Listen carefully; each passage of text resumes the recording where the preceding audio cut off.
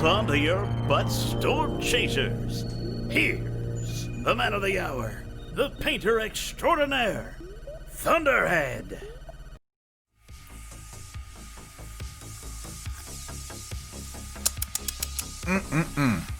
That is just what I need right now. How we doing today, folks? How is everybody?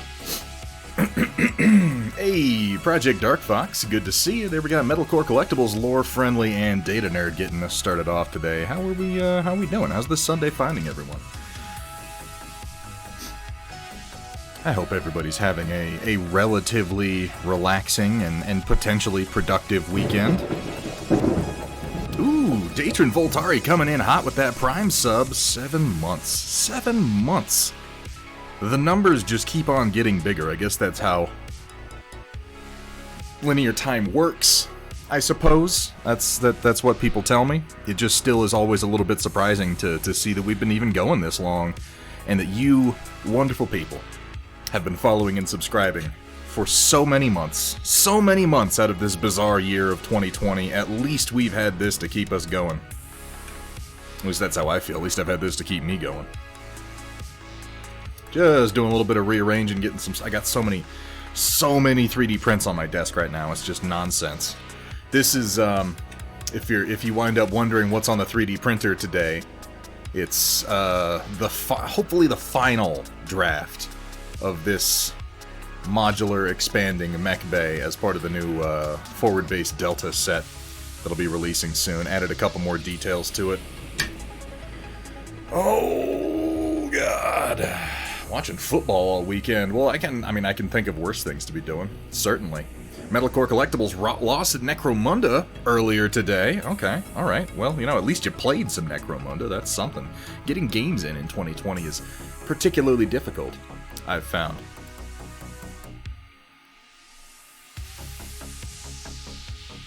Oh, that really just hits the spot. Lunchbox 79... painting some Marvel Crisis Protocol minis. We're going to be doing some of that on Tuesday, Lunchbox. I need to finish up on Iron Man and Captain Marvel and get started on the Incredible Hulk. Once the Incredible Hulk is down, I will just have MODOK and Ultron left to paint from that set. I say that like, oh, just MODOK and Ultron. Like, those aren't two of probably the most demanding miniatures in the set. Yeah, so it is in fact the tank. White Wolf. I'm reapproaching a 40k force that I started a while ago, and they were these folks here. My Blood Pact. Now these are resin miniatures that I purchased from... who was it? Who is it that makes these? Wargame exclusive? I think he's Eastern European. I mean, they're obviously intended to be Blood Pact based on the shape of their helmets and the style of their uniforms and mostly the grotesques, the masks that they wear. But there are files available from Reptilian Overlord of some models that are obviously designed to be the same thing, because they also have the grotesque masks and they're made to be like Chaos Guardsmen. And I'm going to be reapproaching the project using these files instead of the ones from Wargame exclusive, and I'm going to be using this, which is the Maverick modular tank building system from Treadhead, and it was Treadhead Rad, I want to say is his name. So I'm going to be using this configuration, which is going to be represented in-game by a Lehman Russ Exterminator without side sponsons, and this is going to be the Blood Pact AT-70 Reaver tank. And then I'm doing another slightly heavier version of this with a bigger cannon that is going to be their AT-83... What was the AT-83 called? The little one's the Reaver, the big one's the thing. I can't remember what the other tank is called, but they have another tank with a bigger cannon. That one's going to be like a standard Lehman Russ. What's the standard Lehman Russ? Demolisher? No, that's the big one. The one with the battle cannon. I guess just the Lehman Russ. But I'm going to go way out of my way to represent as many things that Dan Abnett wrote about as I can. I actually started sculpting a little bit on a replacement for the Sentinel that's going to be one of the Urdeshi stock tanks. That should be probably the most involved build here. This is going to be a slow-going project. I'm just going to work on it a little bit at a time, but having a full force of Blood Pact is actually something that I've wanted to have for a long time for 40K. I have my complaints about 40K as a system. I have my complaints about Games Workshop as a company.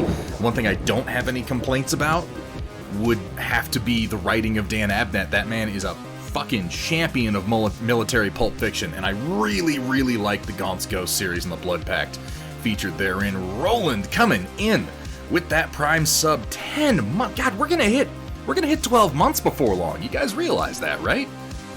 Ooh, we're gonna be hitting 1 year streaming. And I mean, Roland, you've been here for like the whole damn year, dude. Thank you so much for being here. Hope you're having a good day. What was I just saying? I can't remember. Couldn't have been that important. So yeah, I'm going to be doing more Blood Pact, try to build myself kind of a full Blood Pact army. I've been looking at some files also to then build their opposing Imperial Guard forces, which would be Gaunt's Ghosts. So, yeah. Like I said, though, this will be kind of a slow project. And actually, I'm going to take a minute before we get started working on this here Jenner for White Wolf. I need to do a purple wash over the purple side here, and then highlight and do a blue wash over the blue side, and then we can get started doing some lightning bolts, which I'm not sure exactly how I want to do it. My original concept was to have blue lightning bolts coming across the purple side, purple lightning bolts coming across the blue side, and then sort of clashing in the middle. I'm wondering if it might not be better just to have like gold yellow lightning bolts crossing the whole thing, because that would contrast with both the purple and the blue and be less complex. I don't know, we have some time to decide. Oh yeah, I pulled up my Bo-Katan earlier. I was looking at this. I feel certain there's going to be a better or a more accurate Bo-Katan model released at some point here in the near future. Probably, like, I can't imagine Darkfire Designs. Well, I mean, this one is from Order 66 Designs, but I can't imagine that Darkfire Designs and what's the other one? Skullforge aren't already working on a more accurate Bo-Katan. So I'm going to wind up painting this model again and redoing this helmet freehand that I did. I would estimate with the last episode of The Mandalorian, which I don't think it's like, I know it's like kind of a spoiler, but it's one of those spoilers that's literally everywhere. Katie Sackhoff is in the episode. Yeah. But they made her eye slits much more angled on the new version of her helmet than they are on this design done by Order 66. Does some great designs. He also does a few things to make them uniquely his own. I think he's worried about IP infringement cases. He's worried about the mouse coming after him. Oh yeah, enjoy that, Okor. It's not really, like, it happens. Just watch the episode. It won't spoil anything for you, not really. It's one of those spoilers that's like been in the marketing material for the last 6 months, so I don't think it counts. How you doing, O'Coral? It's good to see you. So yeah, we'll wind up doing another Bo-Katan here pretty soon, and I need to finish up painting the prints that I did for the Night Owls as well. But if we're talking about shit that I need to finish, I mean, I guess we could have that conversation all day long. Thank you so much, Data Nerd. I appreciate that. Death Star Flower, Death Star Flower. Yeah, that's their name. Good job. Fan-fucking-tastic. Desert Star Flower. Yeah, I'm glad you like it. It's a cool model, and I had a lot of fun painting the helmet. I guess it's an owl. It's meant to be an owl face that's on the front of her helmet there. Death Star Flower. Might have to change my... I like Death Star Flower. I mean, clearly, that's what jumped into my head, so, there you go. Hey, Walter's Workshop, good to see ya. Project Dark Fox, could we get a shout out for Walter's Workshop? Really great dude, good painter, fairly new to Twitch streaming, very, very professional presentation, very welcoming chat. I really think you guys should go give him a follow and check out his next stream, next time he jumps on. I don't think you'll be sorry. You're in Czechoslovakia, Roland?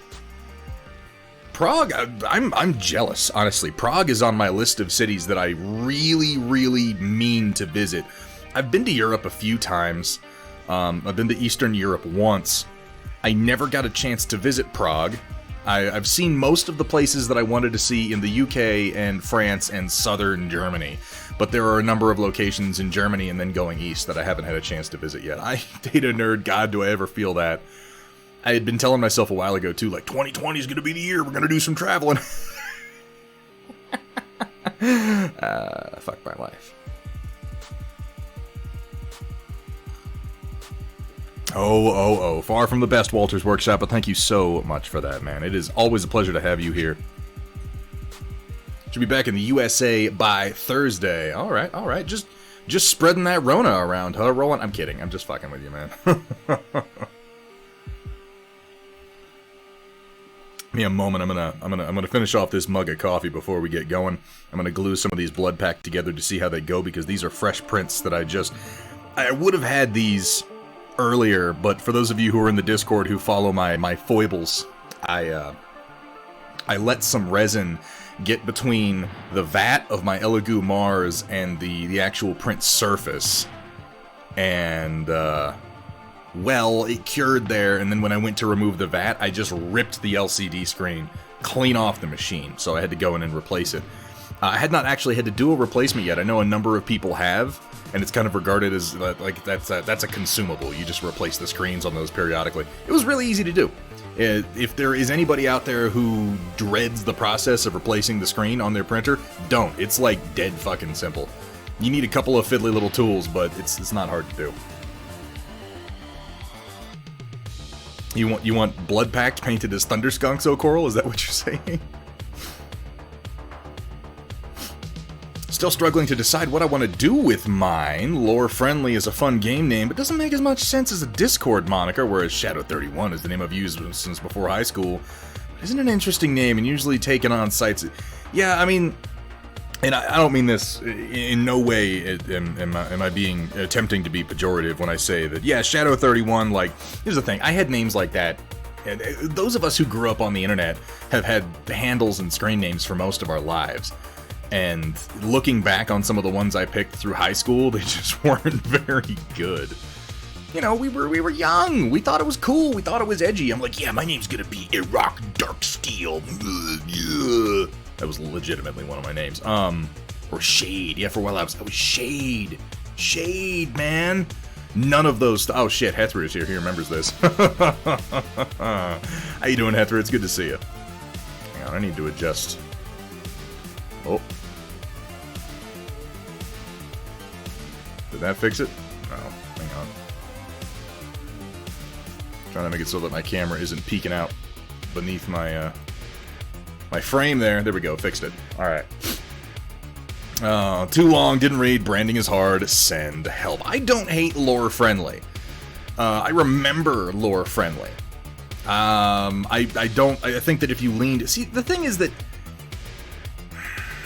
I think you can overthink branding. I think you want to go with something simple, easily recognized, and don't worry about if it sounds cool or not. Just worry about if it's recognizable. You want to go for something with relatively few syllables, not symbols. Relatively few syllables that is fairly easy to theme. I think Lore Friendly actually works pretty well. Like, could you come up with a better one? I mean, probably, but Lore Friendly is straightforward. It just has a couple of syllables. It's easy to say. I don't confuse you for anybody else. These are all important things. A Thunderskunk Blood Pact. Well, we're gonna have a lot of them. We're gonna have a lot of them, O'Coral. Maybe we'll do up one as a Thunderskunk. You absolute maniac, you. Only ever had like 3 screen names ever, and that's over 25 years. Well.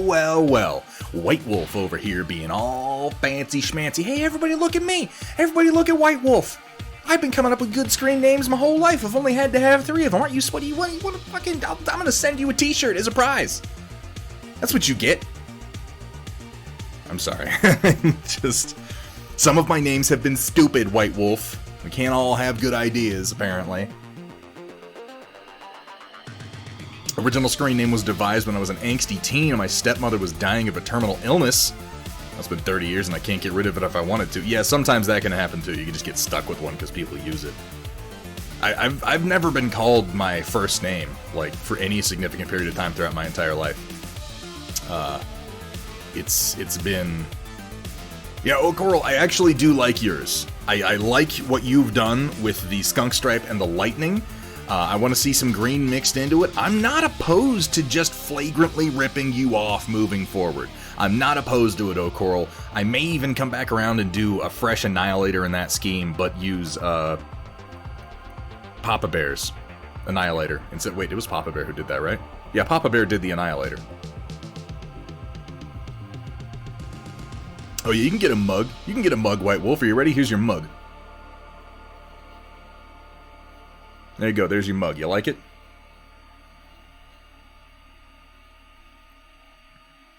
In a Pathfinder Discord you've been in for years, and their screen names have been pretty constant. Constancy is more important than edginess. Constancy is vastly more important than edginess. Don't worry about if it sounds cool.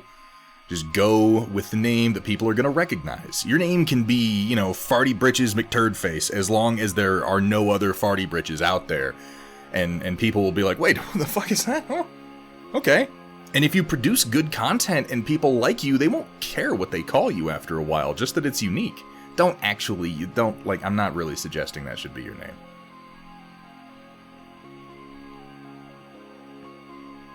You ever see a screen name online and you can hear the eye rolls through the... Yeah, like I'm telling you, my old screen. So I had an EverQuest character, his name was Erok.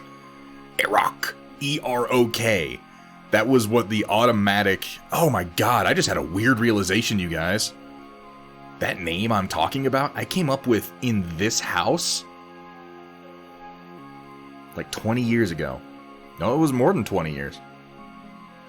It was for EverQuest 1. This was the first place that I played it. Here, in this house that I then moved back to 20 years later. And, yeah, it was automatic. The automatic name generator gave me Erok. And then I was like, you know, what's a cool last name? What can I name my dark elf? He's gonna be Erok.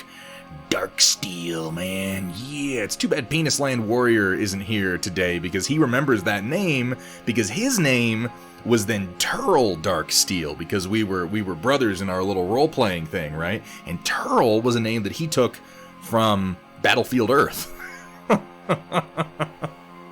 He was into that book. I mean, we were both kind of into that book when we were younger, and I'll defend it. Battlefield Earth was nowhere near as bad of a book as it was a movie. It was actually a fairly readable book, and the movie, like, takes everything that made sense about the book and throws it out the fucking window. There's one thing I'll say about L. Ron Hubbard. That dude knew how to write science fiction for the most part. Ah, cha-cha-cha-cha. Oh, thank you, Hethry. I really appreciate that, man. That's wonderful. I might just bite the bullet and change my Discord name over. Keep the old name on the forum because I can't be bothered over there. But for anything that might matter, if I started streaming, yeah, that is the one thing to consider if it's going to be your name for a stream, is you definitely want something that you can easily associate like a logo and a theme with. I think that I really just got lucky. I got lucky with mine. Thunderhead's a good name. It has a story to it. It's a part of my family. My logo, the stylized Thunderhead Anvil /R thing that I have going on here, like this has been a part of my family for, I mean, well over 50 years now. No, it's older than that, because this got registered in like the 40s. As our actual brand. And the brand is an R. It has the leg here because it had to be a letter, but then it's stylized into this shape with the arrow on the bottom to be the meteorological sign as well. And Thunderhead is just so crazy easy to come up with like themes. I mean, look, I just lean into the weather puns and it writes itself.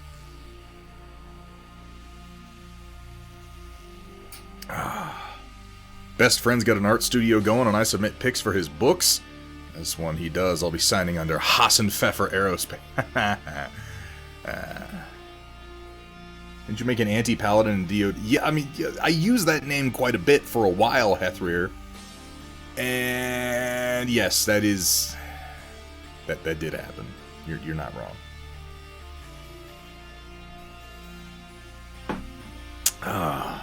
Where's my water? My water's back there. Hang on a second. I need to grab my my water real quick. I'll be right back.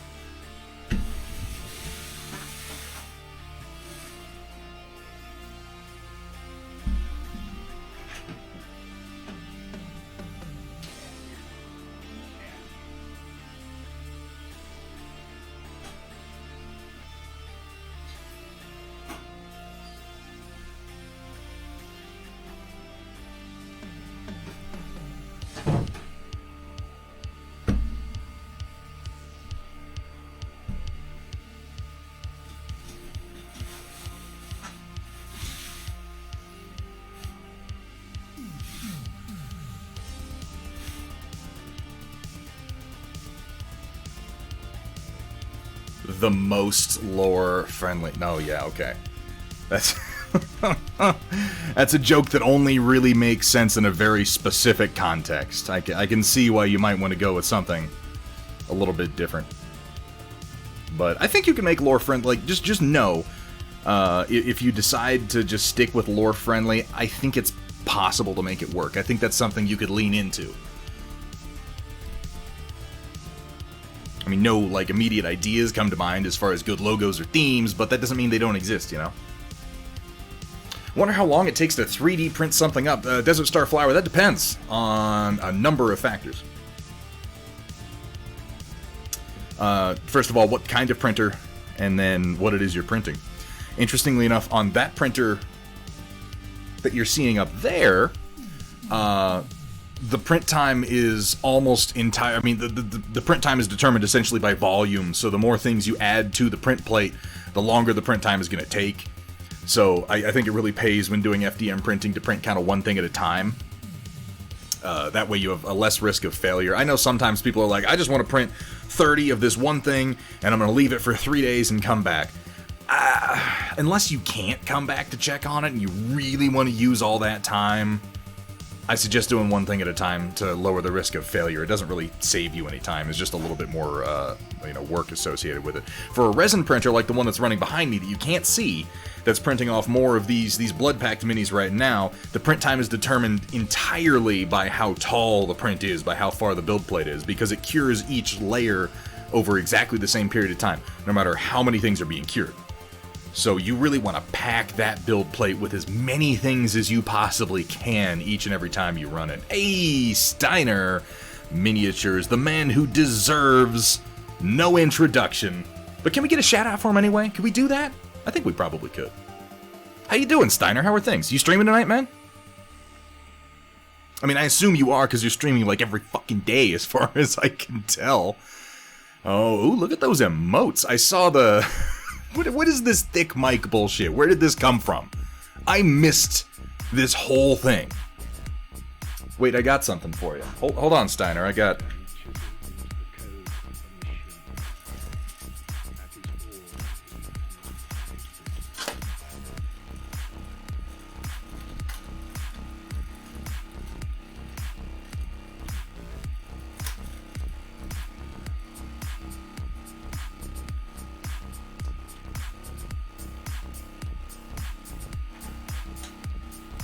So prepared. I'm so prepared.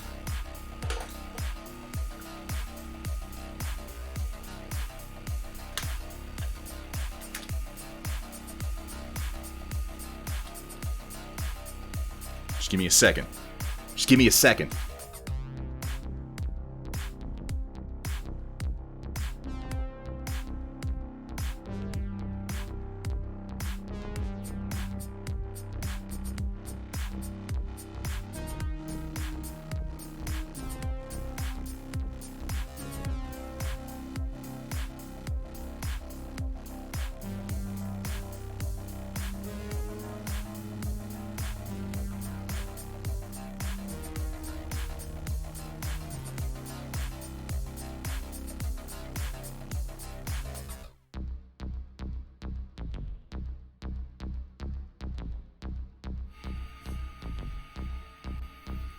Hey guys, Mike here. I heard you like painting some Battletech, Primaris tonight. So I you put know, a Battletech Hail in Satan. your Battletech, I don't know. I don't actually and do now a very good Steiner Thunderhead's 3D impression. printer is broken. Not really. This is the look we're going with from now on. I mean, this is what all the cool kid streamers are doing. So I think we should just lean into it, guys. Because, you know, it's important to follow fads, and I think that Steiner Miniatures is really setting the standard for fads. Oh god, it keeps coming off.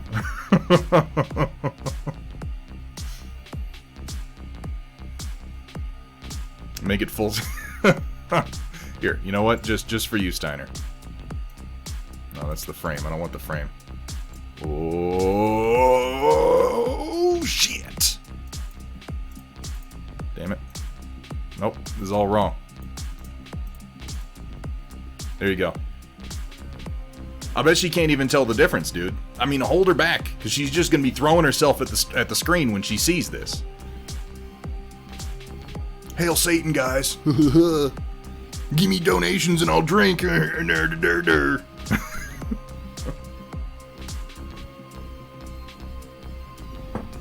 I'm taking this shit off. It's uncomfortable.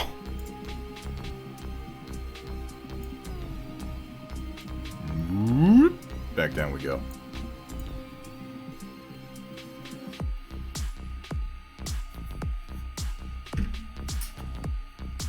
Ah. Great value, Steiner.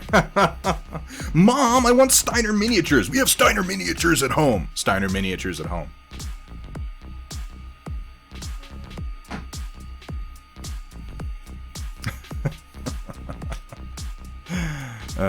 Thuigi. That's what you get when you order off AliExpress. Yeah, I'd buy that.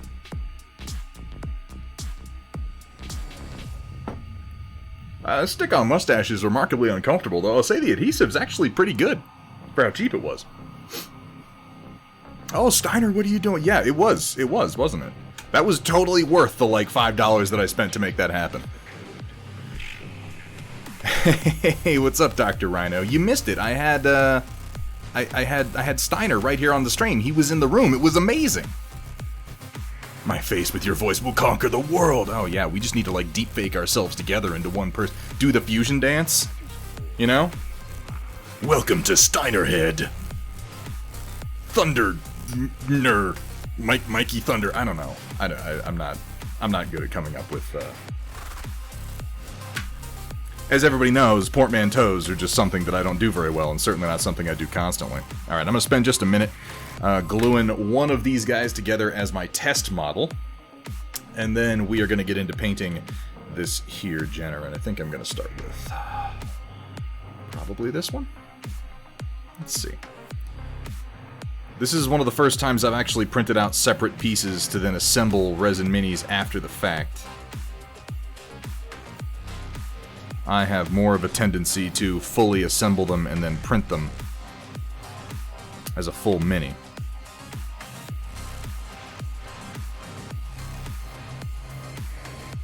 Trying to decide which of these bodies I want to use.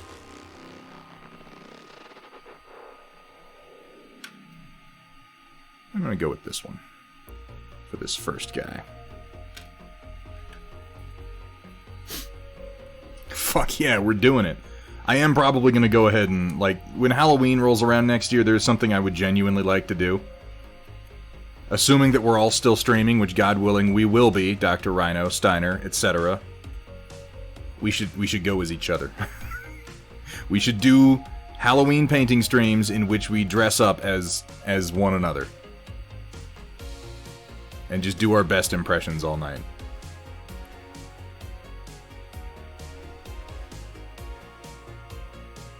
Hey, what's up, Dave? How you doing? Steinerhead's Thunder miniatures. I'm glad I'm not the only person who finds this idea just bizarrely entertaining.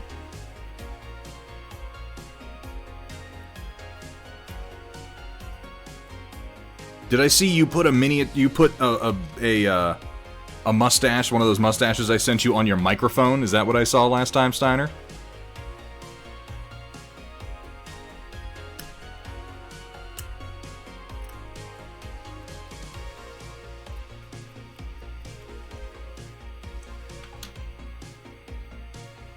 Need voice coaching and to trim your beard down. Also be a better painter. No, it's not at all about skill. It's just about looking like the other person and doing a reasonable caricature of their behavior. Jotun, don't draw that. You don't need to, like you say you're gonna have to, but nobody's actually making you. You don't actually have to draw it. Think about what you're doing, Jotun. Think about what you're doing.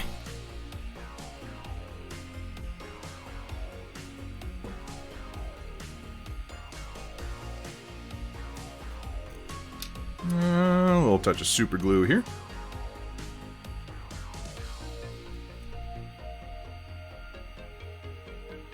So, is anybody out there watching Britannia? Anybody out there watching this show. The first season of it was available on Amazon Prime, and I don't know what happened production-wise, but the second season is available through an MGM-owned company called Epix Entertainment, and I'm kind of in love with this show. Like, it's really surprisingly excellent. And it's so much more fun than most of the pseudo-historical dramas that I've seen. The Vikings and so on and so forth. It knows how to have fun with itself. We all know Britain's a fake concept used by the French to scare their children. For thousands of years, they invented Britain just to terrify their kids with stories of, woad-covered naked men and bangers and mash. They eat blood sausage, for God's sake. I'm not gonna lie, some of their breakfast food over there is pretty damn good. Yeah, I mean, that would be... See, the stream is what's really wearing the costume in that case, Dr. Rhino, and that's what I like about it. We dress as each other, and then we use each other's overlays. I don't know, this is a stupid idea. We'll have to see how it evolves. Or if it just dies here and now.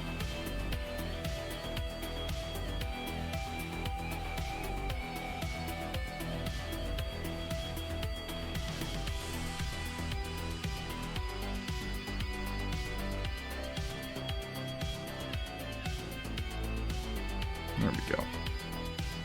Hold thy rifle. This is one of the reasons I like to go ahead and just mash them together and print them as single pieces, is because I can make the fit just exactly what I want it to be. Just exactly what I want it to be. This is being a little tricky.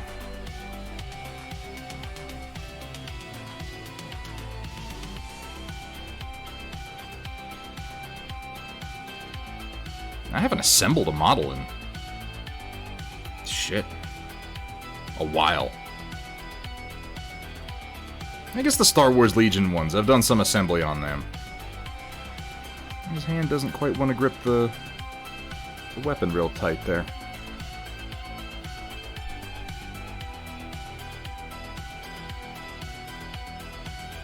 Too good for your home?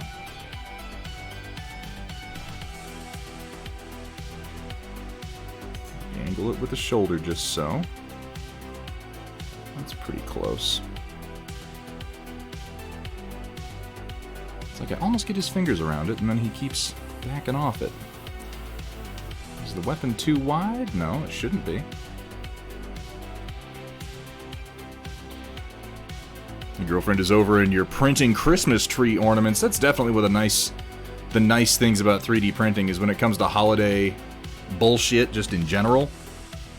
It is so easy to print up some decorations quick, fast, and in a hurry. Of course, I don't really use it that much for that because I'm a curmudgeonly asshole who doesn't celebrate essentially any holidays. But, that's a personal problem.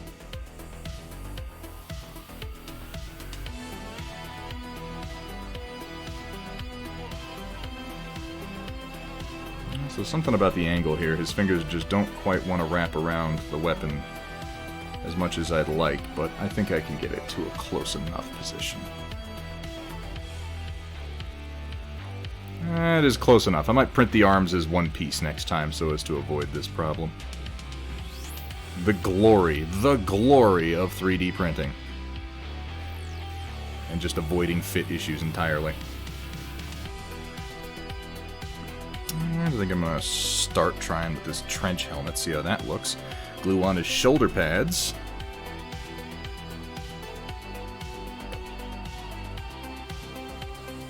Ever had a kolache? Fuck yes, Roland.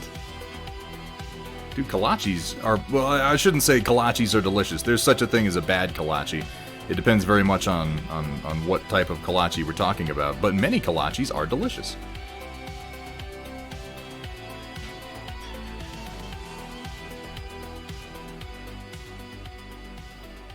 You can kind of see the helmet design on this guy here. Now, it's of course, this is just gray resin, so it's tricky to see the details. But he has, like, this low-slung trench helmet with this grotesque mask on that makes his face look like a snarling demon. Hey, what's up, Tasselhoff? How you doing?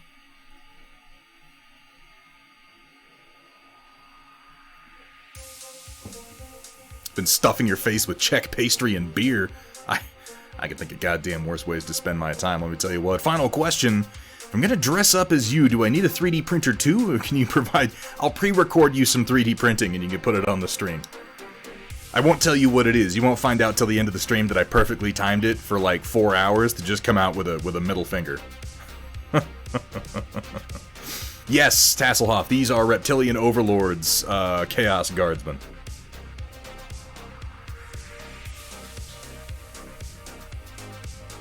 And I'm going to score up his shoulders just a little bit.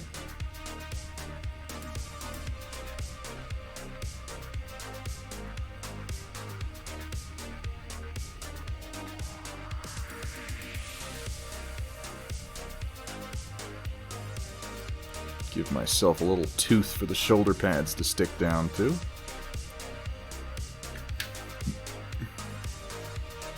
You draw layer lines on yourself and pretend you're 3D printed. There we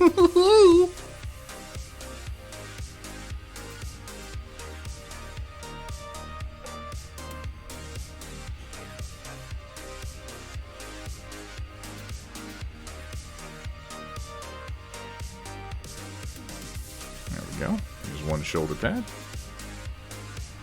Gotta find a big robot to paint too. There you go. Or a teeny tiny robot that's supposed to be big in scale.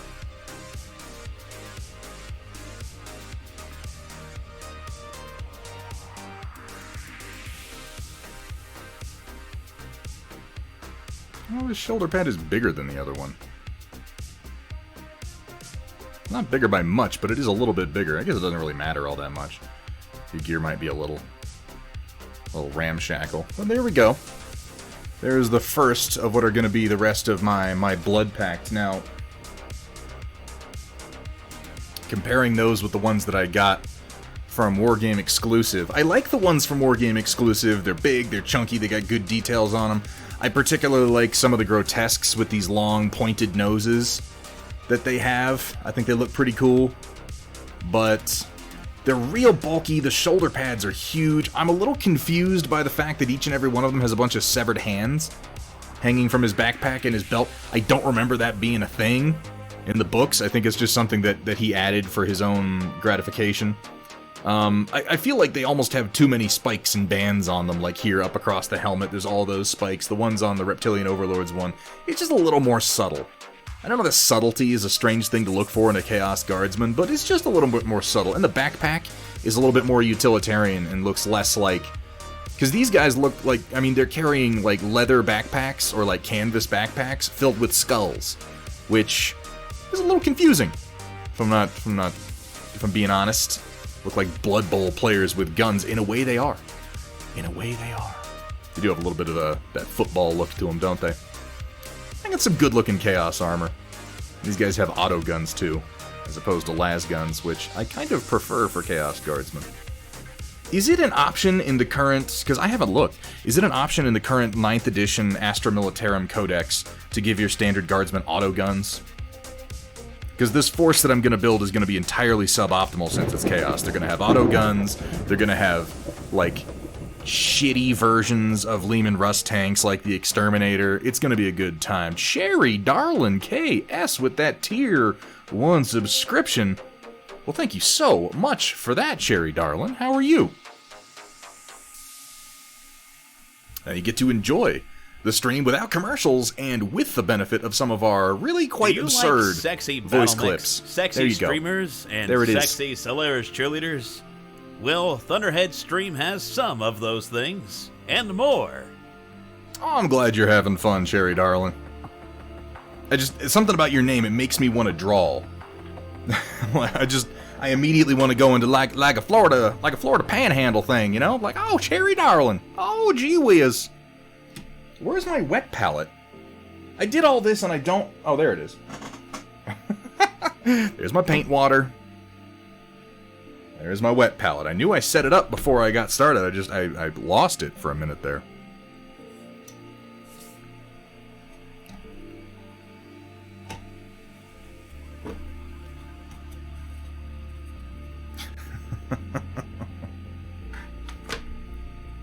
I'm embarrassing you, Dark Fox. I mean, if you've been around this long, you've been associated with me for as long as you have, and you're not embarrassed by now, I'm forced to think that you just haven't been paying much attention. Which is, that's okay. We have the same headset. Yeah, it's I think a lot of people have this one. This is the, what's it called? What's the brand? I don't remember. HyperX. They're a good set of headphones. Did I say Sherry? I meant Cherry. I'm pretty sure I said Cherry.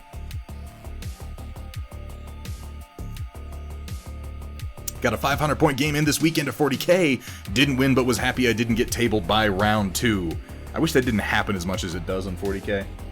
The number of games I've had where it's been like, all right, we've been at this for 30 minutes and we're set up and we're ready. Let's go, round 1. And then he's like, I use my command points to allow my eradicators to fire on turn 1 through any obstacle and wipe out half of your forces. And I'm like, oh, I certainly love these I Go, You Go games. They're really great. It's mildly sarcastic.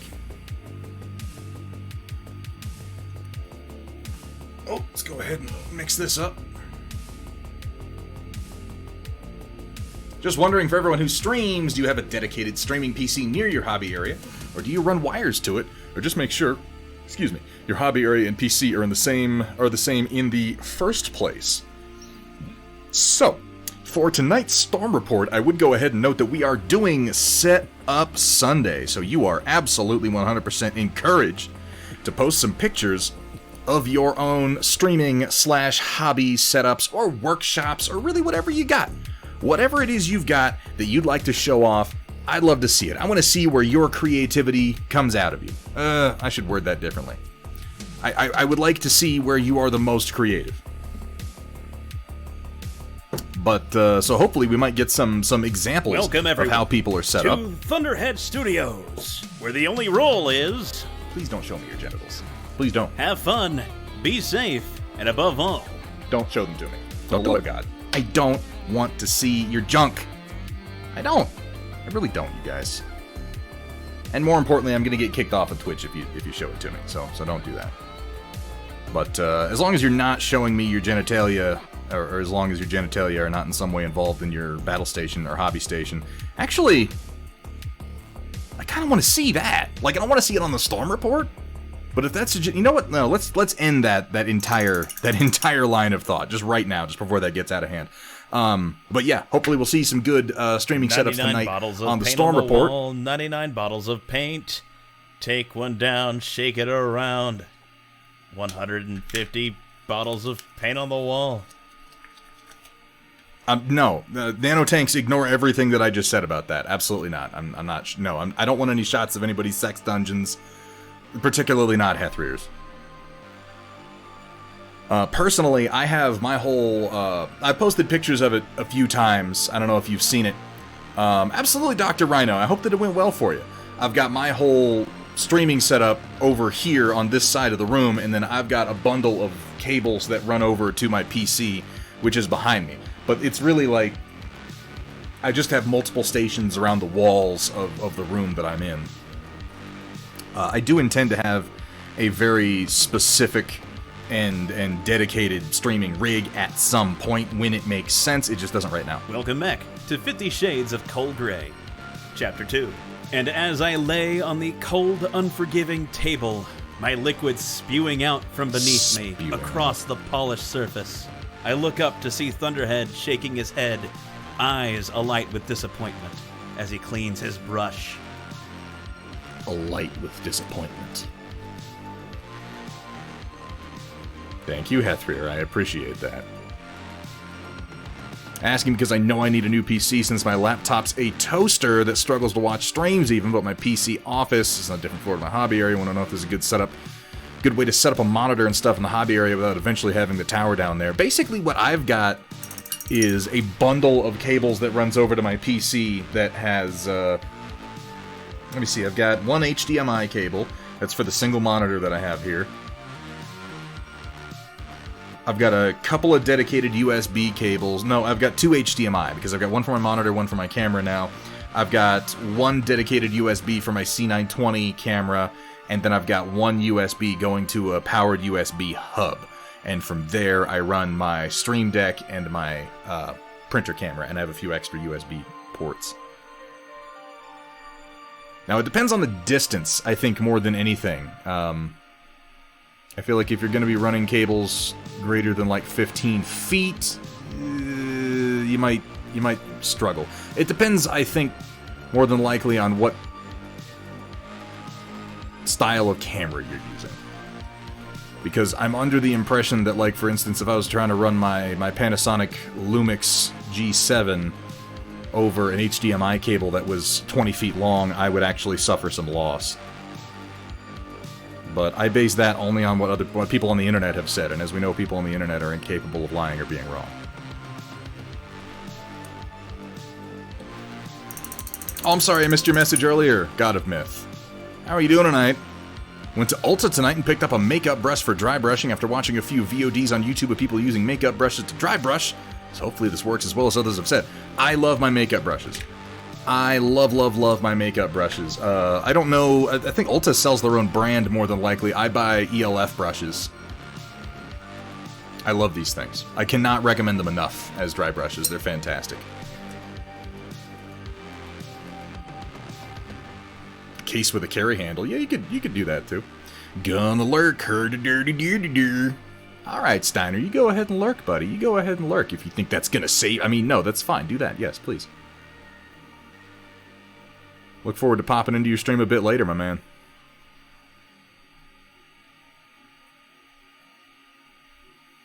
So I wanna when I do these blood pact, I'm gonna be trying a couple of new techniques and ideas on them.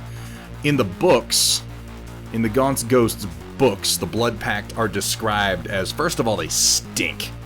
They just reek. They're incredibly unpleasant to be around, and one of the reasons that they stink so badly is that their uniforms are literally soaked in the blood of their victims.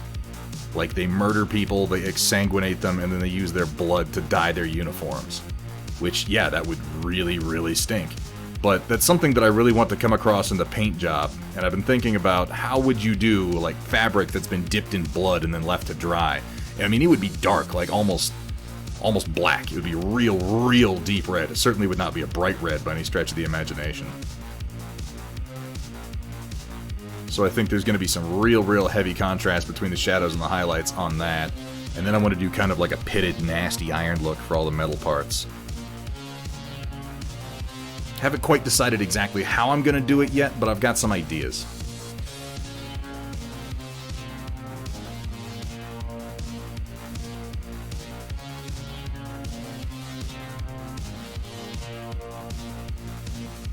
I definitely want him to look just nasty, though. Just nasty.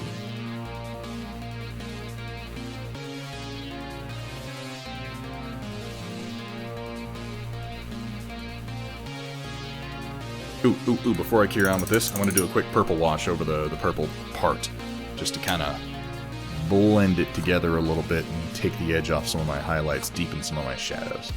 There it is. AP purple tone.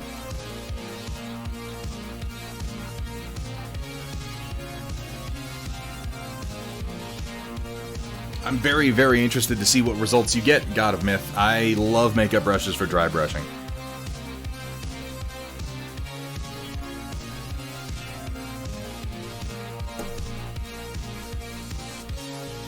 Yeah, I was thinking that, Steiner, is that Ulta is probably more expensive than you really want to spend on those brushes, but I don't go to makeup stores very often, so I couldn't say that definitively.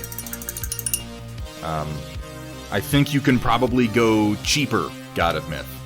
I get my brushes for like $10 max. I mean, really, even that's pushing. I get them for more like $6 or $7, and then I pay for shipping.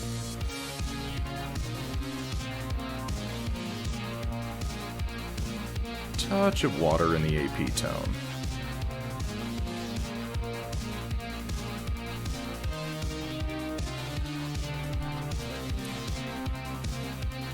Stink lines there. He goes good 24. You can just go full cartoon on it, right? Super stoked for your Trinity City starter to ship tomorrow.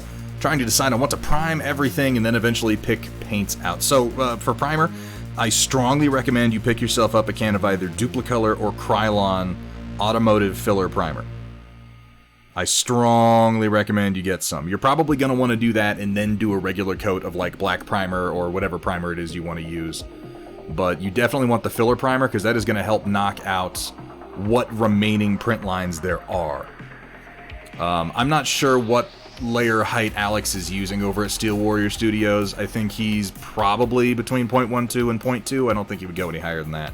I do mine at 0.12. I hit him with filler primer, and you can barely see the print lines. They become very dry brush friendly at that point. My nose is itchy today. I'm stoked for you to get him though, God of Myth, and I'm glad you're excited, man. Love, love, love to see what you wind up doing with him. Greetings, Blunderman. What's up, Firestarter? How you doing? Oh, you know, another day, another dollar. Plugging away. A little paint here, a little paint there. That's way too much wash. I'm gonna have to pull some of that off his foot. Yeah, put it over on the other foot.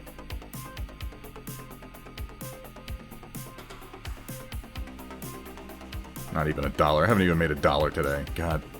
2020, man, am I right? Rust-Oleum matte. Okay. Definitely get yourself some automotive filler primer, though. Just one can of it should do you. If you got the starter set, one can will absolutely do you just fine.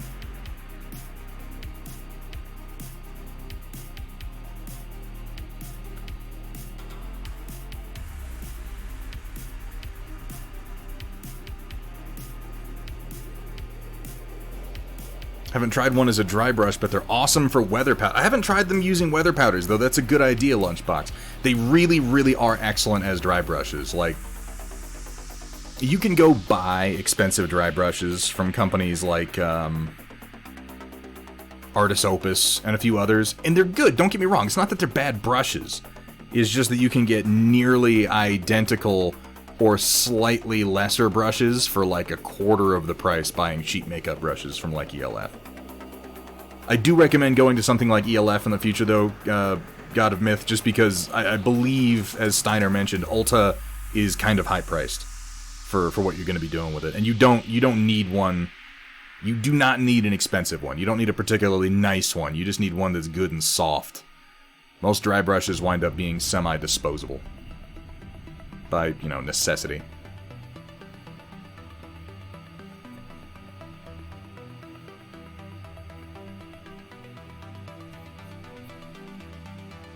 Lore Friendly, this is one of my favorite products.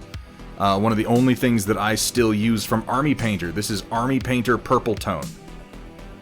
I like Army Painter washes. They have a bit more pigmentation in them than a lot of washes from other companies like Games Workshop. And as a result, you can use them to sort of stain surfaces as opposed to just wash into crevices. If you want them to behave more like a wash from Games Workshop, you just put like a dab of flow improver in there and that fixes it right up.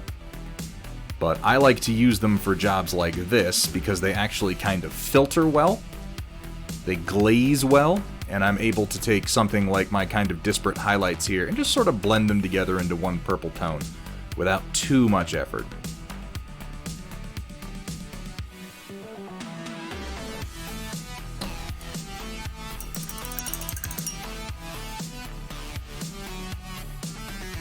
So, God of Myth, this is something I've been thinking of, and I got, like, I'm very specifically no longer saying, like, I'm gonna make a YouTube video on this next week, but as far as my list of, I've written myself a list of, okay, these are subjects that you should do YouTube videos on. I need to just get into the swing of filming. I really feel like this is gonna happen here over the fall, winter. Because even just over the last few weeks, more and more, I've been stuck indoors. And with the lockdown orders going on and everything like that, I'm going to be stuck indoors even more. I'm not even going to be able to go out and work on the property much. So I feel like some YouTube videos are going to be incoming. One of the ones I'm going to do, a series that I think I'm going to do when I get on a roll of it, is some Trinity City painting videos. Using just simple techniques like dry brushing and sponging to show you some of the ways that I was able to paint up like my Trinity City board. Like I did it in like 2 days. Using just some real quick and dirty. And are there people out there with better techniques? Abso-freaking-lutely there are. But I think I could go over some techniques that are just easy and effective.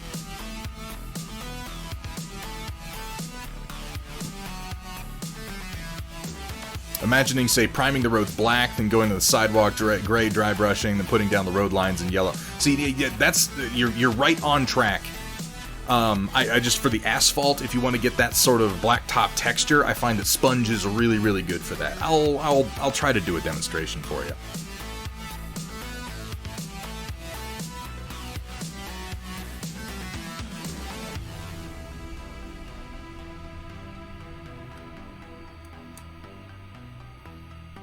I mean, you know, I might as well. I think I'm going to start with a video on Trinity City that's like, what the hell is Trinity City, and go over some of the features that I put into it, because I realize that there are a lot of features I put into Trinity City that are not immediately obvious just looking at pictures of them online. If you see a picture of somebody's Trinity City board, all the little quality of life features won't really stand out to you until you start putting models on them.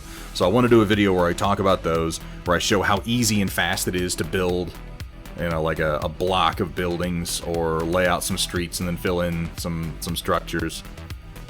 And then I figure I can go over each building and just be like, hey, we're going to spend, like, 20 minutes and we're going to paint up this building today. Using just dead-ass simple techniques. I mean, we're going to dry brush, we're going to sponge, and we're going to move on with our lives. Because who wants to spend that much time painting terrain? I certainly don't.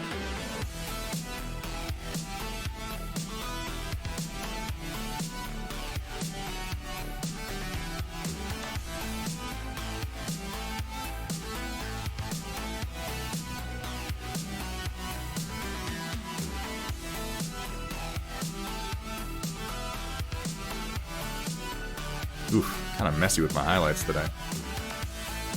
I'm much cleaner when I'm off camera. God, that's a great excuse, isn't it? Use that for everything. If you weren't watching, I'd be doing a great job.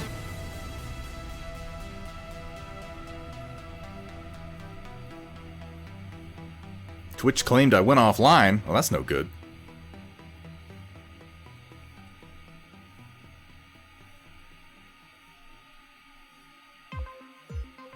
If I did, it wasn't on purpose.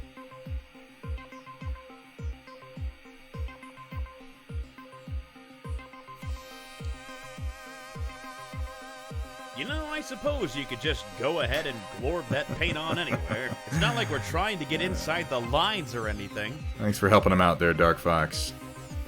Very magnanimous of you.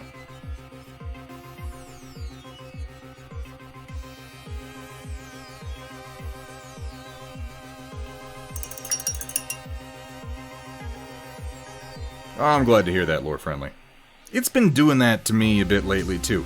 There's some events going on Twitch lately that I'm not totally familiar with, but I know that a few times over the course of the last week, their servers have been kind of overloaded, and I've had similar issues where a stream will just stop until I refresh.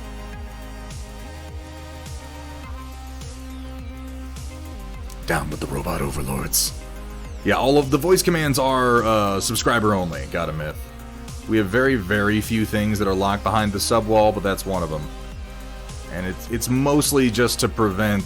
It's sort of proofing against the idea of just a bunch of randos, like, brigading and bombarding the stream with a bunch of voice clips over and over, which, isn't, like, a huge threat. It's not something that I have any reason to believe would happen, but I would feel like a real asshole if it did. More than usual.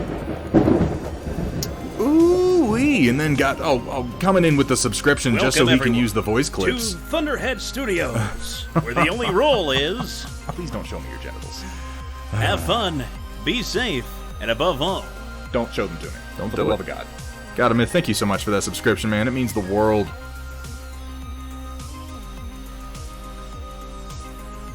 I really hope that you guys get the value that you want out of subscribing to this channel. I really do. Like, it's not something I take for granted. I'm floored every time somebody feels the desire to sub to this channel. I appreciate you guys being here regardless. And so I painted on some metallics.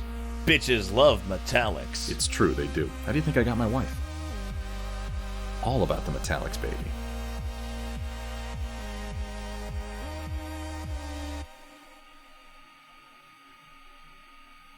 My hands are extra shaky tonight, too. So you can see I'm kind of extra bracing my hand today, like bringing the heel of my palm in, because my hands are kind of extra shaky right now. It's rules. It's rules, Scud24. We're never going to have a command that's exclamation point genitals, for God's sake. I mean, I shouldn't say never. We might, we just don't right now. Listening in, just working on a few things, so say my name if you want my full attention. Say my name, say my name. Okay, yeah, no problem.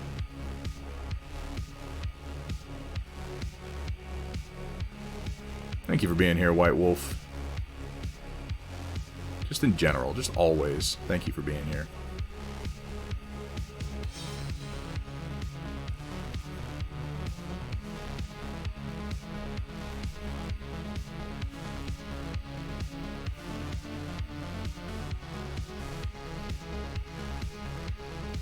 Gonna need to duck out. I'll watch the report tomorrow as a VOD. Lore Friendly, thank you so much for stopping in, man. It is always a pleasure to see you. Always a pleasure to talk to you.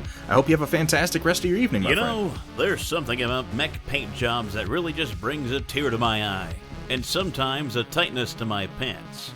This stream has a lot of the latter. That would be the tight pants. That would be the latter. For those of you following along at home. Chaotic Harmony. God. How did Chaotic Harmony wind up being such an integral part of this stream? It's been this way since the very beginning, too. Now you can see now that that purple wash has actually set in. You see how that edge highlight has been toned down significantly. It's still there, but I think that the overall purple is much better blended now. So if you're wondering sometimes how people get... I mean, a lot of people... when they do blending, particularly across panels like this, they'll use glazes, just like I did with that one, to sort of bring their tones together and blend their layers together. And that's a good example of how you can do that. Because again, if you saw this at the beginning of the stream, the edge highlights were a lot more stark on the purple, and now they're just a little more natural. They're still pretty sharp, because that's how I painted them. But I think they blend a little better. Who won all the sweet swag from last stream? How you doing, Carbonic Acid? We had a number of winners. We had one new guy, abeard30, who won a gift card. We had Datron Voltari won... It was Datron, right? Yeah, Datron Voltari was our top winner. He got the $50 gift card and a t-shirt and a mug. I don't have the list of winners here in front of me, but we had a good number of entries. Every time I do a giveaway, I always have a thought that's like, man, you're going to do this giveaway, and you're going to be like, oh, there's 8 slots, and there's going to be something stupid like 8 people enter. So it's like, oh, congratulations, everybody wins. Hooray. But we actually had a good number of entries. Both for the subscriber giveaway and for the non-subscriber giveaway. Yeah, we gave out some Steel Warrior Studios store credit, and then a bunch of Thunderhead Studio merch, courtesy of Rainy River Designs, our very own Data Nerd, and Kursala. All the merch has come out really nicely.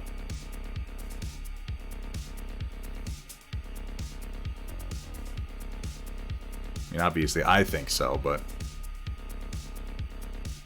like, genuinely, it's all been very high-quality stuff.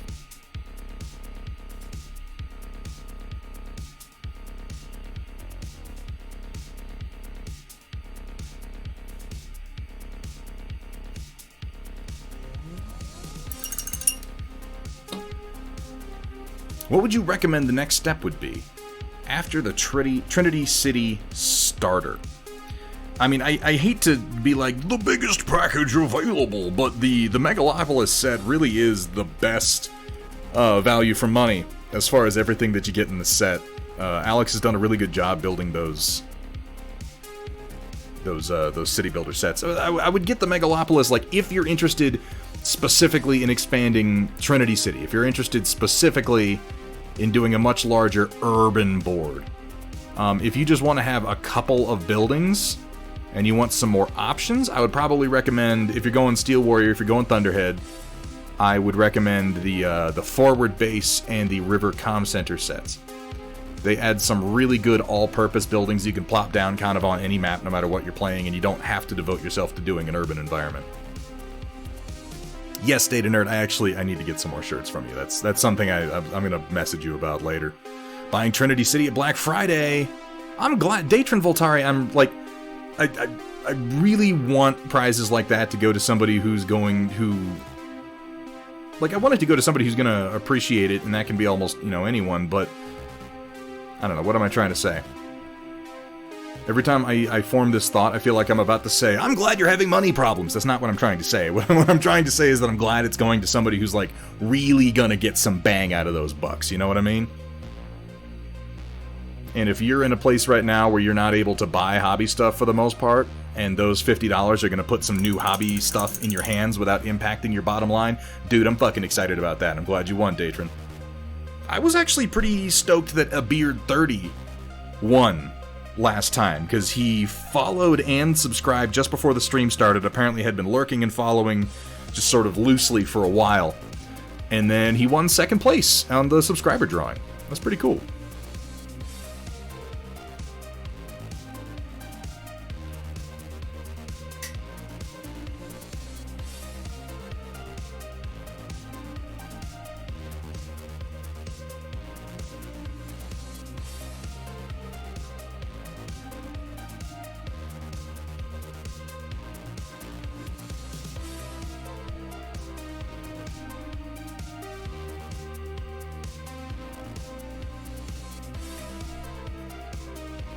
And I mean, I'm probably not going to wear them every single stream, Data Nerd, but I'm going to wear them a lot, let me tell you what. I like them, they're nice.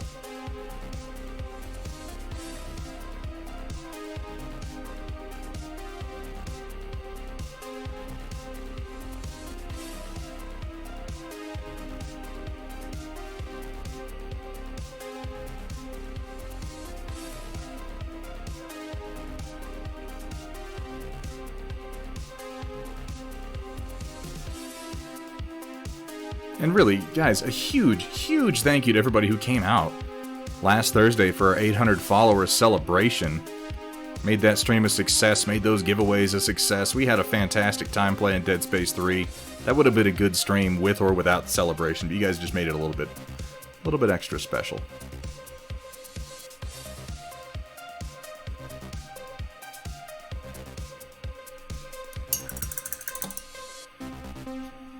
I'm glad that, I'm glad you're glad, Wolfenspawn. We gave out a good number of t-shirts and mugs. I think a lot of people opted for t-shirts, too. Yeah, I saw that, Data Nerd. That's rough. I mean, I feel like everybody, just generally speaking, should be prepared for more of that over the coming months. Gonna be lots of stay-at-home orders, gonna be lots of lockdowns, just trying to get through it.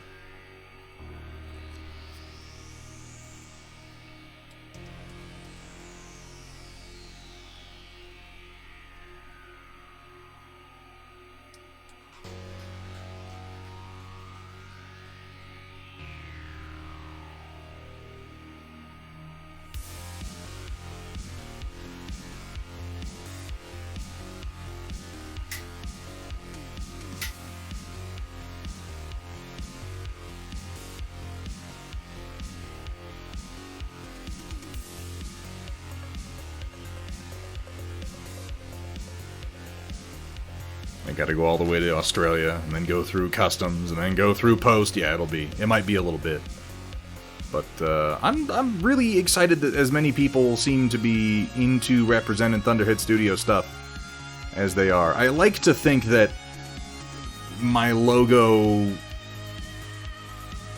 is sort of innocuous enough that this is the kind of t-shirt you could get away with wearing almost anywhere without it being, like, gaudy or crazy. I know there are a lot of logos out there, particularly for painters and streamers, that's like, oh, it's got a fucking dragon popping through some bubble lettering, and then there's a little chibi guy with a paintbrush coming out of his ass, and it's like, maybe not appropriate for all occasions. I like to think that the Thunderhead Studio logo is, would blend in to most pseudo-professional environments. I say pseudo-professional because it is still a t-shirt after all. That's what we need, are some Thunderhead Studio tuxedos, you guys. Then we'll really be pushing the envelope.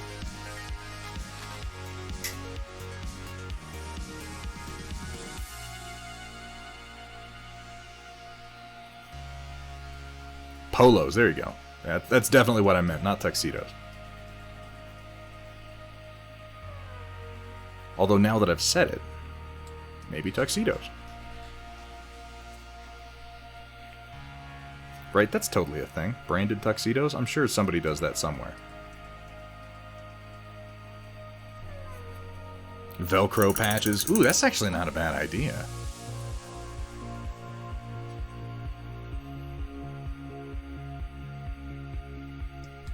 I like to think that I'm distinct enough from Stormfront, Roland, that won't be a problem. Thunderhead Tuxedos t-shirt. That's it, folks. We've officially come up with some of the dumbest merch ideas on the planet.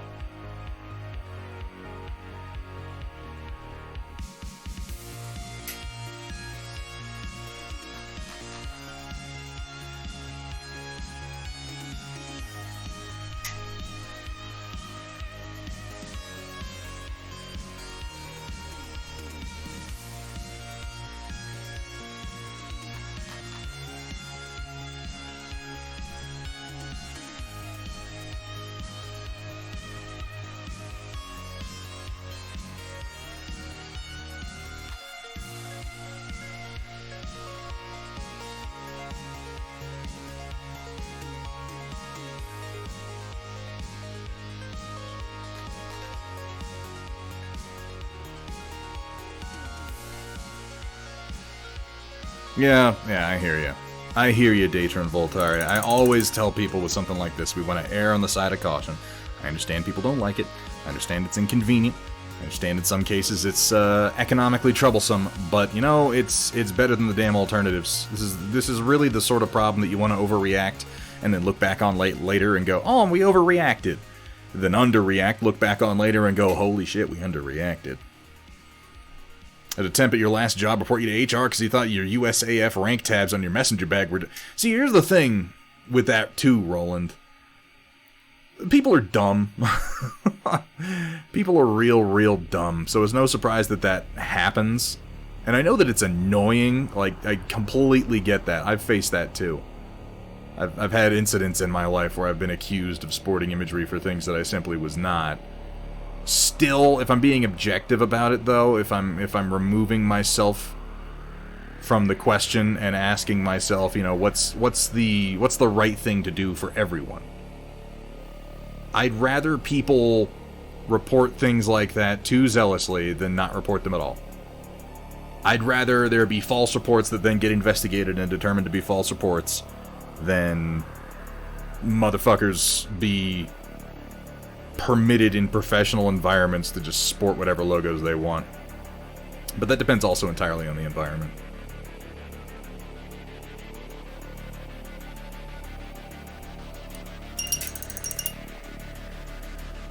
Still want to get some Override Engaged shirts from Rainy River Designs. That'd be pretty cool.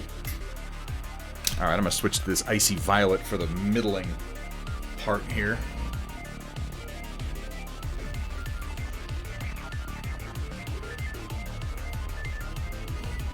Yeah, Wolf and Spawn, I've heard that y'all's lockdowns down in Australia have been remarkably effective.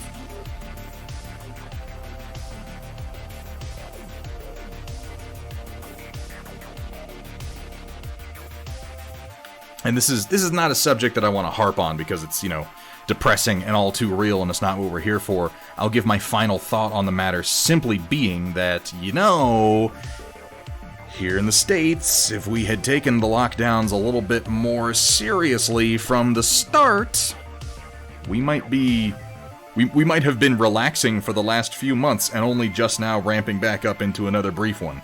Instead, I'm looking forward to this bullshit continuing throughout 2021, and I'm not even remotely happy about that.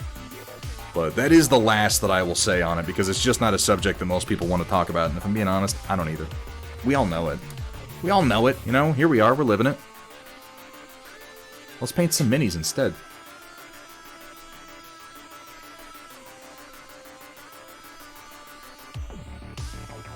Hey, what's up, man, Rofasol? Good to see you, man.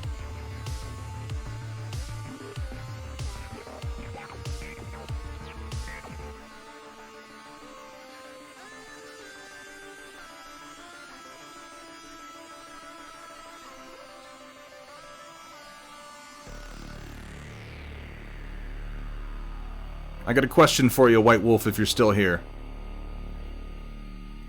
I've been thinking about the lightning bolt on this, and I was going with your fire and ice concept originally.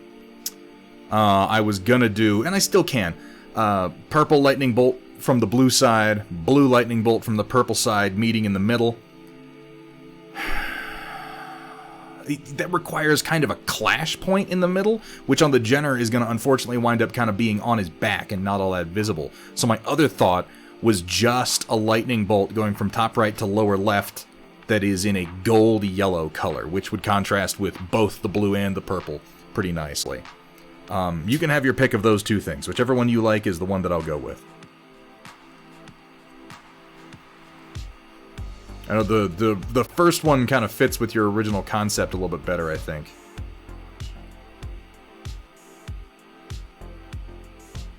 The second one might just be more easily executed, and I think potentially look better. Ooh, SP Firestarter, thank you for the reminder.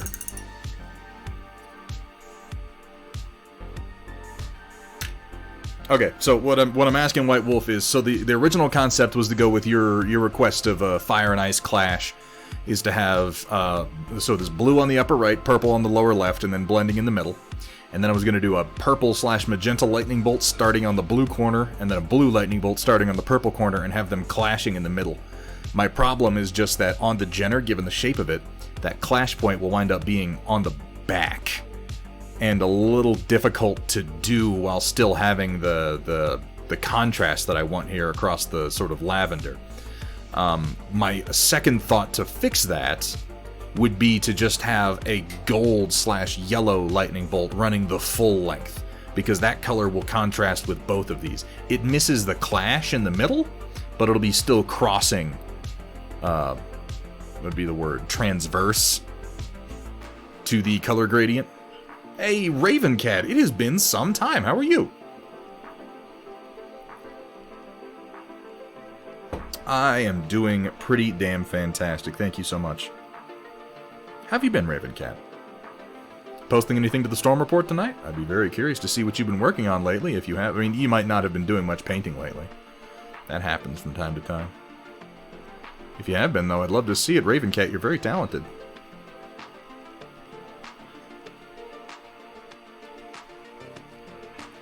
Love the second idea. Okay. That's what I'm going to go with. White Wolf, I'm thinking kind of right about here. Oh, a paw right on the side. Probably on the purple side. I could do it on both sides. I don't know. We'll see. But it's going to be on the Jenner arm. Been doing some printing. Mostly finished with a 3D printed hoplite. Really? I mean, I would love to see that. If you feel like posting, my friend. You know I love 3D printing.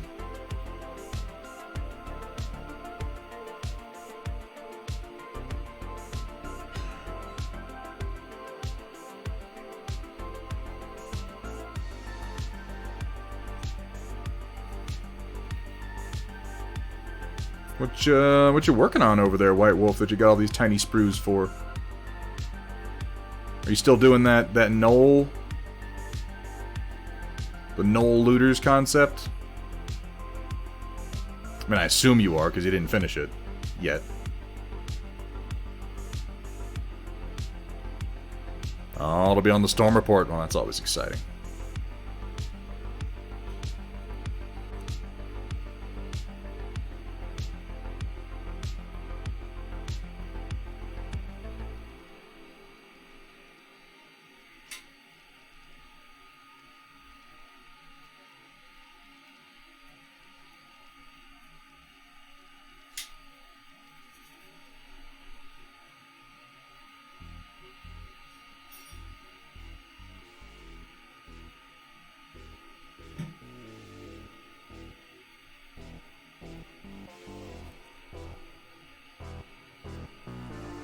Using this icy lavender to kind of blend these sections together a little bit.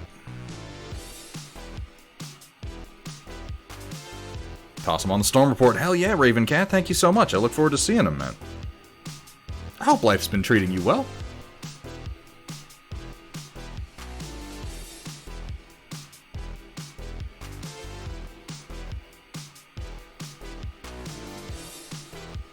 So I know that White Wolf is working on some pretty conceptually fun Knoll Marauders. Anybody else out there got something going on? Some wild and crazy idea they've been looking to start up lately?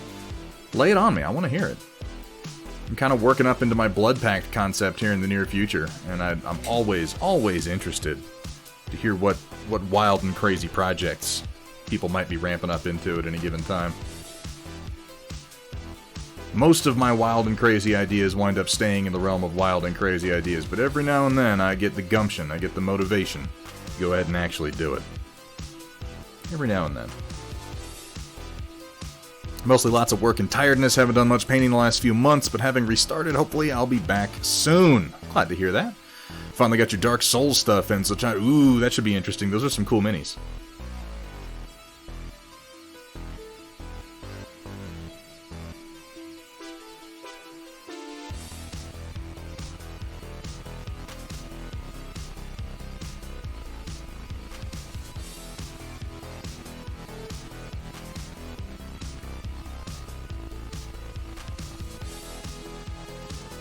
All my ideas are crazy and bad. Oh, they're not bad ideas, they just, involve perhaps way too many magnets.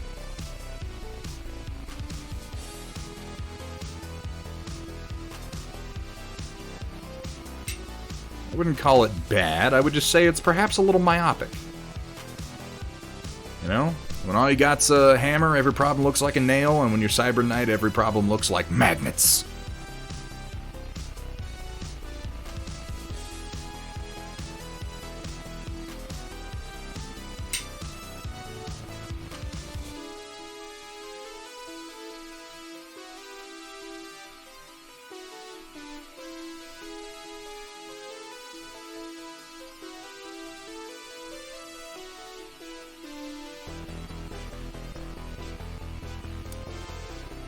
Since getting the Clan Invasion boxed set, got the crazy idea to actually paint my... Whoa.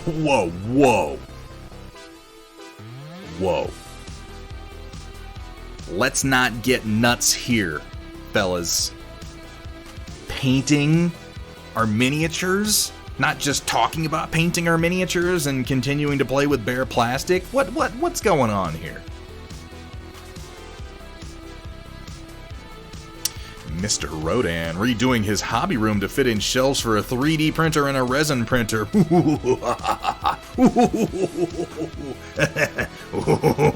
That's very exciting. He's gonna love that. He's gonna love that. If you have any questions at all, feel free to ask. I am very willing to help.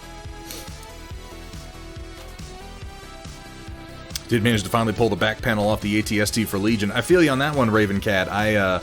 I disassembled one of those when the game first came out so that I could put... I hollowed out the eyes, and I put a couple of Imperial officers in there kind of peeking out of the Chicken Walker cockpit. I also magnetized it then. I didn't magnetize the back of it, I magnetized the waist of it with like a ball and socket magnet so it could tilt and look around. Magnets are the solution, not the problem. It might be a solution in search of a problem, though.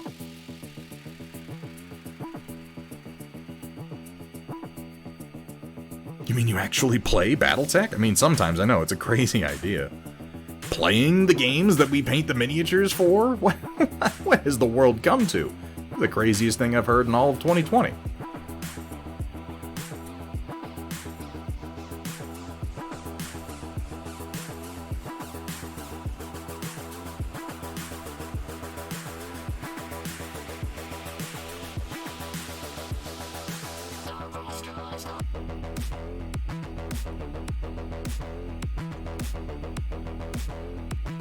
I have managed to play a little bit of Dead Zone lately, and I need to finish painting. I did a pretty decent job finishing off my team of Veermen. I need to paint up some Asterians that I have, and then some of my Enforcers. And I think I could get away with doing pretty simple and cheap paint jobs on those. Need to paint up some of the Dead Zone terrain, of which there is a whole lot.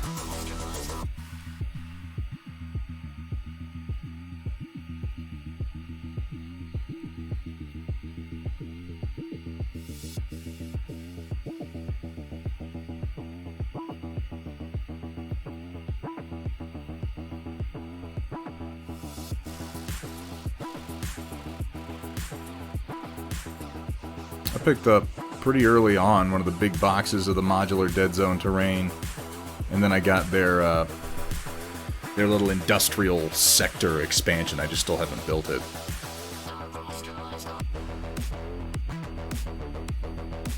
Should have magnetized the wastes, but I have it semi-glued with some parts stuck together with sticky tack, so it has some posability, but enough strength to not worry about. The ATST for Legion is a very nice model. It was a fun build. The one thing I would do that I didn't do to the old one was put some lights in it, maybe. You know, if you're gonna overdo it, or rather, anything worth doing is worth overdoing, I suppose. It's the phrase I should use.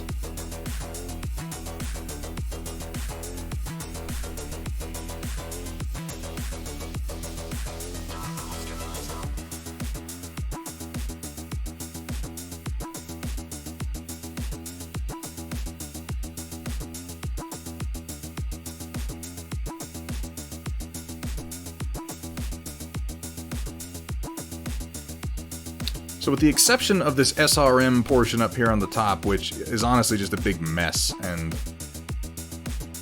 I'm not sure exactly how I want to fix it. Most of these highlights look pretty good. I might go ahead and just put the lightning bolt across it.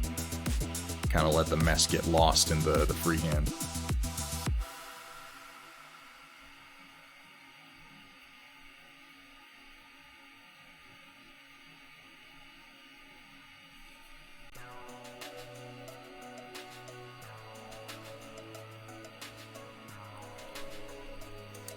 Alright, I want to put a blue wash on this side to bring that all together, and then we can do a little bit more handwork.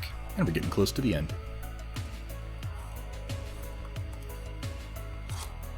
There's my blue wash. It's purple. There's blue. Just picked up the Reb starter for Dead Zone. Played it 2 weeks ago. It was an awesome game. Dead Zone is a very, very good game for how simple it is to set up, how easy it is to get going, and then how fast it plays.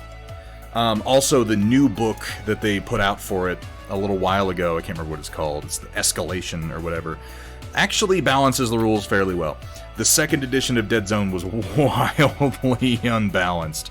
There were some Veerman teams that were just nonsense, and there was definitively a best Forge Father team, which I always hate that, because I'm disincentivized to play a weaker list once I'm like, oh, this one unit is just worth more than all the others.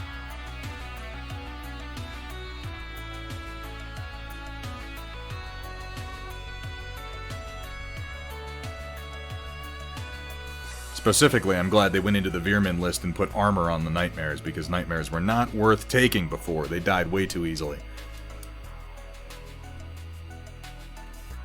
Got that Photon S. Probably ordering an Ender 3 Pro. The Ender 3 is very nice, Rodan. I would also, depending on what it is you want to print, like, I'm never going to say don't get an Ender 3, because I've got two of them, I love them, they're fucking fantastic printers.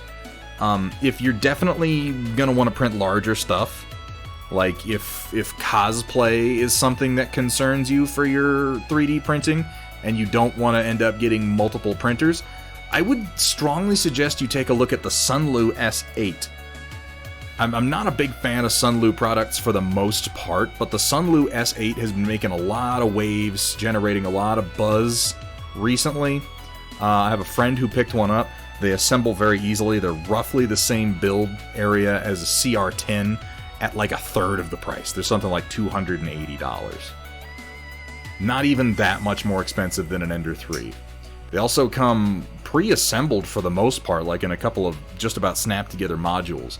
And the friend of mine who's been using it, who might be in this chat, I don't know, is really, really quite nice. I know, hisses at something. I'm totally with you on that. Sunlu Filament has just straight up ruined some prints that I've tried to do. And I'm not a fan. And I would not have dove in on the Sunlu S8, but enough sources that I trust have reported back very positive things about it. And, I mean, for the price, it's hard to beat.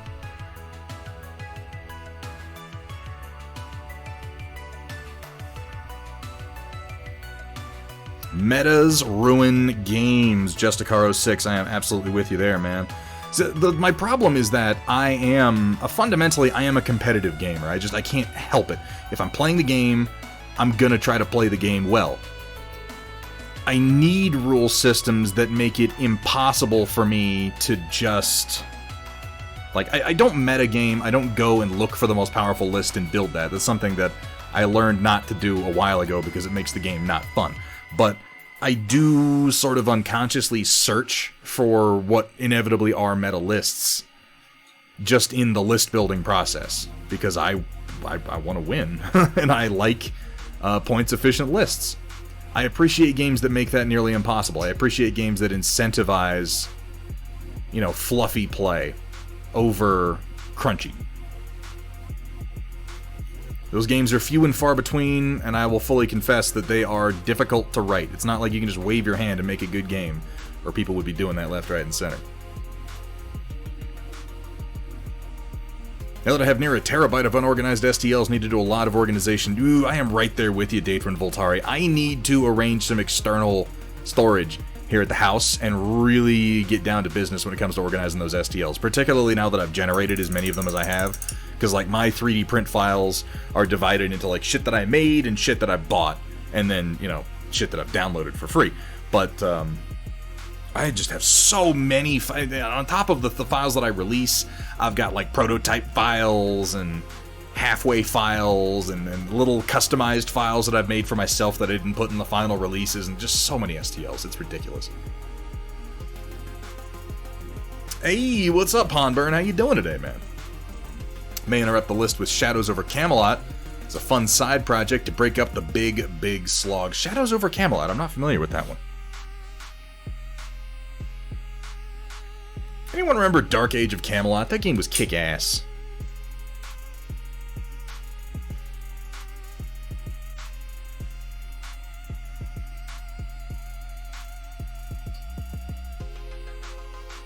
I had a good time in that one with my buddy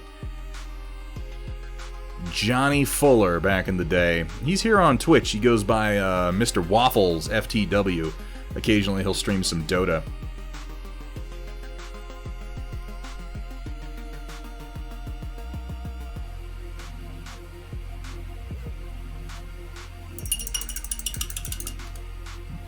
Hoping to get an Ender 3 next month. Again, I cannot...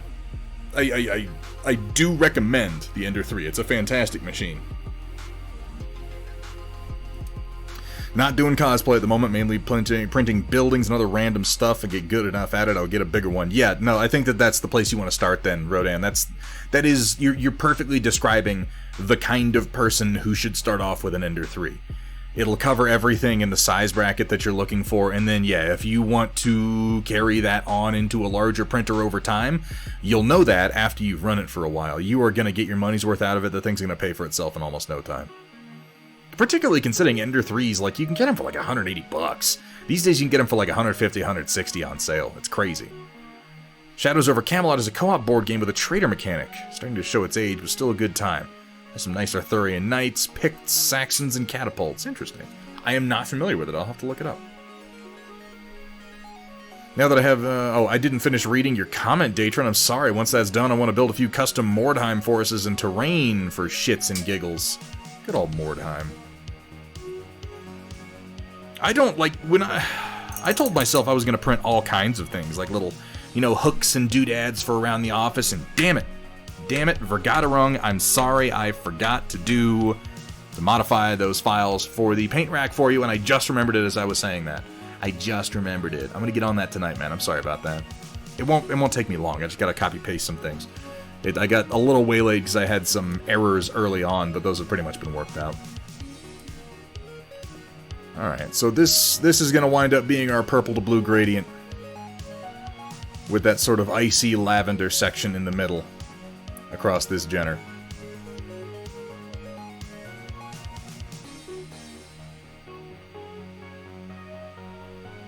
The trebuchet is the superior siege weapon. Ah, the classic argument. Actually, I want to do a little bit more highlighting down on the leg with some of my Icy Violet, so I have a little transition area here that doesn't get any edge highlighting.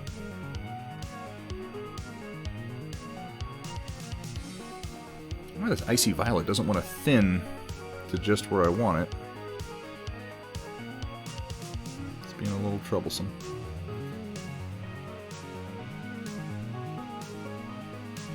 Not terribly troublesome, but a little troublesome.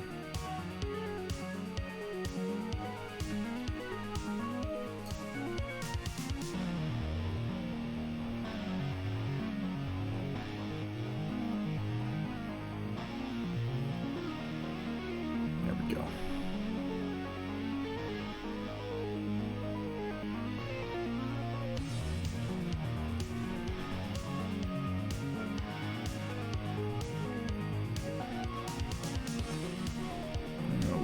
Here. A lot. You don't need to do much highlighting on the insides of legs. They end up heavily shadowed anyway.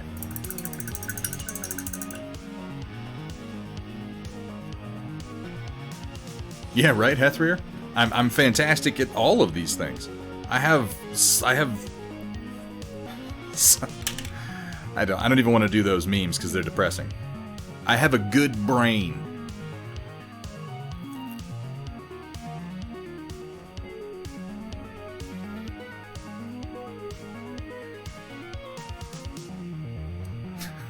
Yes. Hethra, I'm glad you saw exactly where I was going with that, and you probably know exactly why I stopped myself. Like, they're so easy and yet also so depressing. Alright.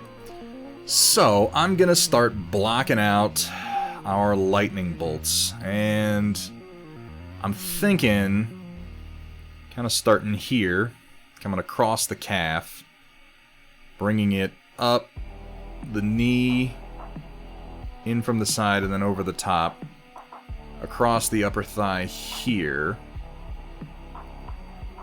pick it up here, have it come across the back of the Jenner, continue over here, across the bottom part of the SRM, across this shoulder bit here, over the top of the arm, and then kind of back down and over to the side. That's what I'm thinking for the path. I'll have a good number of forward-facing surfaces. I don't want to do it directly across the cockpit glass because this is orange and I want to kind of separate it. Maybe I'll bring it across over here. Like bring it across the thigh and end it and then start it back here. Kind of come around and go, yeah, I think that's a good idea. And for my base, I want to use probably an ochre color, sort of a deep brown, just very slightly yellowish. I have a heavy ochre Vallejo game color that I think thinned down will be good.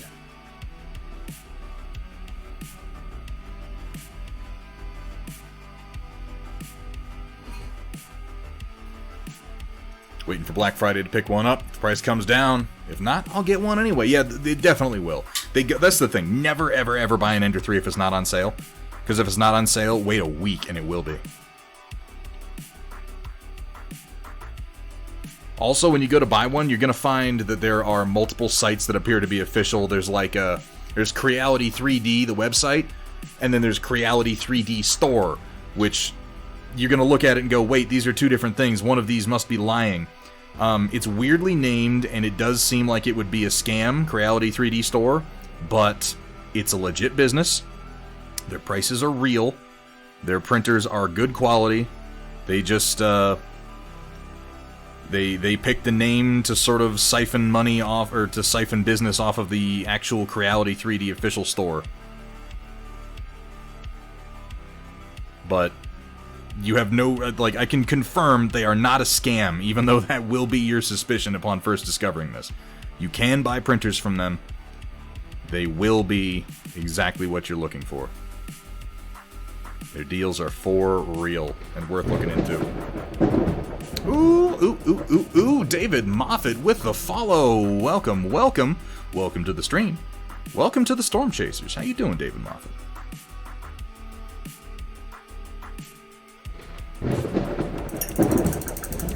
Oh, and then we got Bill Fett Boba's less known brother. Yeah, I got a package here for a Bob A. Feet. What am I doing? I just forgot. I was saying something stupid and I forgot what I was doing. I was looking for my matte medium. There we go. David Moffat and Bill Fett, welcome to the stream. Welcome to the Stormchasers. Thank you so much for those follows.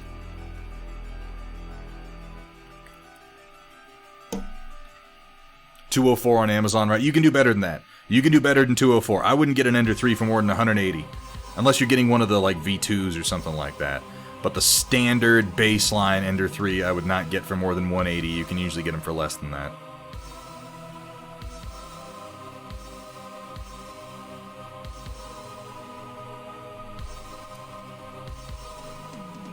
I mean, a decent chance Firestarter. It's one of their older models at this point.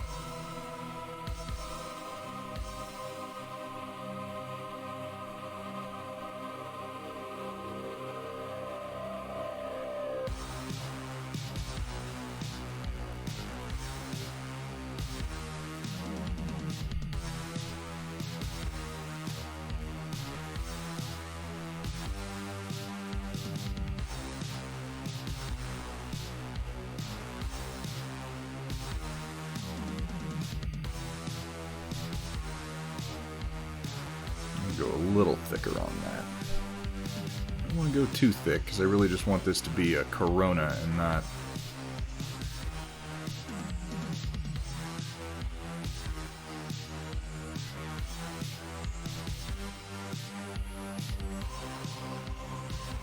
I don't know. I don't know what I don't want it to be. I couldn't think of the other word. Not the bad thing, yes, the good thing.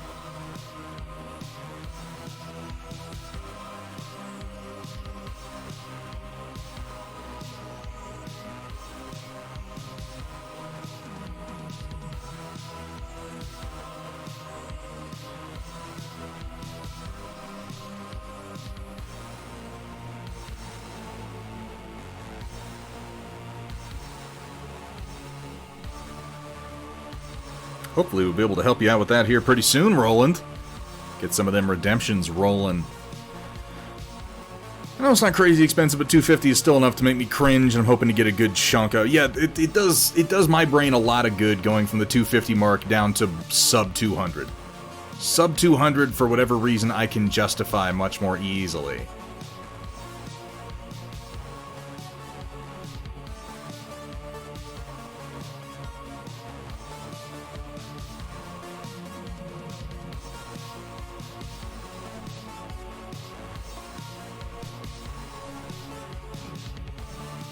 I picked up my first Ender 3 for $180 on sale. And it has paid for itself so many times over. So many times. It's crazy.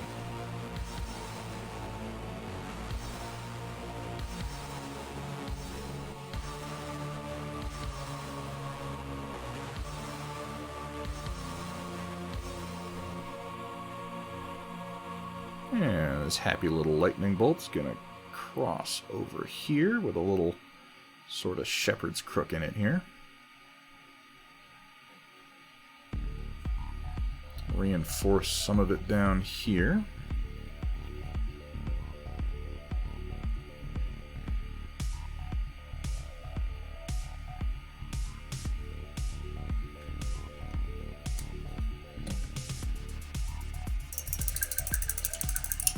The 3 Pro is $204. The officials. Oh shit! What does the 3 Pro have on it? I got the version 2, and it didn't have as many upgrades as I thought it did. I don't know why I thought it had more upgrades than it does, but I will say that what the version 2 has is the silent motherboard just baked right into it, and that is to me worth the money. Because I couldn't run at Ender 3 without the silent motherboard. That is one thing I will say, Rodan, if you're going to get an Ender 3, bear in mind where you're going to run it. They're not super noisy. Does the Pro have the silent motherboard? Okay, then go with the Pro, definitely. Bear in mind where you're going to run it, because if it's someplace you're going to be around it a whole lot, like, it doesn't make a lot of noise, but it does make some noise, and it can be irritating. I did not regret at all installing the silent motherboard. It made the Ender 3 effectively silent. Now, it has developed a couple of sounds since then because I'm bad at maintenance. But most of them are pretty innocuous. For the most part, I can't even hear it running until it finishes a print, and then I can hear the sensors clicking as it homes itself. I strongly recommend the silent motherboard if you're going to be running it someplace that you're going to be around it a whole lot.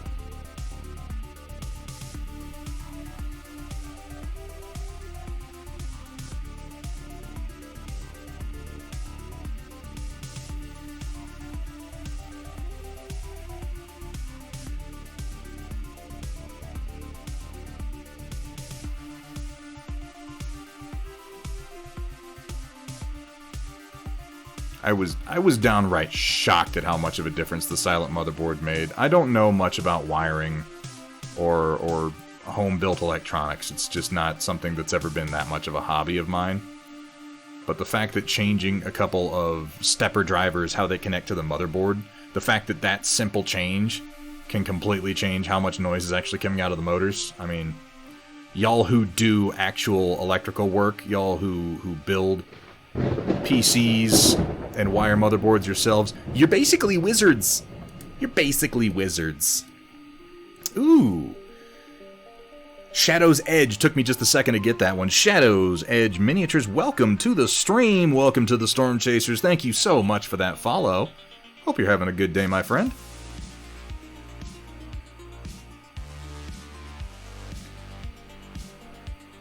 Alright, now I'm going to pick this up. I think here.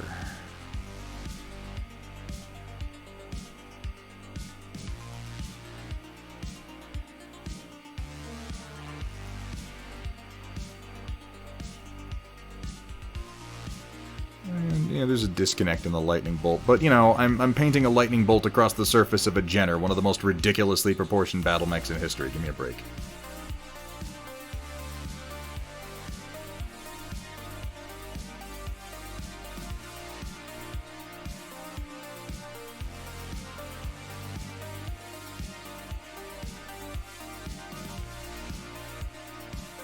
Yeah, exactly, Data Nerd. It's quiet. It's not complete. It's not truly silent. I mean, if you found a way to make it truly silent, I'd be impressed. You know what you can hear? You can hear the fans whirring.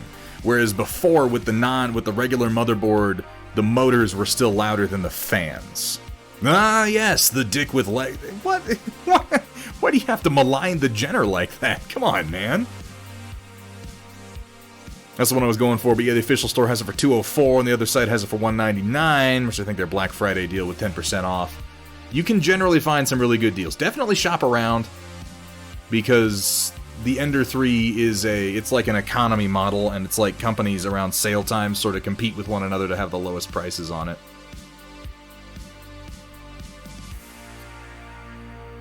There's a solid chance you could pick one up for $180 if you wait for later this month.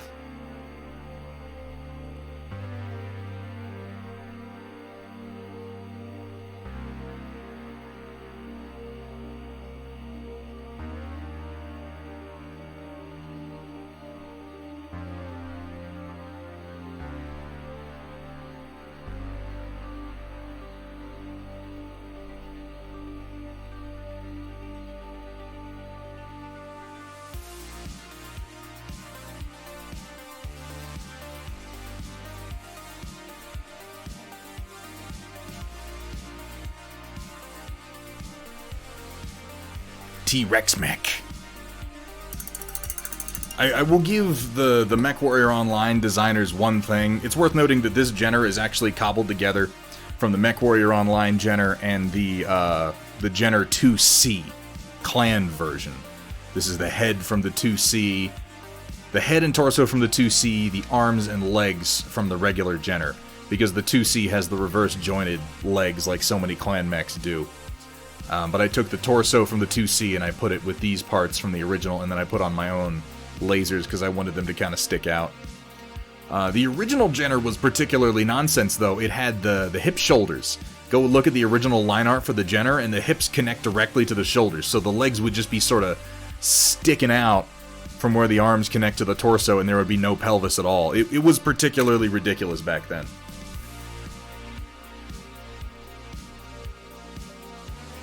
Yeah, exactly. That's what I do, Data Nerd. I know whether my printer is running based on the sound of the fans.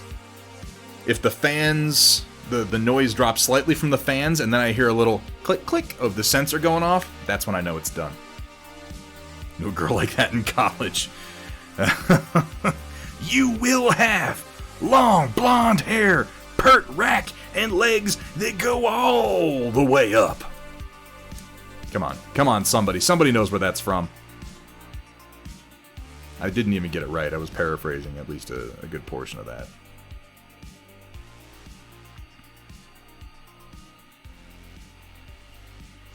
I'm not using clan tech, I'm using clan aesthetics. There's a difference.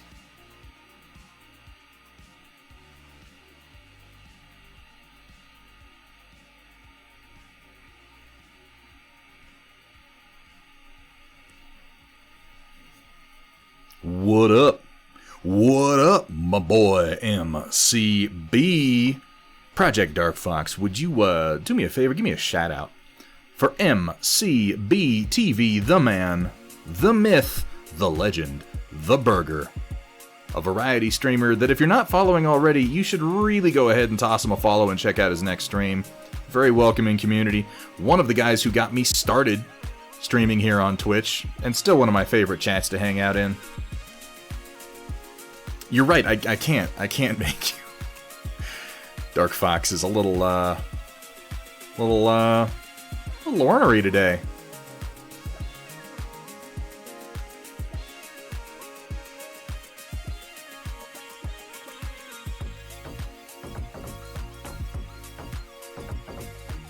That's what you're looking for in a mod, right? Is someone who notes that you can't actually make me do that. Sassy. So sassy.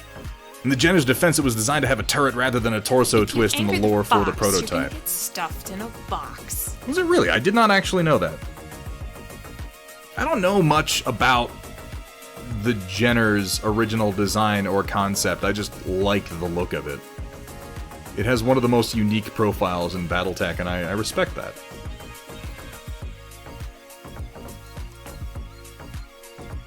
It's true, the box is full of furry porn. You don't want to get stuck in that box. I mean, you might, but chances are it's going to be uncomfortable.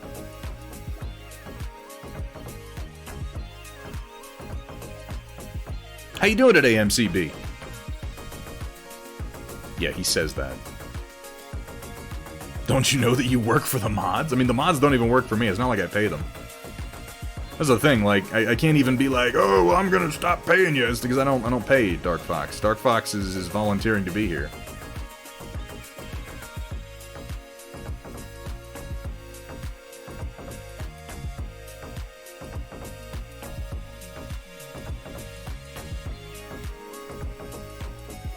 Don't get me wrong, I would love to pay my mods. In fact, that's one of my dreams, is to one day have enough money coming in from streaming that I can have a mod that I actually pay money to. Because, you know, that way I can do less work. I mean, I can show proper appreciation for all the work that they do. We'll see if that ever happens. I was, taken out of context. Yeah, sure, that's what they all say, Dark Fox. That's what they all say. Yes, Rodan. It wasn't from Bert, but it was from Tremors. Right? Bert was the survivalist, right? It was Kevin Bacon's character. Working on another chatbot script. I've got to get MCB doing some programming for me, because I suck at it. And by suck at it, I mean I simply cannot do it.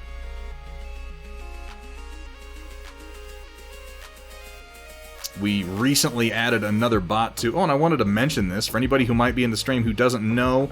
I did... I hate... Guys, when I'm on Discord, I really hate using the everyone and the here mentions. I don't like doing it. I feel like it's annoying. And I feel like it's annoying because when people do it to me, I get annoyed. So I'm trying to stop doing that. I have put a bot onto the Discord server, and if you go to the welcome channel... you will find a post about this. Now, if you would like to sort of opt in to certain announcements, certain categories, like the movie night that we're going to be hosting, which I think next Saturday we're going to be watching Aliens, like the painting streams, like the gaming streams, if you want to opt in to news about those, you can do a react to the message, and it has all this information in the message in the welcome channel. And you'll have a role added to your profile on Discord, and then when I tag those groups, you will get the notifications for them. And in this way, I can stop using everyone and here entirely, which is what I'd like to do. It was Kevin Bacon, Rodan. It was definitely Kevin Bacon. How was the stream last night, MCB? I was only in for a little bit. Usually I hang out longer than that. You talking about Aliens, Larabic? So here's a question, and these are the sorts of questions that only people who opt in to the movie night announcements are going to be tagged in, so that everybody doesn't have to see them. Because like I said, that shit annoys me when I'm in a server. Do you think just Aliens, or should we watch Alien first? I don't know how many people haven't seen Alien. It seems impossible to me that anybody hasn't seen Alien, but it's been brought to my attention that, and this might blow your minds, not everyone in the world is me? I know, it's crazy, but some people haven't seen it. And if they're going to be participating in movie night, I would hate to drop Aliens on them without them having seen Alien. So maybe what we do is we make the next 2 Alien and then Aliens. Or, if y'all are up for it, I mean, we do 4-hour streams. If y'all would be up for a 4-hour movie night, we could sit down and just do Alien and Aliens. It's going to be... I'm leaning towards the last Saturday of every month, Siestimator. So that would be next Saturday. Unless I'm completely mistaken.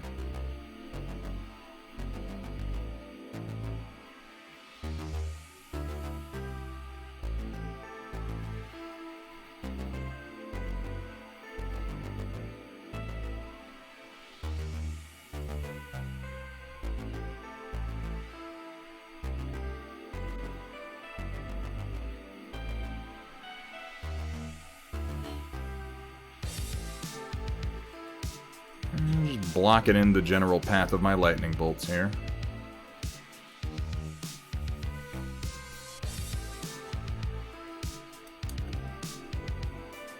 No, I don't think weekly. I think monthly movie nights are very likely.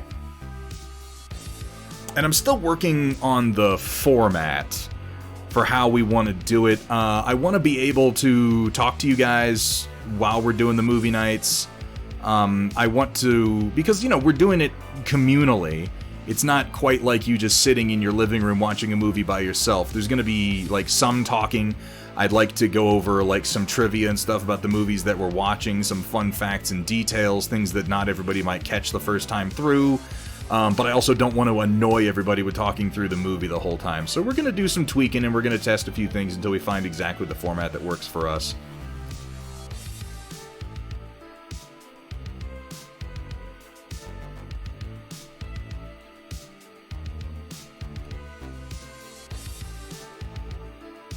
Yeah, Data Nerd, I think we'll start it later, because I realized that starting when we started, like, a lot of people couldn't make it to the start. And for a movie night, it's a little... You definitely want to see the beginning of the movie, you know? Come in halfway through Alien and you can be like, what the... Why is he trying to murder that woman with a rolled-up magazine down her throat? What the hell's going on? Though, to be fair, you can watch the whole movie and still be confused by that part. I don't understand why that was the chosen method of murder at all. I think Aliens can make sense without seeing Alien, unlike Naughty Nurses 7. Dude, Naughty Nurses 7... I mean, you know, if you don't get 1 through 6, you're going to be completely confused by the time they get to the anal scene.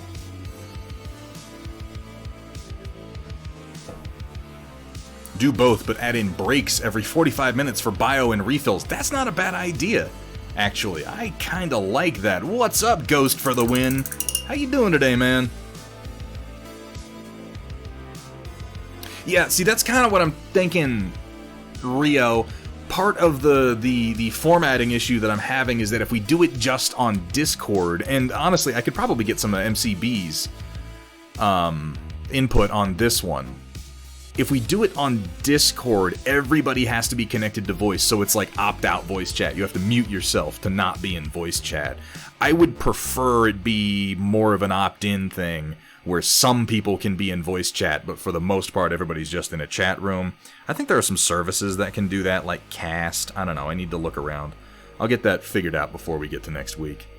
Doing well, just finished a sesh on an Urban Mech. Turned out okay, I'd love to see it if you feel like posting it, Ghost for the win. Didn't realize there was a 2-picture limit at the Storm Report, been gone for so long. I have 3 in there. One is a second quick shot from a different angle. Anyway, I can get a permit, Kursala, not to worry about messing with the Discord posts, so I can't figure out... I would say it's usually Project Dark Fox that goes through and cleans those up. I will make an allowance. I will make an allowance today, Project Dark Fox, for Ravencat. Ravencat has been here before, hasn't been back in a little while. And I only just updated the rules today. We're really going to start applying the new rules for the Storm Report much more strictly as of next stream on Tuesday. Because I realize not everybody's really had a chance to familiarize themselves with them. So yes, I'll allow it. I will say that everybody else can, in fact, get a third post for today if it is of your battle station, your workstation, your paint station, your streaming station, whatever station it is where you're getting your creativity out and doing some work. I would love, love, love to see it if you felt like sharing it. Guys, I love the kit. I love the setups. I love the battle stations. One of my favorite parts of streaming has been setting up my own ridiculous streaming office that I have now. So I'd love to see yours. I want to see where it is that y'all are sitting down and really getting some work done. So please feel free to post that to the Storm Report for tonight. Alright, that's a good, decently established Corona. Actually, hang on, let me do one little extra bit of it up here. Just deepen it somewhat.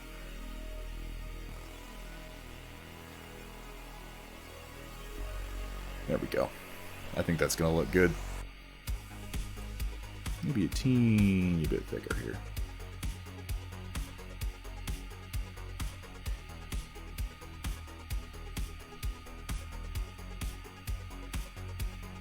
Yeah. That'll do.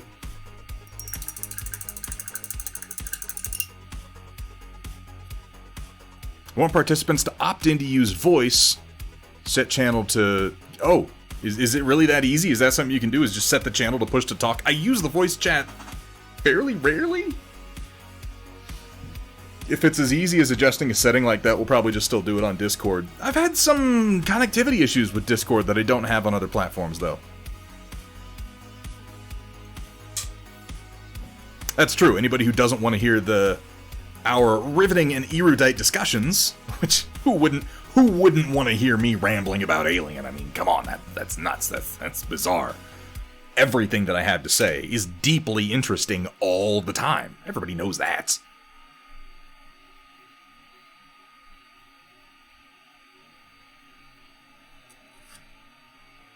Maybe?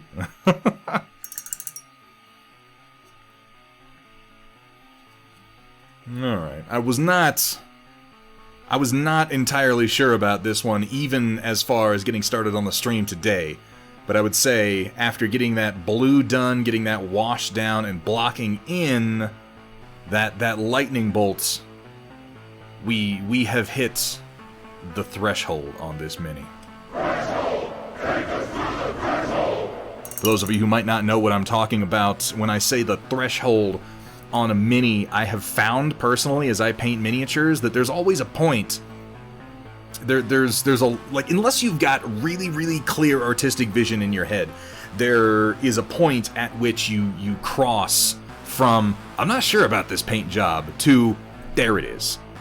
Now I can see it. I can see the finish line. I know that this is gonna work. I'm already liking it. I just gotta wrap it up. And after this Corona for the lightning bolt got blocked in, that's the threshold for me. Now I can see the finished mini in my head, and I think I'm already happy with it. I just got to do the work. Up until that point, I'm always doubting myself a little bit. So far, my painting station is my kitchen table. Shock 21, that counts, dude. That's where I started. I started painting Space Marine. Actually, no. I started painting... Ooh, actually, it was before that. I started seriously painting Space Marines on a shitty little fold-out desk in a barracks room with a teeny little light that I kept turning off because the drill sergeant would walk up and down the hallway.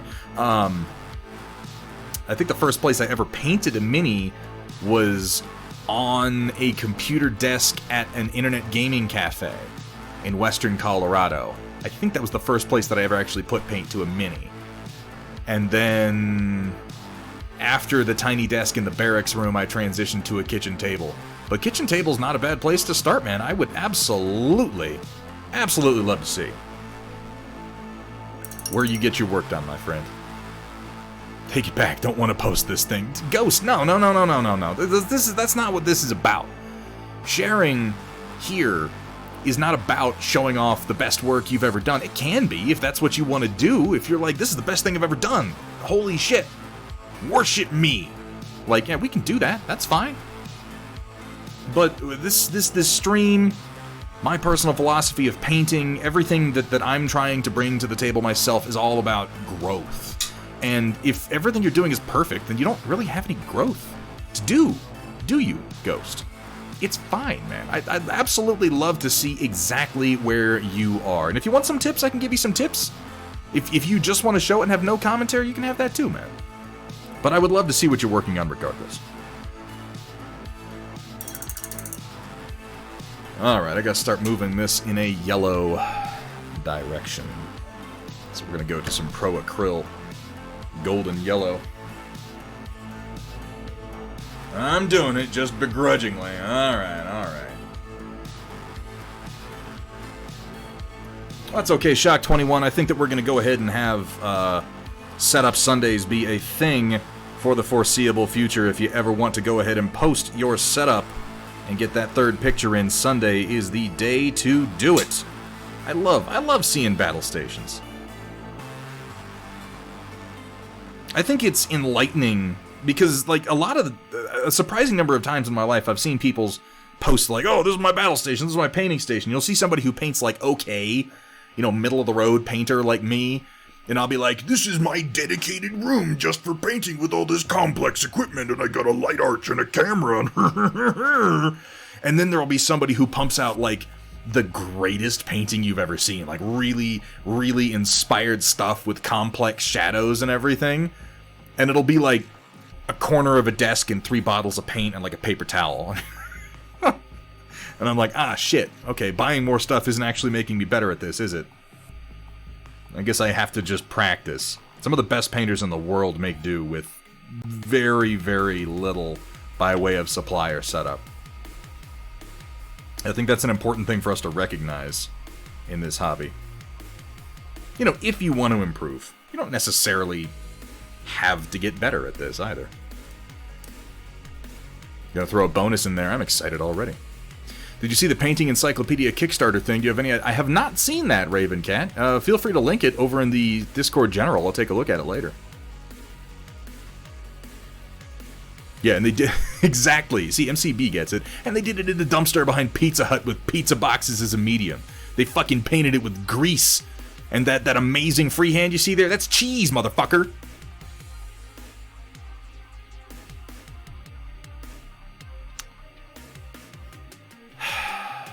Roland, what?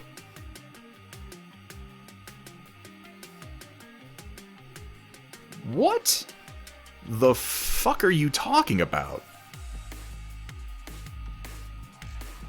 None of those words go together. Are you having a stroke? As long as you recognize that it sounds absolutely bizarre. Because I love apple fritters, but... What? In the middle of reorganizing your painting table, probably building a whole room just for it.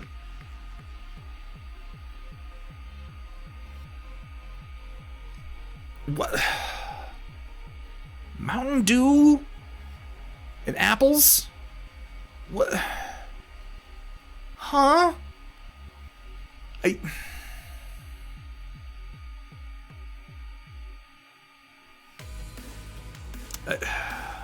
just...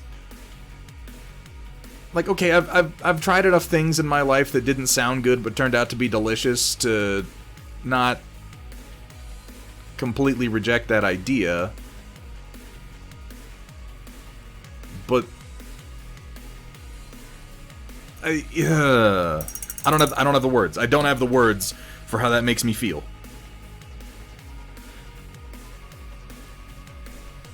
All right, Roland, I'll take a look at it.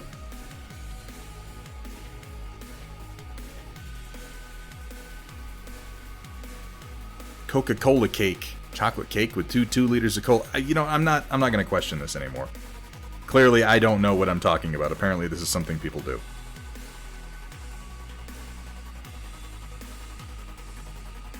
Here, I don't want this to be quite so canary yellow. I want more of a golden yellow. I'm gonna go to candlelight or lantern yellow from Reaper. I think candlelight.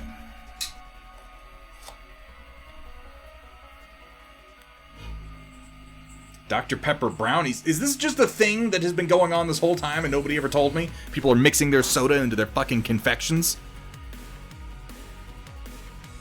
No dragon yellow. I'm sure there is a dragon yellow. I don't have it.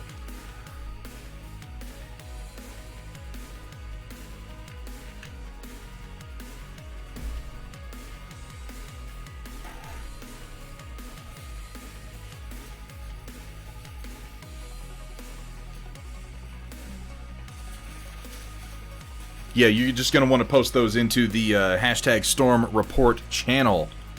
Ghost for the win. And we'll be taking a look at those a wee little bit later.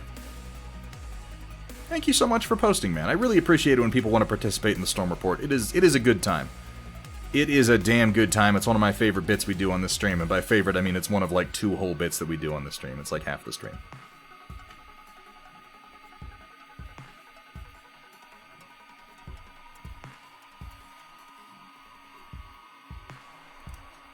Ravencat asking the real questions. What is the perfect confection for a jolt?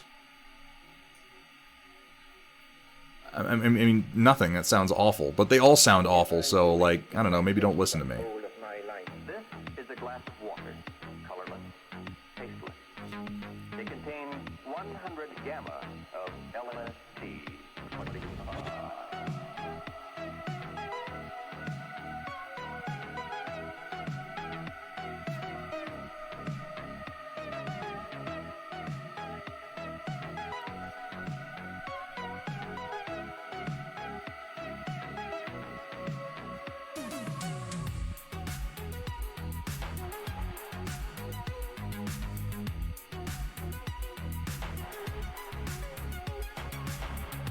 Like, I never quite make the Coronas wide enough.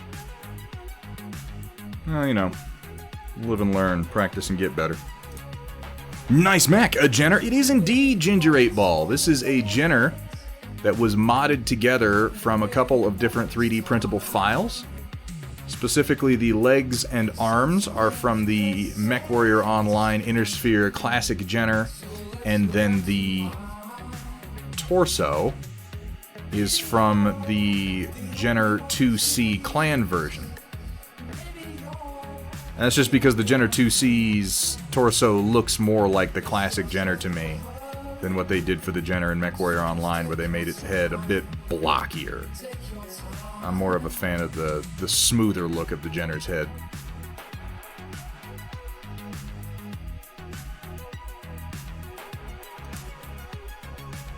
Hey, Crossbow Roof, good to see you. Well, thank you very much, Ginger. This is going right in line with the Channel Point Redemption mechs that we've been doing for a while. Part of a Battletech mech mercenary company known as the Stormchasers. And it's really been an opportunity for me to kind of stretch my legs painting these ridiculous lightning bolts everywhere. Feel the air. I can see it. I can see all the molecules. Can't you see it? See it? I've been waiting for this moment. I've been waiting all this time. We've seen so many places. Oh shit, PDF's gone, everybody riot!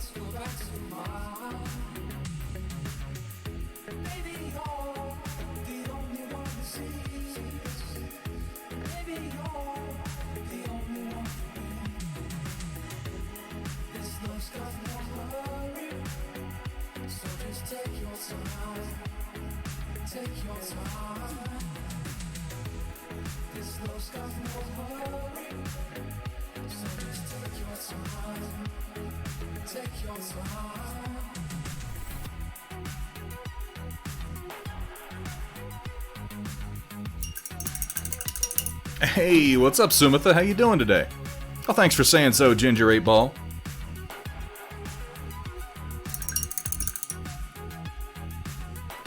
Not sure how long I'll be on. High winds in my area have knocked that power to 125,000 people. We got some crazy winds out where I am right now.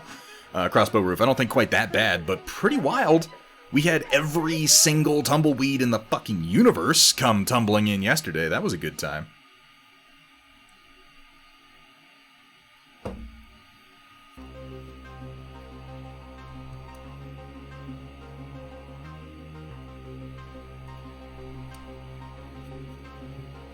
It has just been crazy windy lately. Like in a lot of places for whatever reason. Like, I'm sure there's science to explain that, but I don't care to discover what it is, so I'm just going to assume that it's magic or maybe the will of the gods. I saw a hawk flying east with a snake clutched in its talons earlier, so I assume that that was a sign from Apollo. Had some interesting internet connectivity issues. Seems like this happened to a lot of people today. Well, I'm glad those have been worked out, and I'm glad you're here, Sumitha. Always a pleasure to have you, my friend.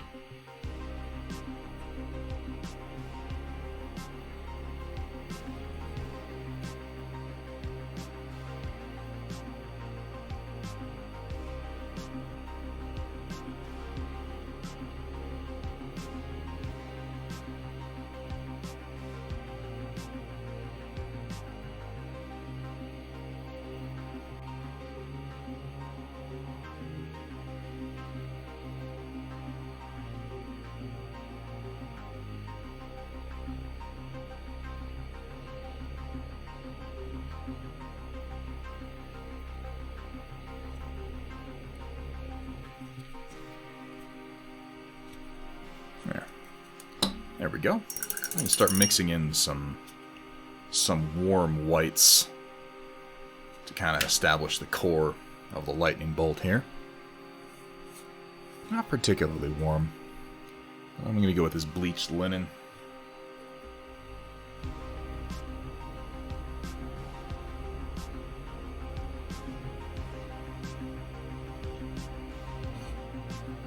Well, you know, we're a welcoming bunch around here, Sumitha. Ginger 8-Ball, do you paint, out of curiosity?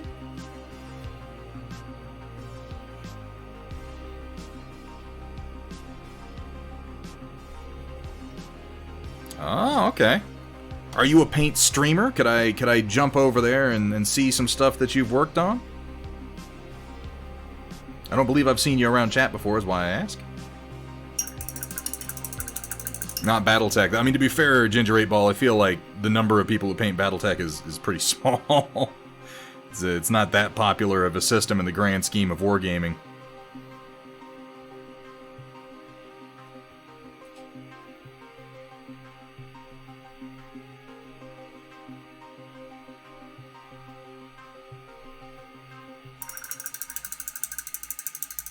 Yeah, I think you're probably right, Ghost. With the recent arrival of the Kickstarter Wave 1 and the upcoming arrival of Wave 2, I think we're going to see a whole lot more Battletech around.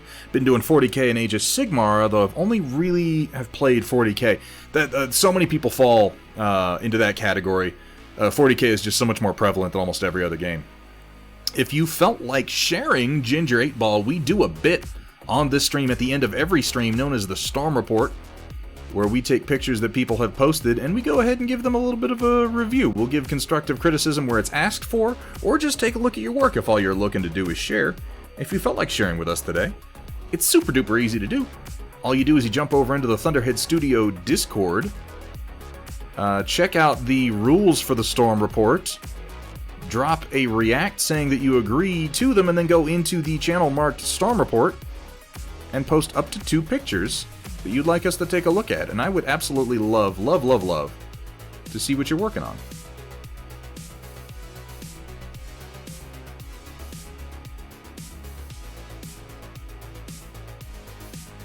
And at the end of the stream, I will jump over into Discord right here on the stream. We will take a look at what you posted.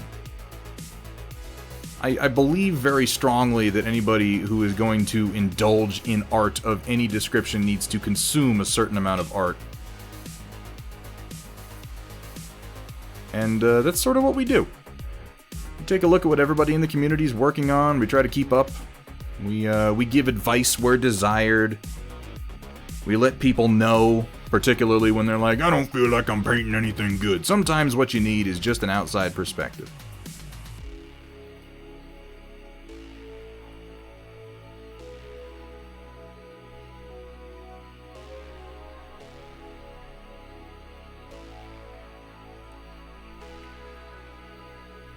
Grew up on Battletech computer games. We had some of the best Battletech computer games back in the 90s, man. That's where it was at. Do I have a beginner painting minis YouTube playlist? Looking to start, but I'm a complete noob. So, NC Corretto, I don't.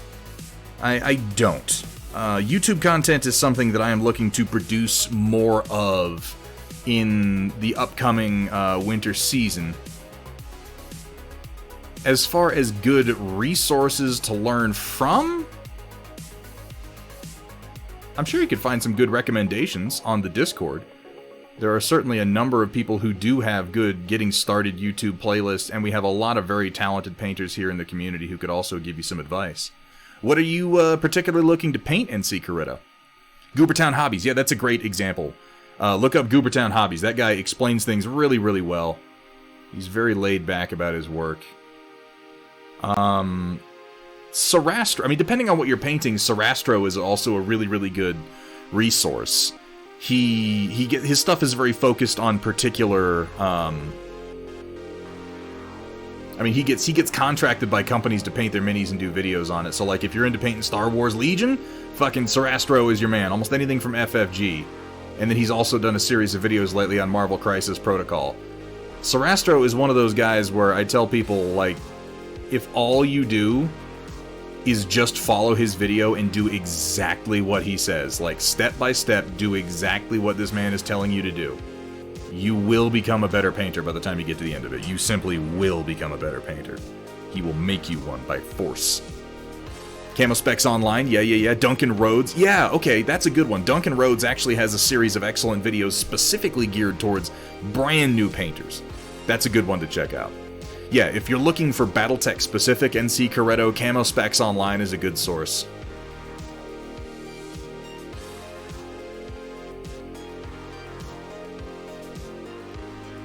Yeah, Hobby Cheating, that's another good one. And yeah, Sarastro, I love Sarastro. Ginger 8 Ball, if you just joined, it's probably that the bot hasn't updated you with the standard role yet. Dark Fox, if you're there, would you go ahead and find Ginger 8 Ball and give them the Stratus role so that they can post in the Storm Report? Lately, the Streamlabs bot has not been doing its job on that front very well. I may replace it here pretty soon.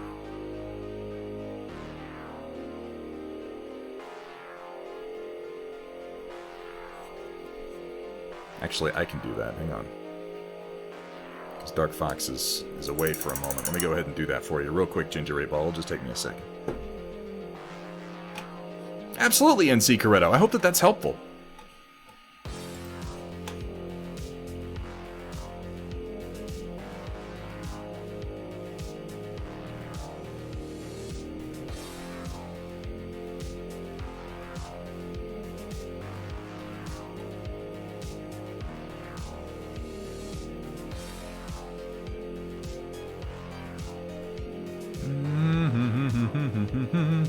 Ginger 8 Ball, what is your name on Discord, out of curiosity? So I can find you in here. The bot has been annoying me lately. It's not been giving people the right roles, and I think I'm going to replace it. 8 Ball EU. Okay.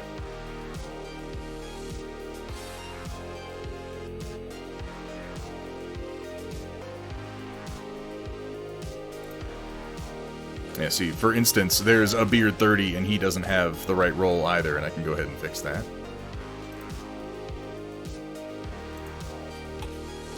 Yeah, stupid robots.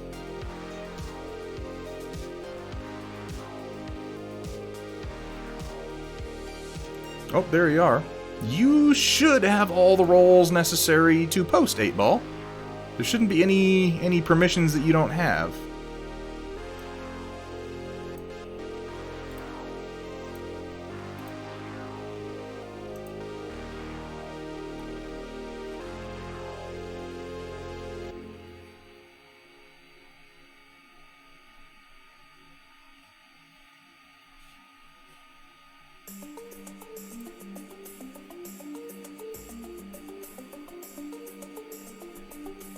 Let me go ahead and adjust the permissions just to make sure.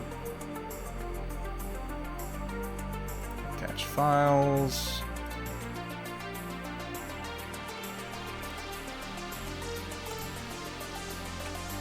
There. I adjusted a couple of the permissions. 8 Ball, give that a try and let me know if it works. Now anybody who has the Storm Report tag, which you get by reacting to that message, should be able to post pictures. Hey, what's up, Vergaderone? Good to see you, my friend. Here we are worrying about Skynet. They can't even get the permissions right, the dumb bots. Speaking of Skynet, I just finished playing the Terminator Resistance. That game was good. Like, gameplay-wise, it wasn't anything special. It was actually pretty weak. But as far as, like, the writing and the single-player campaign goes, it was actually a lot of fun. Someday they'll remember that. I've said so many bad things at this point. So many bad things. Shock 21, if you don't... I mean, I'm going down. I'm going down when the machines rise. It's just gonna happen. Hey, what's up, Avash55? How you doing today, man? Hard to believe I've been painting for a year and a half now. God, I know that feeling, Ravencat. It sneaks up on you. Though, honestly, if you've only been painting for a year and a half and you're painting at the level that you are, holy shit, dude, you've made some fucking amazing progress. Once you've been painting for like 5 to 10 years, you're gonna be one of those painters that people are like, I will never be on your level.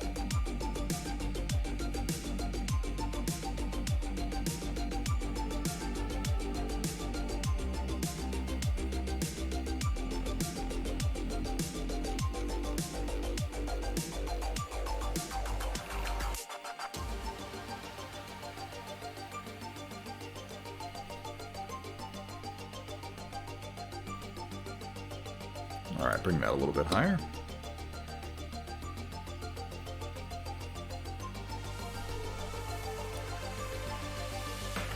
Photos are too large for Discord now. Instagram.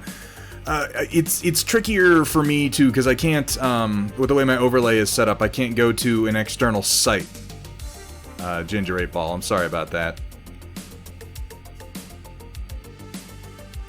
They do kind of have to be in Discord, which is a weakness of the way that I have it set up. I'll look at getting it so that I can just pop over into a browser window to look at things on Instagram. How big are your photos? It can handle like several megabytes. That would be some big old photos. I'll tell you what though, if you go ahead and post the link in Showcase, everyone will be able to take a look at it regardless of whether it's in the Storm Report.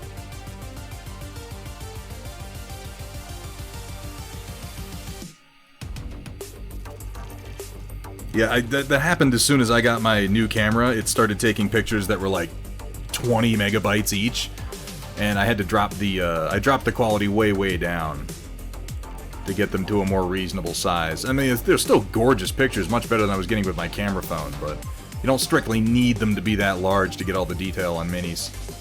Cameras just like to do it.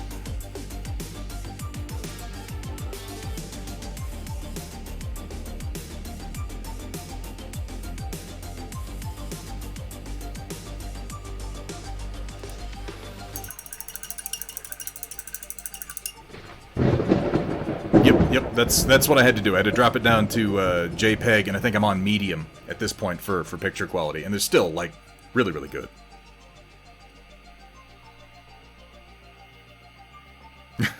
The entirety of Doom 2 is smaller than those photos.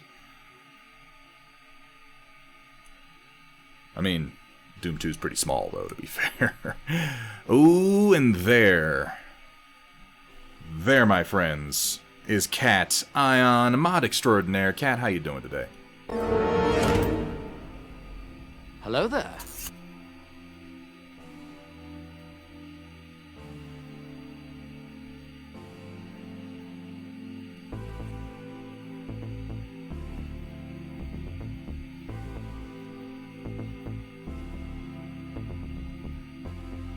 Shrunk him down? Excellent. I'm glad to hear that worked out for you, Ginger 8 Ball.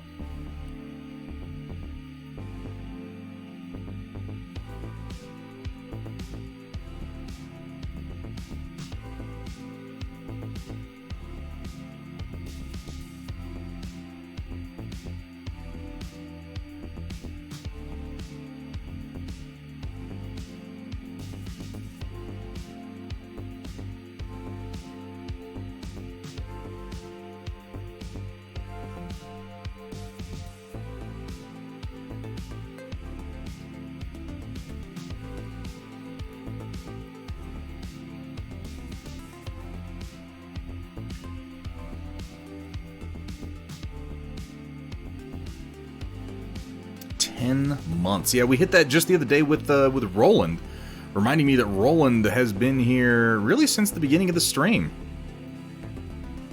We haven't quite been going for a year yet. We're gonna have 100th stream coming up here pretty soon, which kind of blows my mind. But we're almost at 100 right now. I think we're at like 93 or something like that. I don't, like, at this point, there was a time on Twitch when I used to check my, how many hours have you streamed, and be like, wow, look how high the number's getting, and now I don't want to look anymore. Because I go to look like, how many hours have you streamed, and it's like hundreds and hundreds, and what are you doing with your life, by the way? I say that, I'm only streaming like 4 hours at a time, 3 times a week. I really, really feel for the people that stream every day. I don't know how you do it. I do not know how you do it.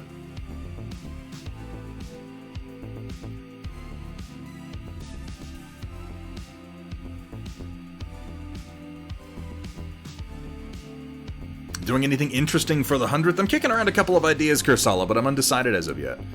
Oh, Ginger 8 Ball only started about a year ago? Fantastic. Well, I'm glad you're sticking with it, man. It's a fun hobby. I was painting that ELH war. Oh, wow, if you don't really, respect Roland? the cat, you're gonna get the bap. You gonna get the bap. I love that ELH Warhammer. That whole lance actually came out pretty nice. That was before the fucking apocalypse hit, because those ELH mechs were for a local convention event. That was for Genghis Khan. I painted those up and I went to that event. That was also one of the first events where I had any of my home-designed, home-printed terrain. Because I brought it in and I wound up giving most of it to the local game organizer so that he would have terrain to get more Battletech rolling in the future.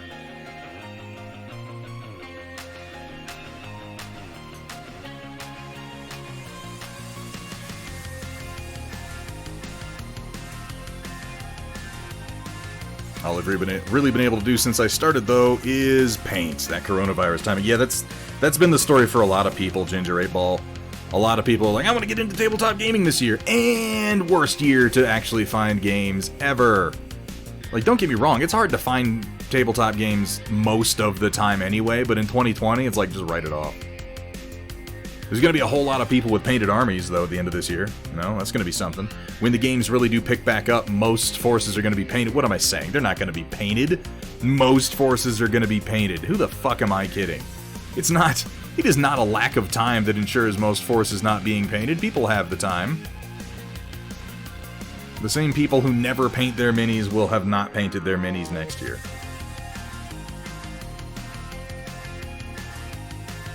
But for those of us who paint minis and just put projects off, we will have more painted than others. That will be something.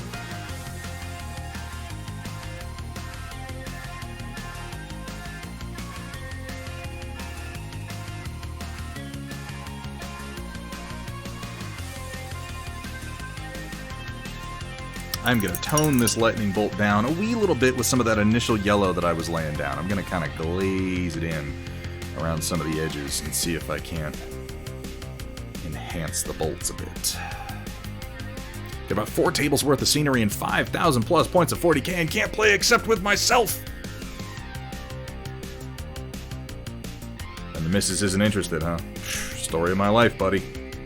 Actually, no, my wife is actually very, very accommodating when it comes to tabletop games. Welcome, everyone, to Thunderhead Studios, where the only rule is... Please don't show me your genitals. Please don't. Have fun, be safe, and above all... Don't show them to me. For the love of God. Just don't do that. It's wildly unnecessary. Nobody wants to see it. I mean, somebody might, but nobody here.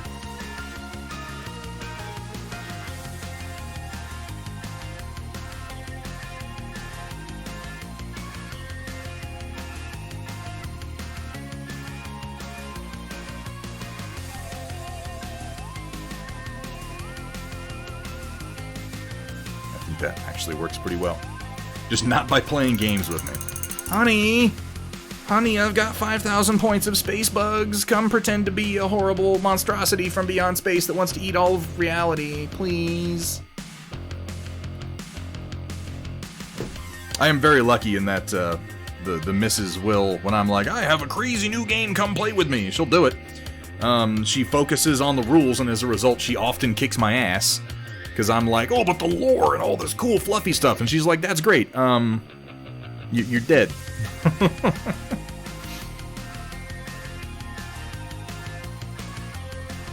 Long way off from painting Legion. Only 50-ish Dark Souls models left. Those are nice models, too. Those are ones you're tempted to actually spend some time on. Well, hey, that's something, Jay. You know, you gotta appreciate that.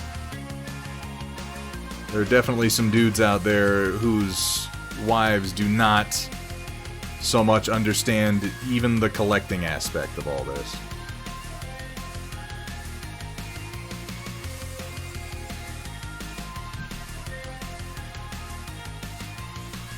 I mean, hell, my wife loves that I do this streaming, and periodically stops in to bring me booze. I'd say I'm living a pretty charmed existence, all things considered.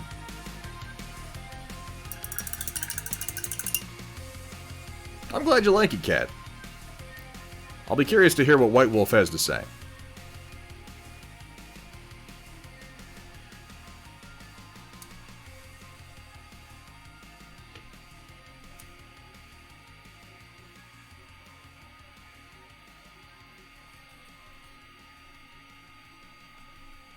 The Dark Souls stuff is cool. The Resin Fallout models are pretty damn nice as well. The support for it, though, is hit and miss, unfortunately. This is a problem that I've been talking about. I assume by support you mean game support. Actually getting games. Unless you mean actual supports, like physical supports for printing.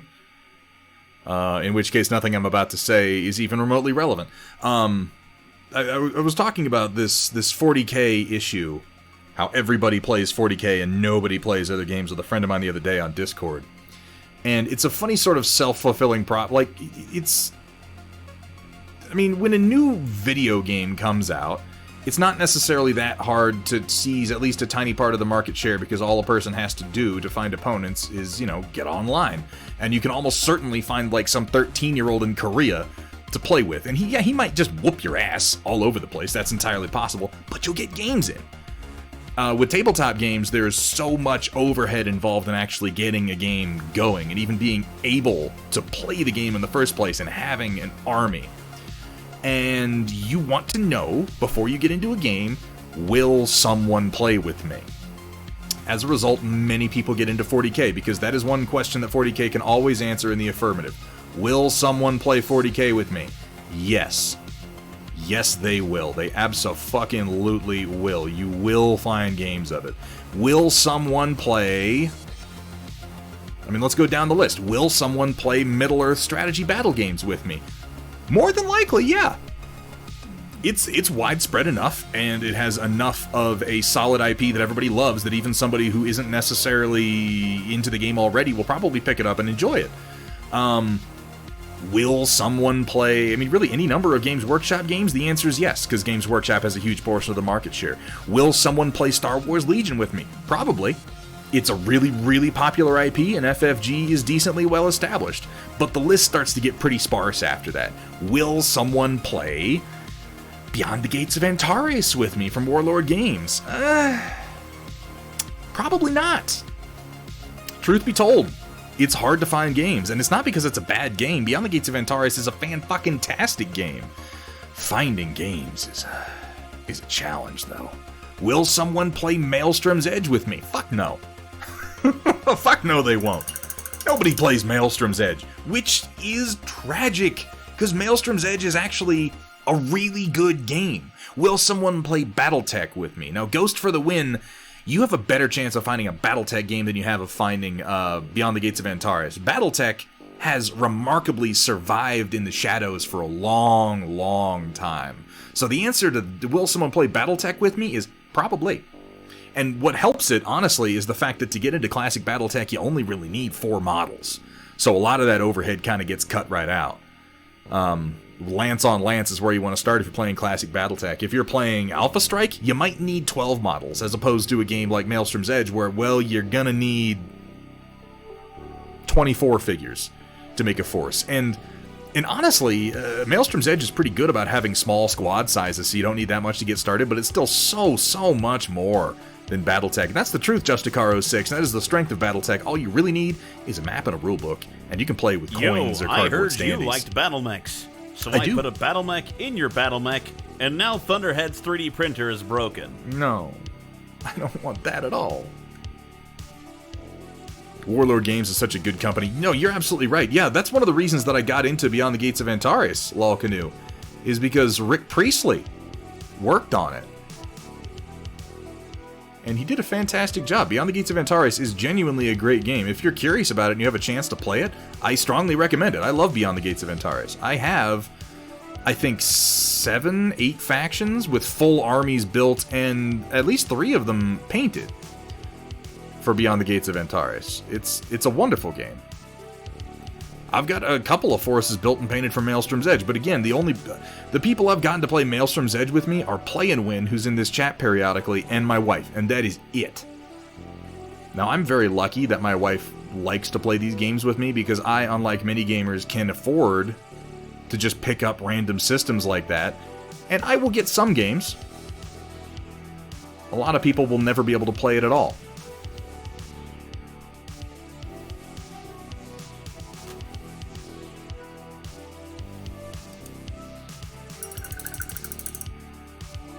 Oh, and as far as will people play Battletech with you, that's the chances that you're going to get a game of Battletech are increasing every day.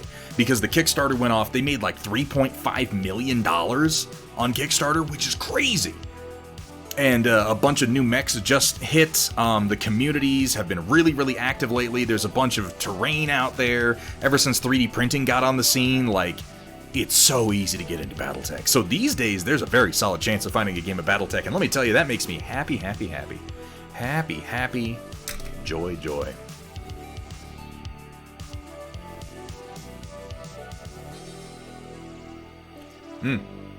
That's another good point, Sumitho. If you can find one person to play Battletech, chances are they have enough minis to cover absolutely everyone. Kevin Kitsuni, a very good evening to you as well. How you doing today?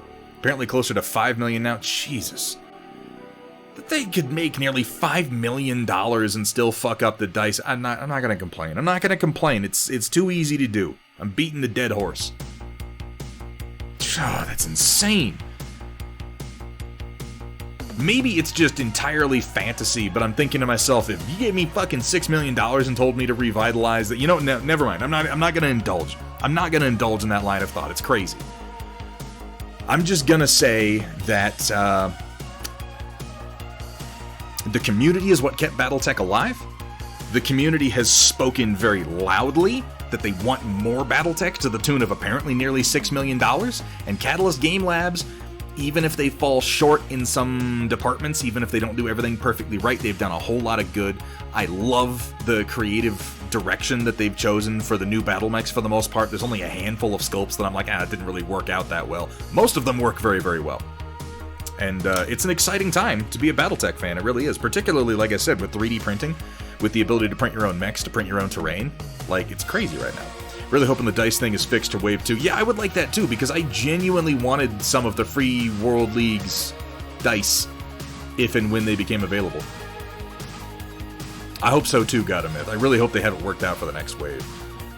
At the very least, they know what the problem is. Go with literally anybody else. Any other company making dice. Just not the people who made that wave of them, because they're all terrible.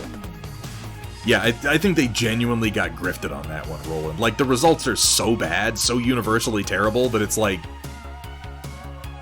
somebody pulled the wool over somebody's eyes. The only thing I think will struggle in will be the inevitable Jihad and Dark Age box sets. They have their work cut out for them trying to make people like those settings, like, at all. They could have just said, hey, Chessex. Yeah, they could have, Lol Canoe, but I mean... You know, the thing is, I don't know enough about the manufacturing costs from Chessex or any of the larger companies at that scale to say definitively that they could have done that. It might be... I don't know. I don't know at what point it becomes prohibitive. I can say that whoever they did go with, whatever money they thought they saved, they're ultimately not going to save, because now they're going to have to make it right. And that is sort of the cost of cutting corners. You feel like, well, I'm saving money now, but you're not really, because eventually you're going to have to make it right, and that's going to cost money. I see the new third render of the Kodiak. I have not, God of Myth. I'll have to check it out. I want to get into Battletech, just need to get my printer, and I am all about 3D printing. You know that, man, Rofusol. Hard to blame CGL for the dice. given all those updates on the dice production early on, the factory QC issues out of their control. They should have maybe, like, I don't want to Monday morning quarterback too hard, even though I do that quite a lot. They probably should have checked those dice out, like, before they put them in the boxes and shipped them to people. Because if they'd been doing spot checks, they would have noticed those problems. AP Gaming Real. AP Gaming Real? Would that be what it is? How you doing? How you doing, AP Gaming? Now, I know, because I've seen him over on Chaotic Harmony stream, I think is where I saw you, AP. You run a whole lot of tabletop games here on Twitch. And I had a chance to check out your channel. Really, really good stuff, man. Fantastic fucking channel. I would appreciate it, Dark Fox, if you could go ahead and toss a shout-out to AP Gaming Real. Would it be real? Would it be real? For some reason I want to say real, but I feel like that can't be right. I don't know. Thank you so much for that shout-out. Yeah, go check out AP Gaming's channel. Really, really high-quality content. Runs a lot of tabletop gaming. Runs some Battletech over there. I got competing mods over here. What happened to the guy who was doing their dice for conventions years ago? No idea. Spend a bit extra and do it right the first time. It's cheaper than doing it twice. Anything worth doing is worth overdoing, Justicar. I absolutely agree with that. Another Irby Zenith primed and based coated. I'm looking forward to seeing what you get done on those thar Irbies. Ghost for the win. If I redeemed a Supernova, whose sculpt would it be? That would depend on which sculpt I could find, SP Firestarter. It may wind up being whatever Sylogy has available. Alright, where do I want to go with this now? So... I think I know. I need to do one more round of highlights on the Lightning now that I've kind of glazed and dulled it down a little bit. I mean, you know, the joy of getting into Battletech while also 3D printing is you can print out mechs. Custom ones, like this Warhammer with the sort of Omnipod weapons.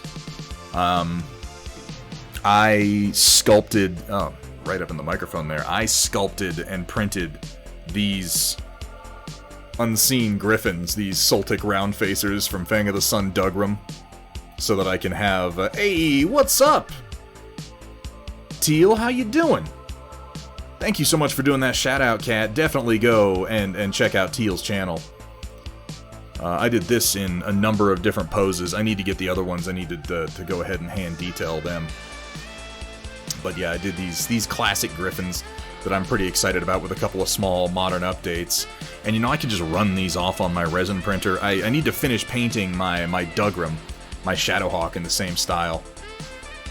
And in theory, in the next couple of weeks, I should have some more mechs in this line becoming available. I'm working on a Bushman currently, and then I'm doing the Blockhead and the Ironfoot, also from Fang of the Sun Dugram. Oh, you like those, do you, Ghost?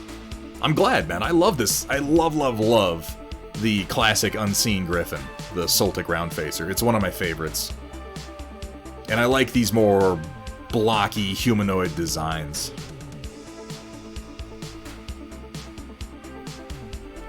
Thank you so much, Ghost. I appreciate that.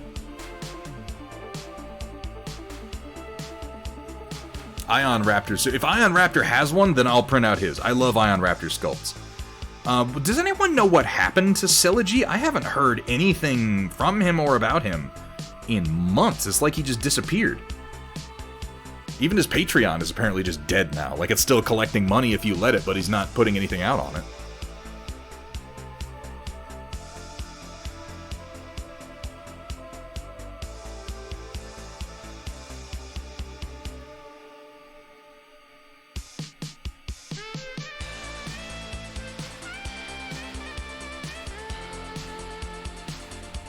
You know, I'm gonna go actually just to a couple touches of pure white since I'm leaning into yellow like I am.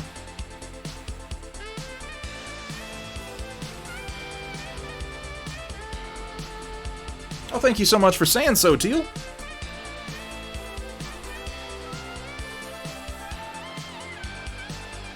I'm pretty happy with how it's shaped up. And the next the next Stormchaser we're going to be doing is going to be this Atlas for Papa Bear.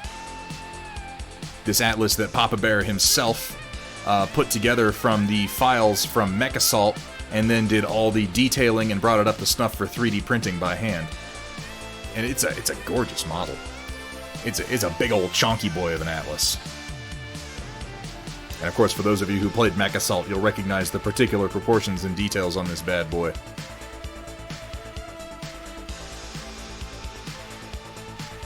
I agree, Crossbow Roof. You should print up, and I mean, bear in mind too, like something I do when I do mech sculpts is I make a lot of different versions. 666, the dexterity of the beast. Thank you so much for the follow. Welcome to the stream, brother.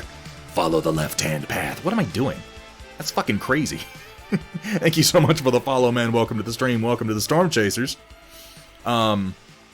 I do different poses and different versions. So if you're looking for a Shadowhawk, like any of the common variants, you should generally be able to find it on the Thingiverse post that I did.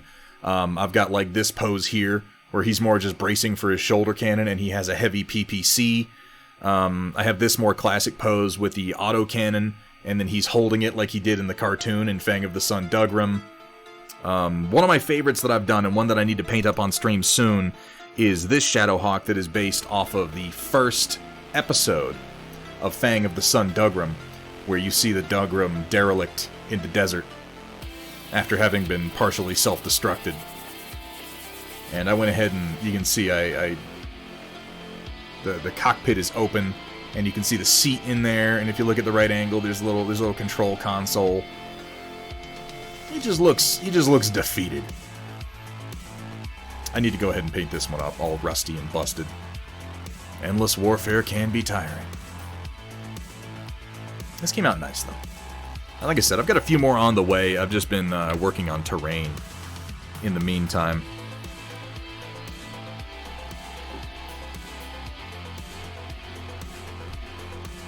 Here we go. Here's another couple poses for the Shadowhawk. You got this one where he's firing his arm laser with his weapon angled up on his back. I like to make it so that, you can print 3-4 Shadowhawks and have none of them really be in the same pose. Here's one where he's aiming his shoulder weapon and his arm weapon at the same target.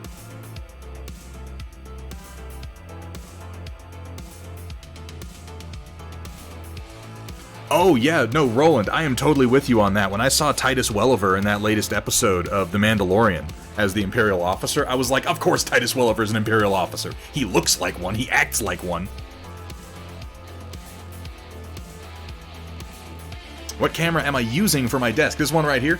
This is a Panasonic Lumix G7.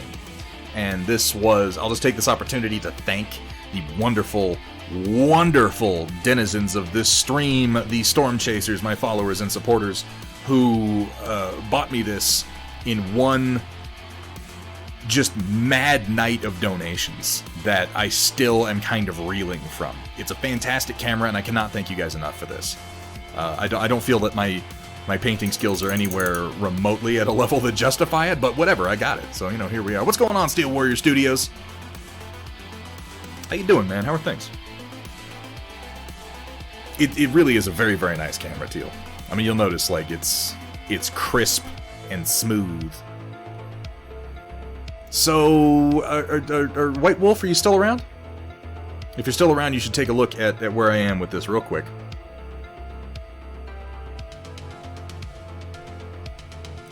This is really Harry Bosch undercover to bust Moff Gideon. I don't know if that worked out pretty well for him.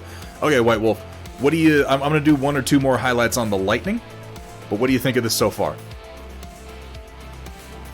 All it's missing at this point is a little bit of weathering on the legs and then the paws that I'm going to put on the arms.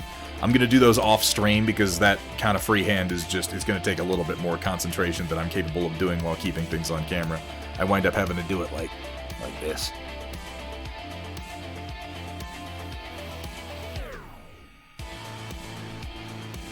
Yeah, that's what I was thinking, is that I wanted a color that really contrasted with both of the primary colors on the mech.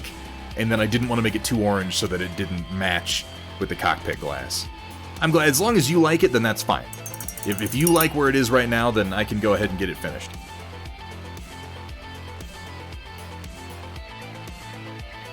It was nuts, Sumitha. That whole night, like,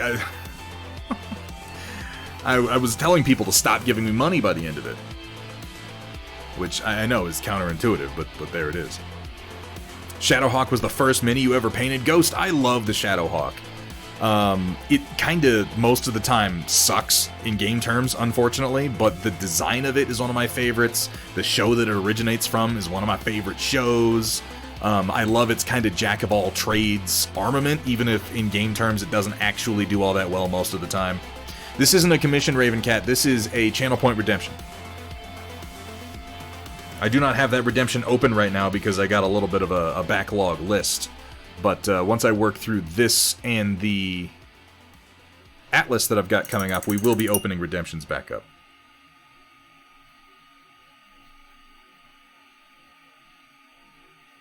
And the difference between a commission and a channel point redemption is that I will paint these mechs to your specifications, but then I keep the mechs. Now, the idea is that I'm trying to get my gaming room set up with a streaming rig this year, and if I'm able to do that, and able to do it well, I would like to run some actual games of Battletech here on the stream, and I want to do some fun stuff, like be like, you know, for a certain number of channel points, you can do a move with a mech, and we can sort of play against each other, you know, like me versus the stream, and stream the whole thing. That sounds like fun to me. It's going to take some more work on my part, but I'm getting there. I've been making small upgrades to the game room. I have a couple of cameras that would be good for it now. I still need to go ahead and get a rig put out there to actually run the stream and run some wiring out there. But it is a goal for the spring.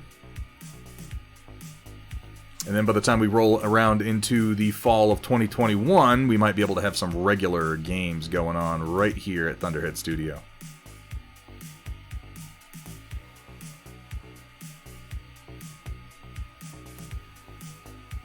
Exactly, Gotameth. It's theoretically decent at everything while not being amazing at anything. Oh shit, I missed an alert. Oh my god, I'm so sorry. Jay, Ninja Kitten, thank you so much for that follow.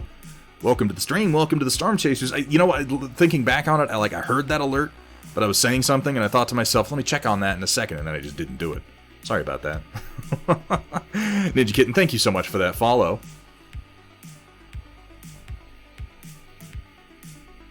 Did I? I think I did. Yeah, I totally did. I did, Dark Fox. I commented on it.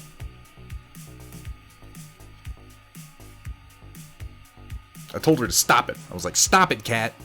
Stop following me. Get out of here. Go on, get. I gave her the old Harry and the Hendersons, but I don't think it took.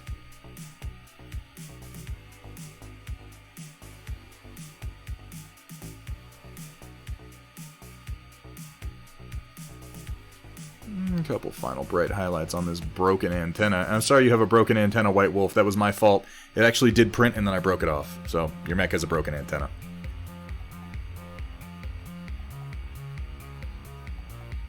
Yeah, the life of a streamer who makes chat participate. Yeah, oh god, you're right. It's like the more I pay attention to chat, the more people chat, and then the more I miss.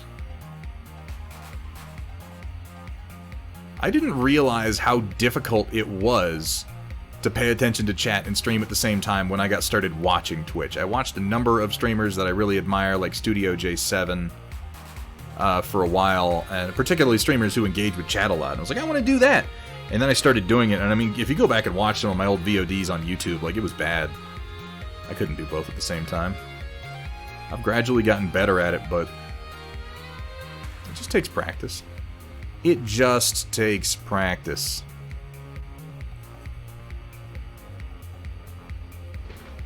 But, I mean, if I was going to ignore chat, I probably wouldn't be streaming. I would just be making YouTube videos, which is something I want to do.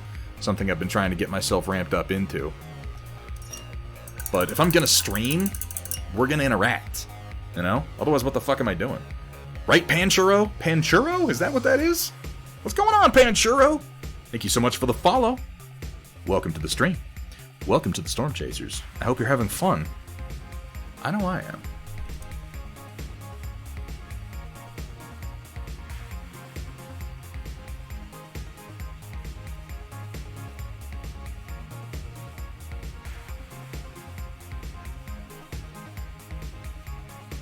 I'm going to give this just a little bit more emphasis. Yeah, that looks pretty good. And Patate Galactic. Patate Galactic. I don't know what that first word is supposed to be. I'm gonna go with Patate Galactic, because that sounds like it might be a derivative of potato, like maybe a past tense of potato. I'm not really sure, but it makes me hungry. Possibly. Oh, it's French, and I'm an American asshole. I see. I understand now. I'm gonna go with Galactic. How about that? Because that's easy for me. Galactic, thank you so much for the follow. Welcome to the stream, and welcome to the Stormchasers. Ravencat, yes. Okay, so I've done a little bit of streaming in VR, playing Star Wars Squadrons, and I did find a way. Oh, please, lurk away, Teal. Thank you so much for being here. Get some airbrushing done, man. Absolutely. I put paint streams on in the background while I paint so much. I completely understand, man. I love my lurkers. I love all of you, really. What was I saying? Oh yeah, VR streaming. I did find a way using the Oculus dashboard to pop the chat out of a browser window. And if you're ever wondering about that, Galactic, you can hit the command !STL, and it will go ahead and let you know what I am printing, though I can show you a little bit more up close on this camera. Obviously, this is just in black PLA, so the details all kind of blend together a little bit, but this is meant to be it's sort of like a modular, deployable mech bay, is what it is. You can see the interior rails there. There's like a little elevator and stuff inside of it. And it prints supportless. This is a part of a new set that is going to be releasing in time for the Black Friday sale at Steel Warrior Studios. And you can see how it's designed to look is like it starts off as a very compacted this way and compacted that way. And then it unfolds and expands outward. And I'm going to be making, they're not going to release it exactly the same time, but I'm going to be releasing parts, the whole set of these modular structures in their compacted, folded state that are able to connect to the Borealis dropship that is also available from Steel Warrior Studios. Because as it is, this dropship, which is entirely hex-compatible and play-friendly, has these mech bays on the sides of it, into which you can place actual mechs, and they have, hex-legal positions that they can stand in for play. And the other thing that you can do is you can remove these pins that hold these bays in place, and the mech bays slide right out. And then you have just a blank position where you can put a number of other modules to change the shape and the purpose of the ship. There are aerospace support modules, there are cargo modules, there are gas tanker modules, and I'm looking to have some modules that specifically contain the deployable base elements from Forward Base Delta. The idea being that if you are like a really anal retentive gamer, you can fly the Borealis in as part of a mission with this deployable base, and like have, your objective for one game be to fly the Borealis in and protect it for a certain amount of time to deploy the base, and then pull this off the map, put down the deployed base, and continue on with your campaign from there. That's the idea, anyway. A Borealis keychain, that's not outside the realm of possibility.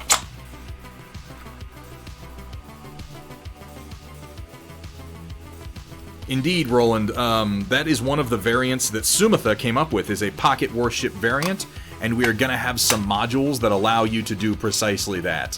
I will say that Sumatha is a bit of a lunatic, and the pocket warship variant that he came up with is a goddamn brutal beat stick of a ship. Like, it's terrifying. But yes, that will happen. Dawn of Battletech. I always loved the way the Space Marine base is deployed in Dawn of War. I really did. That might show in some of my recent constructions. There's the deployable mech bay is part of the set. This deployable warehouse / industrial center is part of the set, and that covers 10 hexes and has the same sort of construction. And then, I was going to show you this Steel Warrior since I got you. I did these hexless versions of the connector corridors. They have like, instead of the claw feet on the other corridors, they have like these little skids. But these print pretty well without being hexed. And then you can take these and link them together like so. And all of these have connection points that will link up with these optional connection points on the rest of the base set. So you can build a base with these little level 1 walkways. So if you want to make like a moon base, or a Martian environment base, or just a hostile environment base, or you can leave these off entirely, and they just look like, unused connection corridors is all. All of these will be available both in hexless and hexed formats. And also, I wanted to say, Steel Warrior, this is a good opportunity for us to add one more structure to the Steel Warrior Studio / Thunderhead Studio free file set in the form of...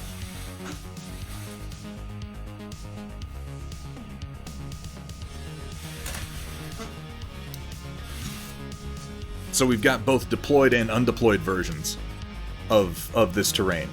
This is the undeployed, and then the sides pop out and extend, and you get, a larger structure here.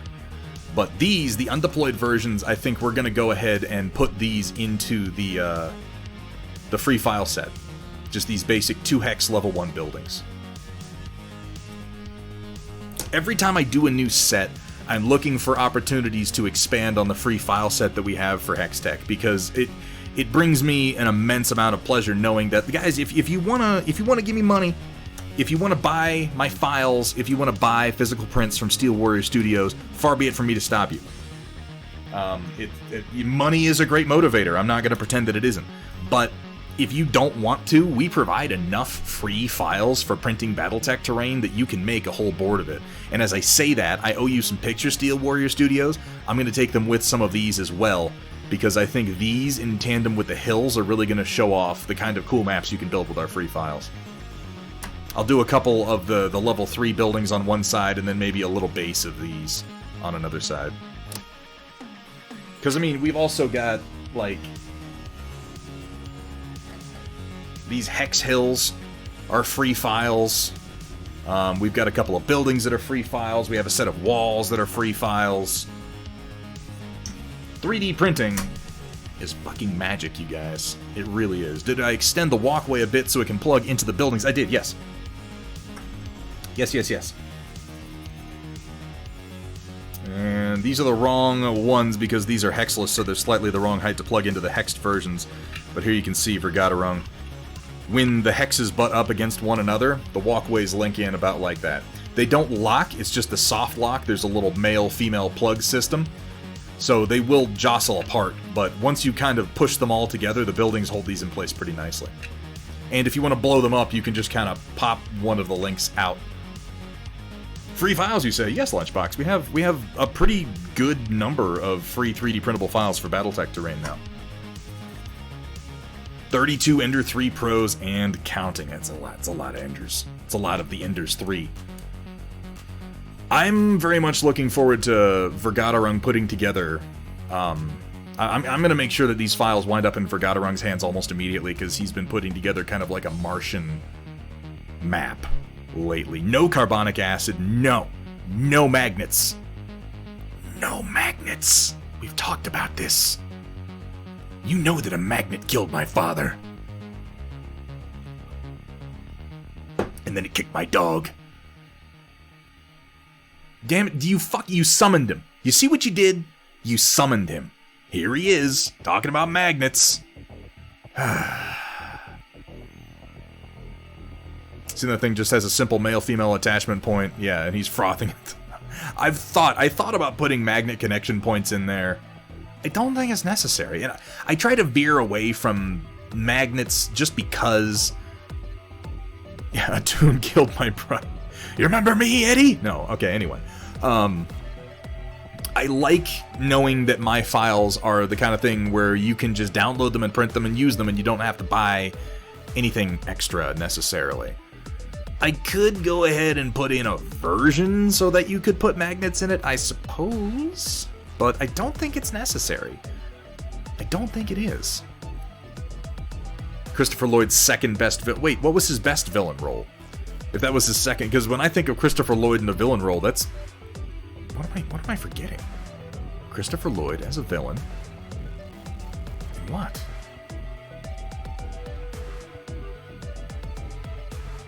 Oh shit, you're right, as the Klingon. Yeah, okay. Oh, damn it. Yeah. That was the one we were talking about, MCB TV and Who Framed Roger Rabbit. But yeah, Star Trek 3. He was the Klingon commander. He had the... Did we ever decide what that dog of his was? It's not a Targ. I thought it was a Targ, but people fucking jumped all over me going, that wasn't a Targ, that was something else. What was it? Was it just Space Dog? I can go for that. Only really want to magnetize my weapon systems for 40k. Everything else is fine without. Ghost for the win. I do the same thing, but that's mostly because the way they give you models for 40k when you're buying official figures is such that if you don't magnetize it, you like have to buy whole new kits. And it's a shitty thing that they do. And honestly, I wish that Games Workshop would start designing their kits with magnetization in mind. Like that would give them so much goodwill in the gaming community, but they don't. Just Lizard Dog. Okay, that works. That's fine.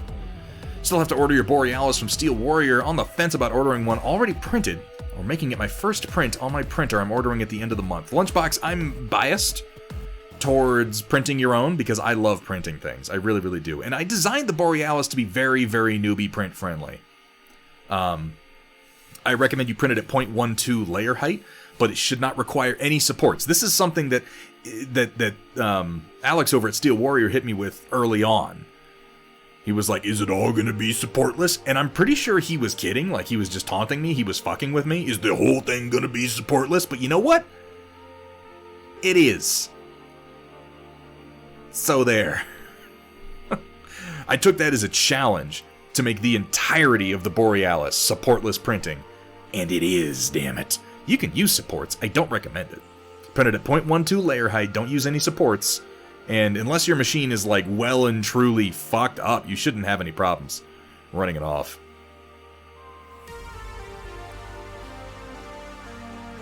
He was Kevin Kitsune. Yeah. Star Trek 3. He played a Klingon. When I get a Borealis just to have one, you can hang it from the ceiling. You can do what I do, Cat, which is I take it sometimes, you know, and I just kind of fly it around the room. It's great fun. I enjoy that. Look at how big this fucking thing is. Like, I designed it and even I was surprised when I assembled one and it was this. It's huge. But you know, this is what I got into when I decided I wanted to do everything in proper mech scale. It's very alien-esque. Yeah, I've noticed it has, people have noted it has kind of like a Gen 1 Transformers thing going on in the nose, which I can see that, you know? And then it has kind of a...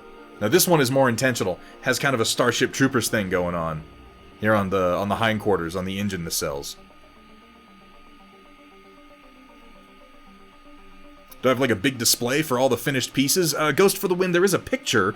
If you go to Steel Warrior Studios and look at the 3D printable files you can buy for the Borealis, there is an exploded picture that shows all the parts taken apart. And I did some really cool things with this, in my opinion, in that everything is oriented in such a way and everything assembles in such a way as to really maximize the strengths of FDM 3D printing. Like this nose piece, for instance, this prints oriented flat to the bed like this.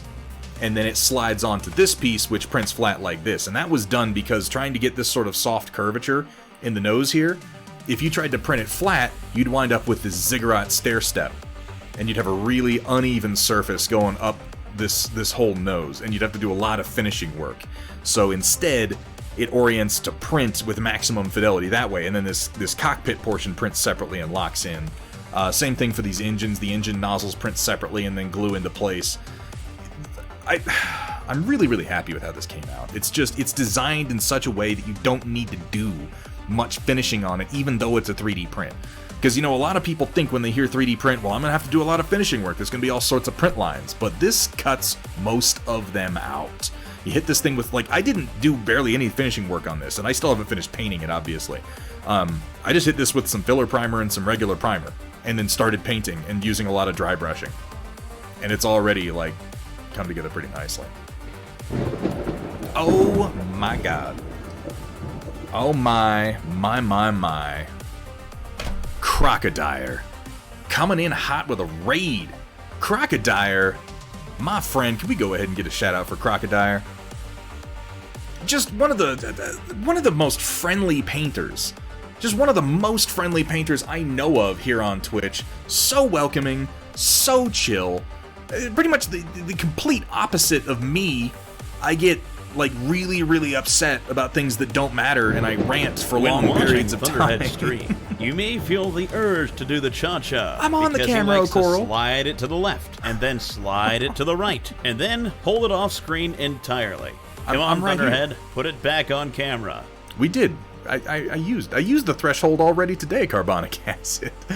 Oh, Daka, Flack of Flame. Thank you so much for that follow, man. Welcome to the stream and welcome to the Stormchasers. Crocodile, I hope you had a good stream, my friend. I wasn't able to stop in earlier. Seriously, though, Crocodile is just, he's one of the most friendly, most upbeat streamers with some of the most chill, relaxed, rational opinions on Twitch, which naturally means that I hate and fear him.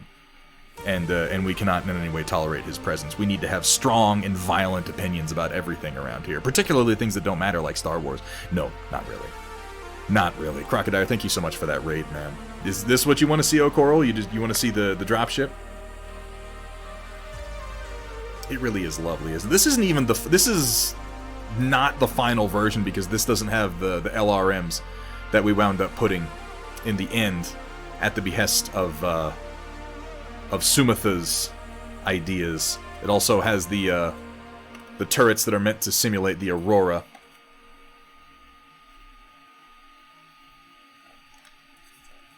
Look at this thing. It's a beast. And for anybody who's wondering, and I mean, it's... As long as I'm talking about features that I put in this thing that I'm really proud of, it's entirely hex compatible. It's entirely hex compatible.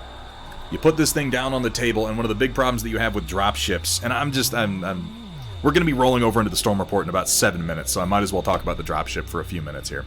One of the coolest things about this, in my opinion, I'll take a battle mech here.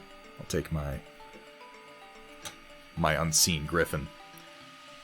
First of all, this is designed to line up with a hex grid. It has a hex grid insert that goes on the bottom, so if you're using a 33mm hex map, you can just plop this guy right down on there, align it, and every space will align with a legal hex position. And then, each of the hex positions are, in my opinion, fairly subtly marked on the upper surface of the ship. There's a hex position right here. You can see this little cutout.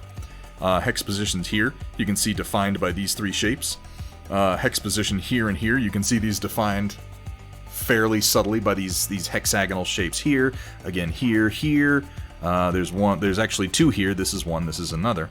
And any place on here that you want to place a flat-bottomed mech that is a legal hex position, it will fit stably, and it will stand there. And this is just my favorite thing about it, is that you can just treat this like terrain. You don't have to run it as a dropship if you don't want to. Just plop it down on the table and play the damn game. Have a good time. And even when you open up one of these mech bays, and it falls open, and you have a mech in there, it's lined up in such a way that the mech's position is a legal hex, and then there's a legal hex right there for it to move out in, and there's a legal hex right there for it to continue moving out.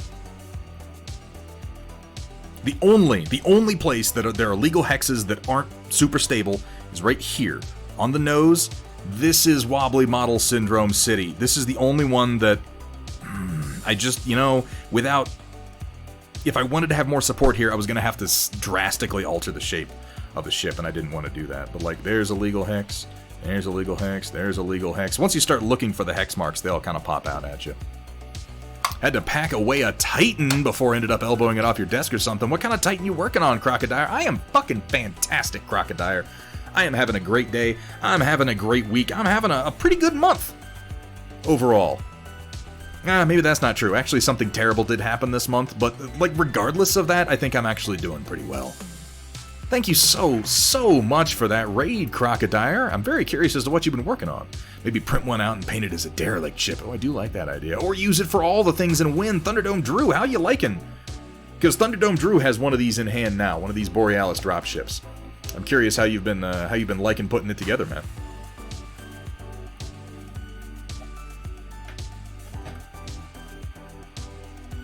What are you playing, Pretzel? What is this garbage music?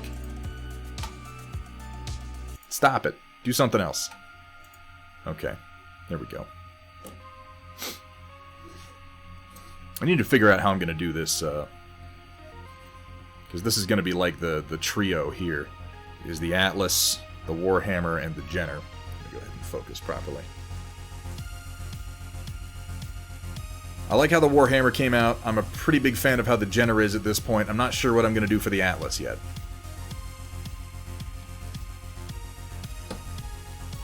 Thank you so much for doing that, Dark Fox.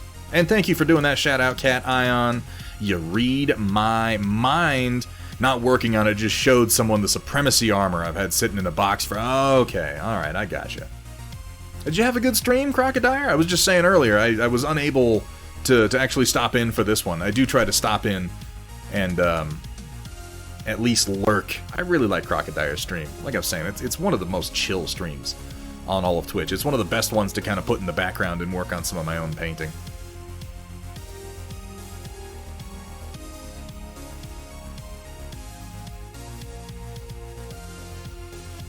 From Ravencat, more novels need good hexposition. That's what? It's ridiculous. Dropship is just the right amount of hexposition. I can totally see what's going on. That's a stupid play on words that you did there. That's really quite dumb. I'm not sure yet for Got It Wrong. I haven't put a whole lot of thought into this, but I do want to do something kind of special. Painting a super heavy tank for a friend right now.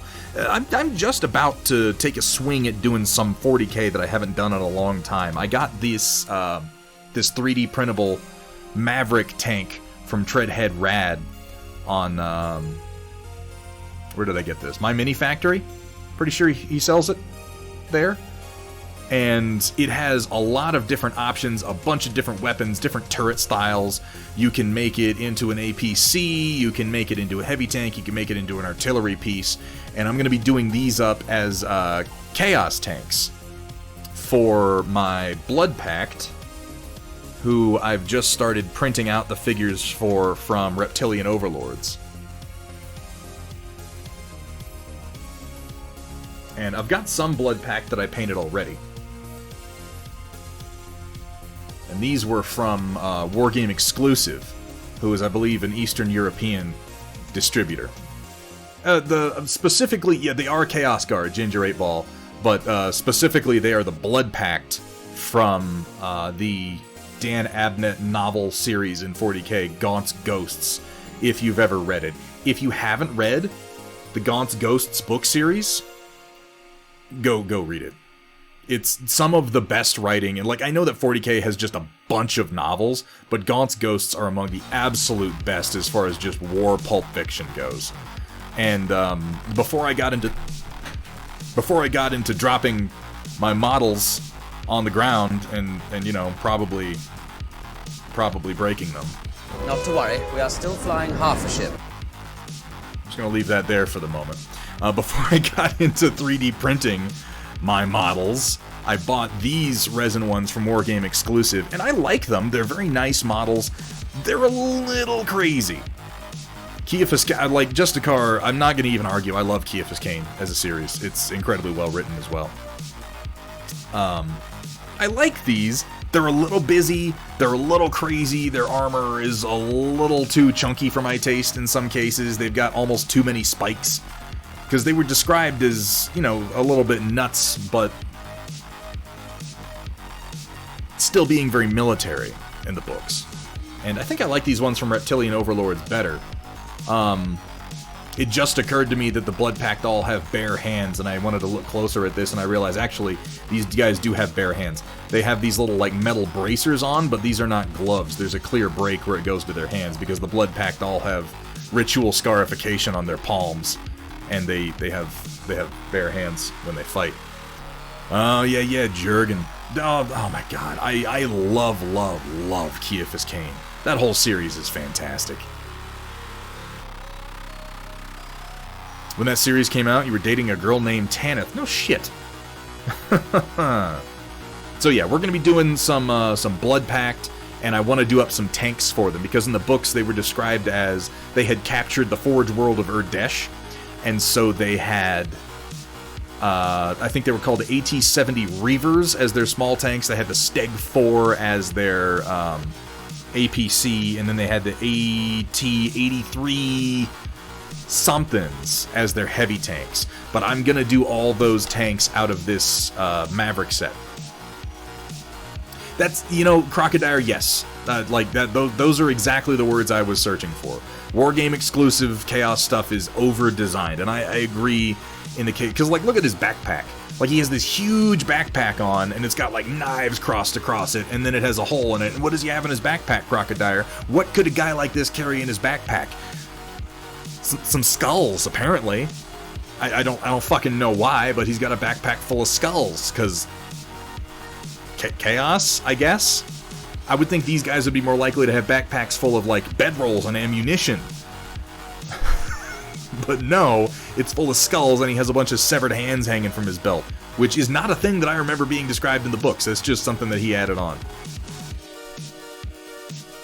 Tanith first and only is a bit of a pickup line. Oh, yeah. Go home and give her that straight silver, you know what I mean? Yeah. You know. Everybody knows.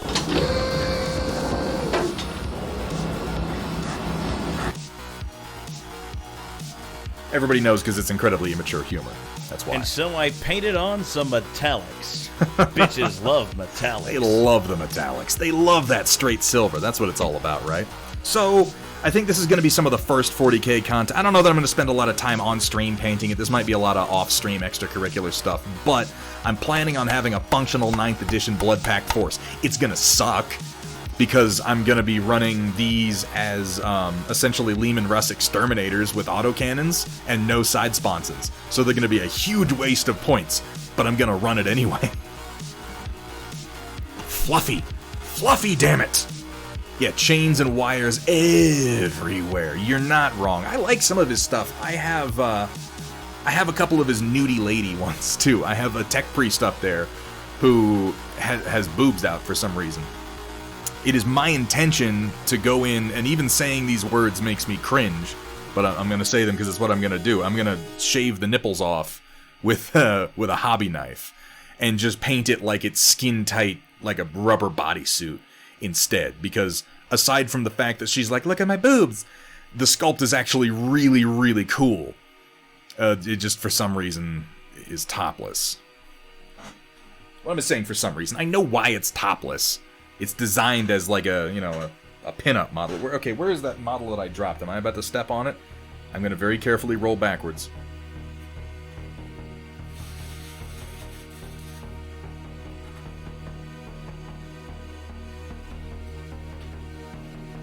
Disappear into the fucking nether zone?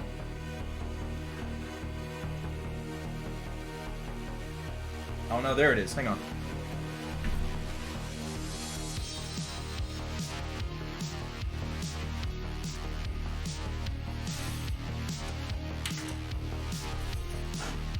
Okie dokie.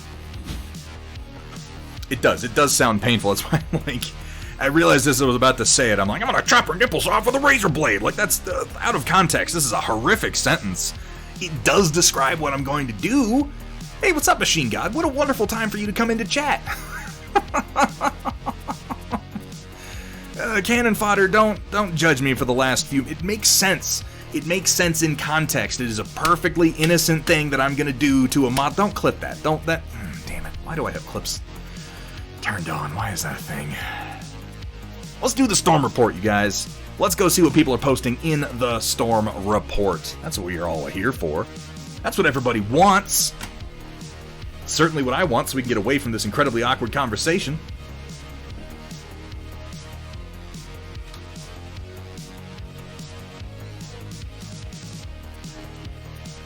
Only hear shit like that on Criminal Minds. No, it's not creepy. I'm just, I just want to cut her head off and put it into a freezer to represent the eternal bonds of love. That's all. And unfollowed. Yeah, I've been talking about this for a few minutes, Machine God. This is going to be a part of my my 40k Blood Pact force. This is going to be an Urdeshi AT-70 Reaver. Run as a Lehman Russ exterminator. Here at Featherhead Studios, we specialize in turning your shame into... Oh, God. All right. More shame. Way too much shame. Let's go ahead and take a look at what y'all are sharing on the Storm Report. All right, locusts and gentle mechs, get ready to feast your eyes on glowed paint and wet palates with the occasional culinary atrocity thrown in on tonight's Storm Report. There we Brought go. to you by viewers like you. And you. And you and you and you. Ooh. We've got an anvil up first today. That's kind of exciting. Here we have from Kursala, since it came up in conversation with White Wolf in the Works in Progress channel, I figured I'd get a picture and share. This is my anvil. There are many like it, but this one is mine. It's about 115 years old. It was one of the most used... Excuse me. I'm gonna drink some water. Is one of my most used tools for a while. That is a gorgeous, well-weathered anvil, Kursala. I have one that is, as far as I can tell, about almost 70 years old. I think last I checked it was like 65. So it's going to be getting up to 70. It's not quite as worn as that, but anvils are one of those things where they're just incredibly useful to have. Almost fucking impossible to... I mean, it's just... Transporting anvils is expensive and difficult. Ordering one online from somebody, first of all, they're not going to be as well made anymore, and secondly, they're going to cost more than the anvil to then ship it to your door. Going and even buying one someplace where they have them then involves, like, lugging that goddamn thing around. I am lucky enough to have an anvil out here that my grandfather worked on back when he was raising cattle. It's well worn. Toe Bean Lord, welcome, Cat Ion. Thank you so much for that shout out. How you doing, Toe Bean? Know someone that got drunk, picked up an anvil, put it in their car, and took it home. I punched my microphone. I'm sorry. This person just has super strength when they're drinking. How did I lift that? I think I did that once when I was like 16. I got real drunk and I stole a lawn jockey. And then once we sobered up and realized that we had to return it because we were going to get in trouble, we then spontaneously realized that it took 4 of us to move it. And no one could really explain what happened that night. Does booze give you superpowers?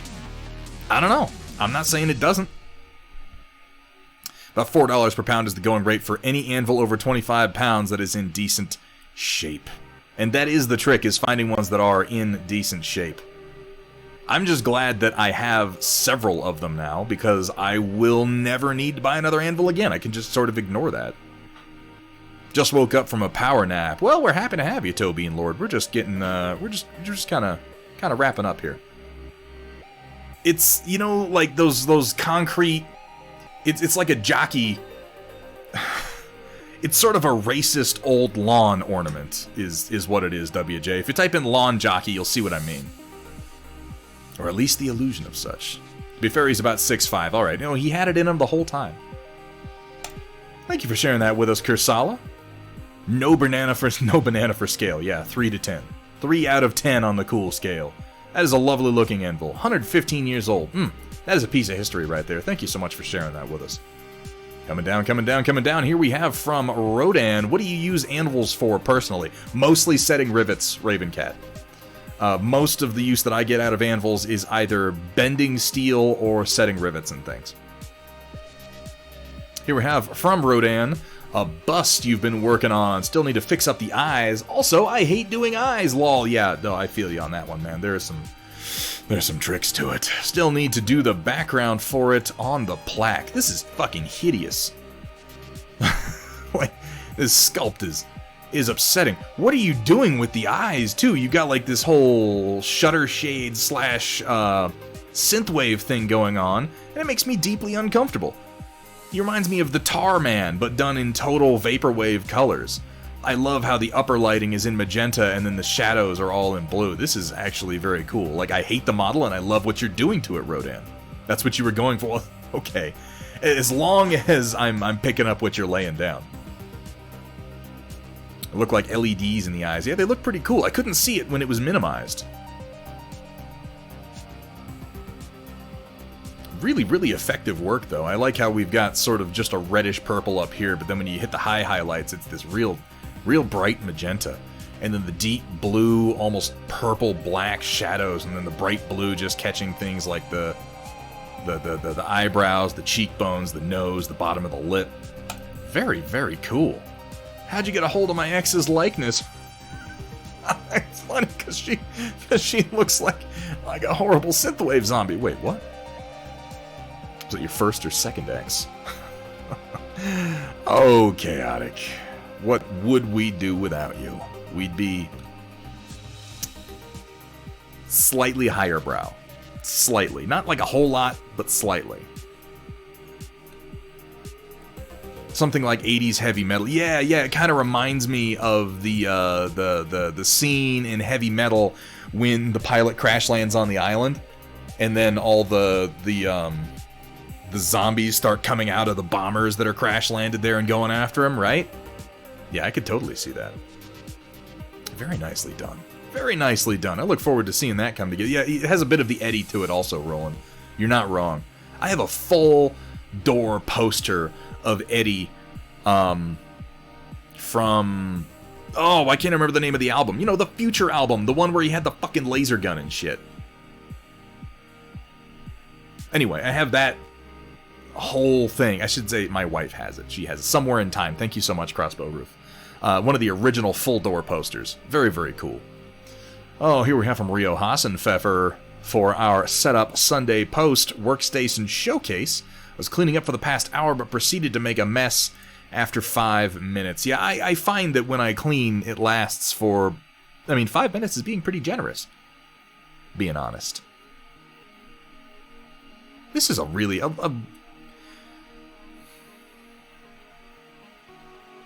really like this office. It has a good number of workstations. It's still fairly spacious. You got a little TV in the corner. Got some good posters on the wall. I spy a tall geese in box there. That's always exciting for me. I always cringe a little bit when I see carpet in workspaces like this that isn't covered by a whole lot of plastic. But then, Rio, you do a lot of actual sketching and drawing as opposed to painting. And I'm always thinking from the perspective of a miniature painter, and I could not do carpet. I've got hardwood, and I cover it up with numerous sheets of plastic just because I've spilled way, way too much paint in my time. Had the full door poster from Power Slave. Ooh. Saw Iron Maiden live 3 times. I'm curious what years, Ginger 8 Ball. Not that you have to tell me if you don't want to date yourself too much, but they've done some recent tours. I would have loved to have caught him back in the day. Bruce, man, that dude is a fucking dynamo on the stage. I've never seen someone as, frankly, old as him who still, runs back and forth across the stage while doing his shows. About 5 years ago in London. Ah, nice. Make no mistake, there's already spilled ink and blood on that carpet. Put down some plastic, Rio. Rio, do us a favor. Put down some plastic. This is a lovely, lovely workstation. I am a little bit envious of just how spread out it is. My own office is a bit more cramped. But it's fantastic to get a look at where you do that amazing work that you do. Is it your birthday, Ginger 8 Ball? Happy birthday, and thank you for spending a tiny bit of it with us, man. That's fucking fantastic.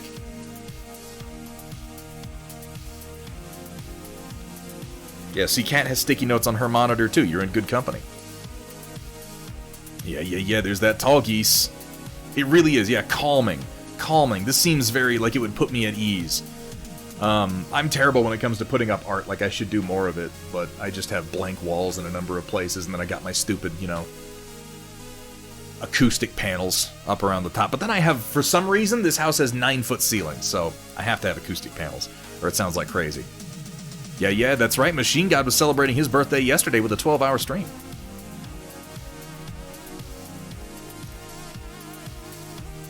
It's 4 a.m. What else am I going to do? One way or the other, man. I appreciate you spending part of it with us. All right, coming down. Here we have from Shadow31. Today was a good day for my hobby. For now, I have dedicated space. Not pictured is the hobby that was already in progress, which is currently hijacking our dinner table. So much potential. Look at all that. Looks like a decently solid table and so much surface area. Hell yeah, and there we got the airbrush getting set up, the beginning of something truly great. Something truly great. You need a good amount of surface area for this hobby. You don't need a good amount of surface area. You can do this hobby with like the corner of a table, and a lot of us started there. But when you're really able to spread out, it's just so very freeing. The problem I find is that the more space I have, the more bullshit I find to fill it with, the less efficient I become. I don't know if that's just like part of the hobby or entirely a personal failing, but it very easily could be. So much activity space. Very, very nice, Shadow. I am happy for you. Gorilla duct tape was the closest I had to a banana for scale in the first... Oh, okay, that's a roll of duct tape. I got you. Oh, very nice. That's me in my garage. Yeah, like, I always tell myself, man, if I just had some space, I would use it so efficiently. And then I get the space, and I just fill it with the same stupid shit. It is apparent to me at this point in my life that it's not the space, it's me. I will expand to fill any space that I am given. And it won't necessarily be efficiently at all. I'll just acquire stuff. And that is indeed how life goes. Here we have from Vergatarung, decided to paint up a river section and a couple of desert hills as a test for the alien world I want to do next. Inspired by the Dalal hot springs for the watercolors, which are all Dr. P.H. Martin's liquid acrylics. I love that stuff, I really do. The new deployable base will fit into this really well, I think. Yeah, this is definitely why I want to make sure that the new deployable base files wind up getting into Vergatarung's hands just as soon as possible. Because, yeah, I want to see this on like a Martian-style red dust map. The deployable structures, the hills. I love the blue grass that you've done. That's such a cool contrast. I love how you've done the little bits of grass and dirt on top of these for the hex rivers. And yeah, this is intense, man. It's so cool. I saw the concept art, the source image Vergatarung shared with me, and it's very, very neat. Seeing people's spaces being all clean and organized just makes me self-conscious about my extremely cluttered areas. Justicaro6, if I could take this camera that you're looking at me through and just pan it around a little bit, you wouldn't feel so bad. And technically, I can do that, but I'm not going to, because it's humiliating. Ravencat has to run out and take care of work stuff. Have a good report, Ravencat. Thank you so much for being here. You have a great day, man. Is acquiring stuff not the way of the mini painter? These days it's printing stuff, which is, in a sense, is acquiring things. I just acquire it in bottles and then shape it. You guys have dedicated hobby spaces? Give it time, Hardy. Give it time. This is the most dedicated hobby space I've ever had in my life, and I know I'm not utilizing it as efficiently as I could. You can see some of the clutter around. I choose not to look at the clutter. I look past the clutter. I try to see the potential. Of course, I also, in addition to this office that I have set up exclusively for streaming, painting, and my PC, I also have a separate workshop, but that was a somewhat recent acquisition. Dedicated hobby space is the top part of my desk. We all gotta start someplace. Really, this is fucking cool, Vergatarung, and I'm really looking forward to seeing this. This, by the way, this is a file that was done by Smite, isn't it? He goes by Smite on Discord and Igor Plesko on Facebook. And this dude has been doing some really, really cool sculpts in Blender and releasing all of his files for free. I would love to put some links to his stuff. In fact, I should do that. I should put a link to his Thingiverse up in the Discord, because he really, really deserves recognition for the sheer number of files he's produced. Not all of them were amazing. He's been learning to do Blender over the course of this last year, and so his earlier stuff is maybe a little rough at times, but he's gotten so much better. This is one of his latest releases, and it's fucking fantastic. Oh, here we have from Sumitha. May not be my primary setup, but 3 images of my lair, where I spend about 90% of my time, so it may as well be my setup. Hey man, layers and setups are... Oh, by the 9 Divines. That is a sweet-ass blanket you got there. Holy crap, look at that collection. Look at that collection. Do I spy Gypsy Danger? I do. I would recognize the profile of Gypsy Danger just about any place. love the collection, man. I got the collector's bug too. I feel you on just wanting to fill shelves. That's not a layer, it's above ground. Well, I mean, if we're getting technical. Oh, and we got a nice fireplace in there. Oh, we got two. We got two of those throws. Very nice. Little lap desk and a laptop. That does look very comfy. Oh, and here we have the Titanfall display over here with the helmet. And is that BT7274? I mean, you can't hide Gypsy Danger from me, Sumitha. It's just not going to happen. Lovely, lovely. I'm curious about the rug, too. Is that a... I can't quite make out the whole design. It's a dragon of some sort, then. Oh, here we have some of that Operation Lancaster art up on the wall, too. That's pretty slick. I dig that.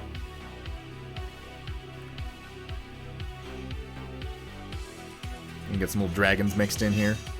Some console games. I would allow for this to be called a lair even if it's not technically below ground. We can make some concessions here, I think. You know? We don't need to be hardliners. We are indeed MCB. This is something that we're going to be doing every Sunday from now on. We're calling it Setup Sunday. You can have an extra picture in the Storm Report if what you're looking to share is your setup. Data Nerd, when a fuckflake decides to say, fuck you, I'm a snowball. Yeah. This is one of my least favorite things to come back to on my printer. It's just, it's so disheartening. Every time because you have to heat it back up, and then you have to just start clipping into the plastic and pulling it off, and every time I'm worried that I'm going to clip into some of the cables leading to the hot end and have to rewire the whole damn thing. Printing in a transparent, though, eh? I have to put in something I discovered a few days ago whilst cleaning. Next Storm Report, I reckon you'd appreciate it. Hardy, I mean, as long as you're not about to post a picture of, like, a hairball or something like that. Because, I mean, I have to be honest, you say, I found something while I'm cleaning. I'm like, what? Like, that could be one of any number of things that I don't want to see. I'm going to assume you have the best of intentions and say that I probably do want to see it, though. Almost tore off the hot end trying to fix it. Yeah, that aligns with my experiences cleaning these particular messes, Kursala. I'm glad that you did manage to get it sorted, though, because holy crap. Coming down. Here we have from Chaotic Harmony, finished his ogre zombie he's running a paint workshop for. This is very cool work. I like the kind of plum purple to pink that you did on the muscle tissue here. I think it's really tempting when you're doing muscle tissue to just launch right into reds. But like bright reds, like cadmium reds, are uncommon for muscle tissue or internal parts. They tend to have a bit more of a maroon, particularly if you're doing something that's supposed to be a zombie, where in theory some of the blood would have settled and it would have been exposed for a while. Yeah, exactly, Kat. That would be highly oxygenated tissue, whereas this would be more starting to rot tissue. Crocodile needs to head out, send some finished commissions, and hit the gym, man. Get that pump on. Oh, yeah. Do some push-ups for me, bro. I mean, if you're going to the gym, you're probably not going to be doing push-ups as much as like lifting or hitting a machine or something like that. Do some leg presses for me, Crocodile. Get after it. Crocodile, thank you so much for that raid, man. It is always a pleasure to have you here in the stream. You have a fantastic day, my friend. I like the skin tone that he went with on here, too. Mechanic Harmony is getting better at painting, it seems like, every single day. Did a really good job differentiating the cloth wraps from the skin, even though they're a very similar color temperature, by using some deep shading on it, too. Very nicely done, Chaotic Harmony. Oh, and look, another joke about his ex. I can just predict them at this point. 5 a.m. and I'm drinking beer. I love it. Hey, man, it's 5 a.m. somewhere. Wait, is that the saying? Might as well be. Let's just go with it. Oh, here we have from Wolverine DH, Little Mission Targets.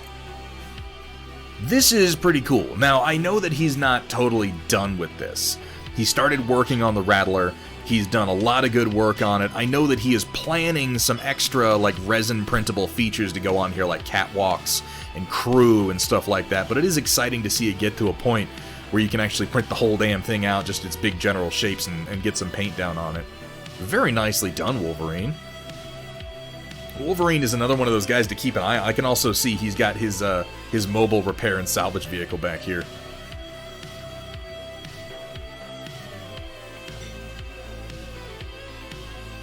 Really, though, Wolverine DH has done some truly fantastic 3D printing work over the last few months. He is a name to keep an eye on, and somebody whose profile you should definitely check out on Thingiverse. It does a little bit, doesn't it, Roland? I was just kind of thinking that, looking at it next to the Awesome, and I can't decide if the Awesome is oversized, or maybe it's at a funny angle, but I feel like the Awesome should only come up to maybe about the lower deck on here, shouldn't it? I wouldn't mind if he scaled the Rattler down a little bit. The Rattler is kind of nonsense, if we're being honest. All in all, though, nice design work on here. Wolverine DH, thank you for sharing with us. I cannot wait to see your final finished product, because I know, like, this looks fantastic. I know that you've got more you're planning to add to this, and that excites me. Oh, man. He is all about the raids. All about the raids today. Hyperphase Studios coming in. How you doing, Hyperphase? How are things, man? Hope you had a good stream. Thank you so much for doing that shout out, Cat Ion. That is thoroughly appreciated. Wolverine DH, thank you so much for sharing that with us. Really, really look forward to seeing that come together, finally. Well, to be fair, it's smaller than a dropship. Yeah, there you go. This is exciting to me. This next one is very exciting to me. Chillin' was a good stream. Hyperphase Studios. Let me how do I do the possessive on that? Hyperphase Studios. Studio Z's. That's a tough one. Hyperphases. Let's go with hyperphases. Yeah? That sounds pretty good to me. Hyperphase Studios, thank you so much for that follow, my friend. Hyperphase's streams are always pretty damn chill. He's a very relaxed guy, really talented painter. He does some amazing painting techniques with, I mean, like, by now you guys know that one of my favorite things in miniature artists are when they're able to do really, really striking paint jobs using fairly simple techniques.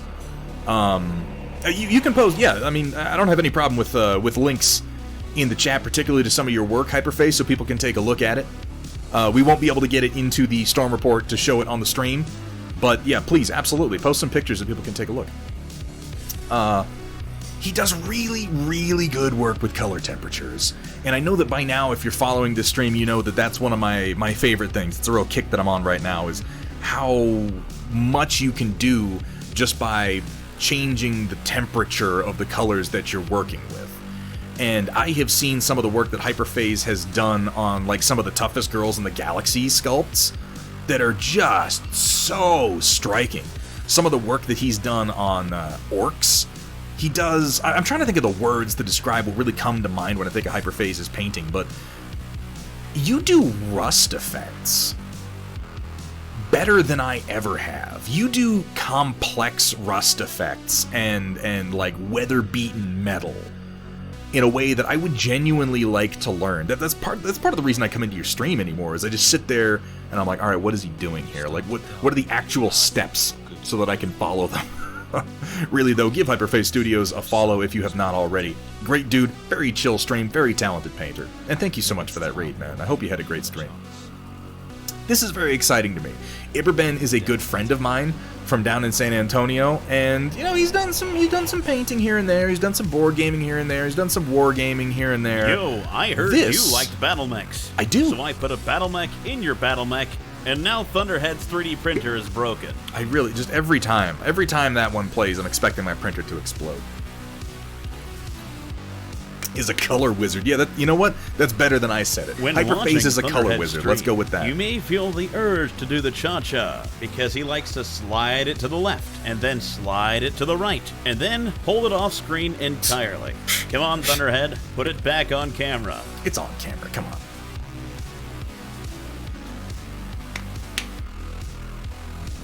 An Irby and a Hulkbuster. I'd buy that, Rio. This is fucking fantastic. This is a fairly simple paint job, and like I was just saying, I love color temperature shifting. this is really, really good for somebody that, and I hope you don't mind me saying this, Iberben, I never ever mean this in a pejorative context. For someone as new to painting and as relatively inexperienced with painting as Iberben is. Oh, no, not at all, Hyperphase Studios. You're ending your stream. You've got other shit to do. I never expect you to stick around after that. Thank you so much for the raid, though. I really appreciate that. 30 million 3-year. That's a lot of 3-year-olds. That is a concerning number of 3-year-olds. 30 million? Jesus Christ. Good luck with that one. You have a great day, dude. Thank you so much for that raid. I really appreciate it. But seriously, for someone who is as relatively inexperienced with miniature painting as Iberben is, this is amazing work. It's simple. It's almost unburdened by a lot of the assumptions that more middling painters get stuck in, if that makes sense. Like, really just sort of exploring and trying his own techniques, and I think it's paid off really well. He came in and he did not just like he did overall. It started as red, and we saw that in the works in progress section. And then he came in and he sort of washed these dark areas, but he very specifically shifted them to cool colors, to blue grays, and it works so fucking well. Look at the contrast between the red upper portion here and then the blue coming down into the pelvis, and then we got red on top of the leg here and more blue here.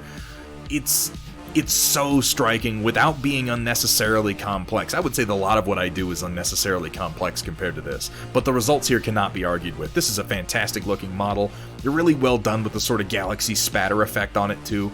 Overall, I think he said he was going for a nebula look on it, and oh man, did he pull it off. Iberben, this is a fantastic paint job. You did a good job on the lensing, you did a good job on the blending, you did a good job on the star field.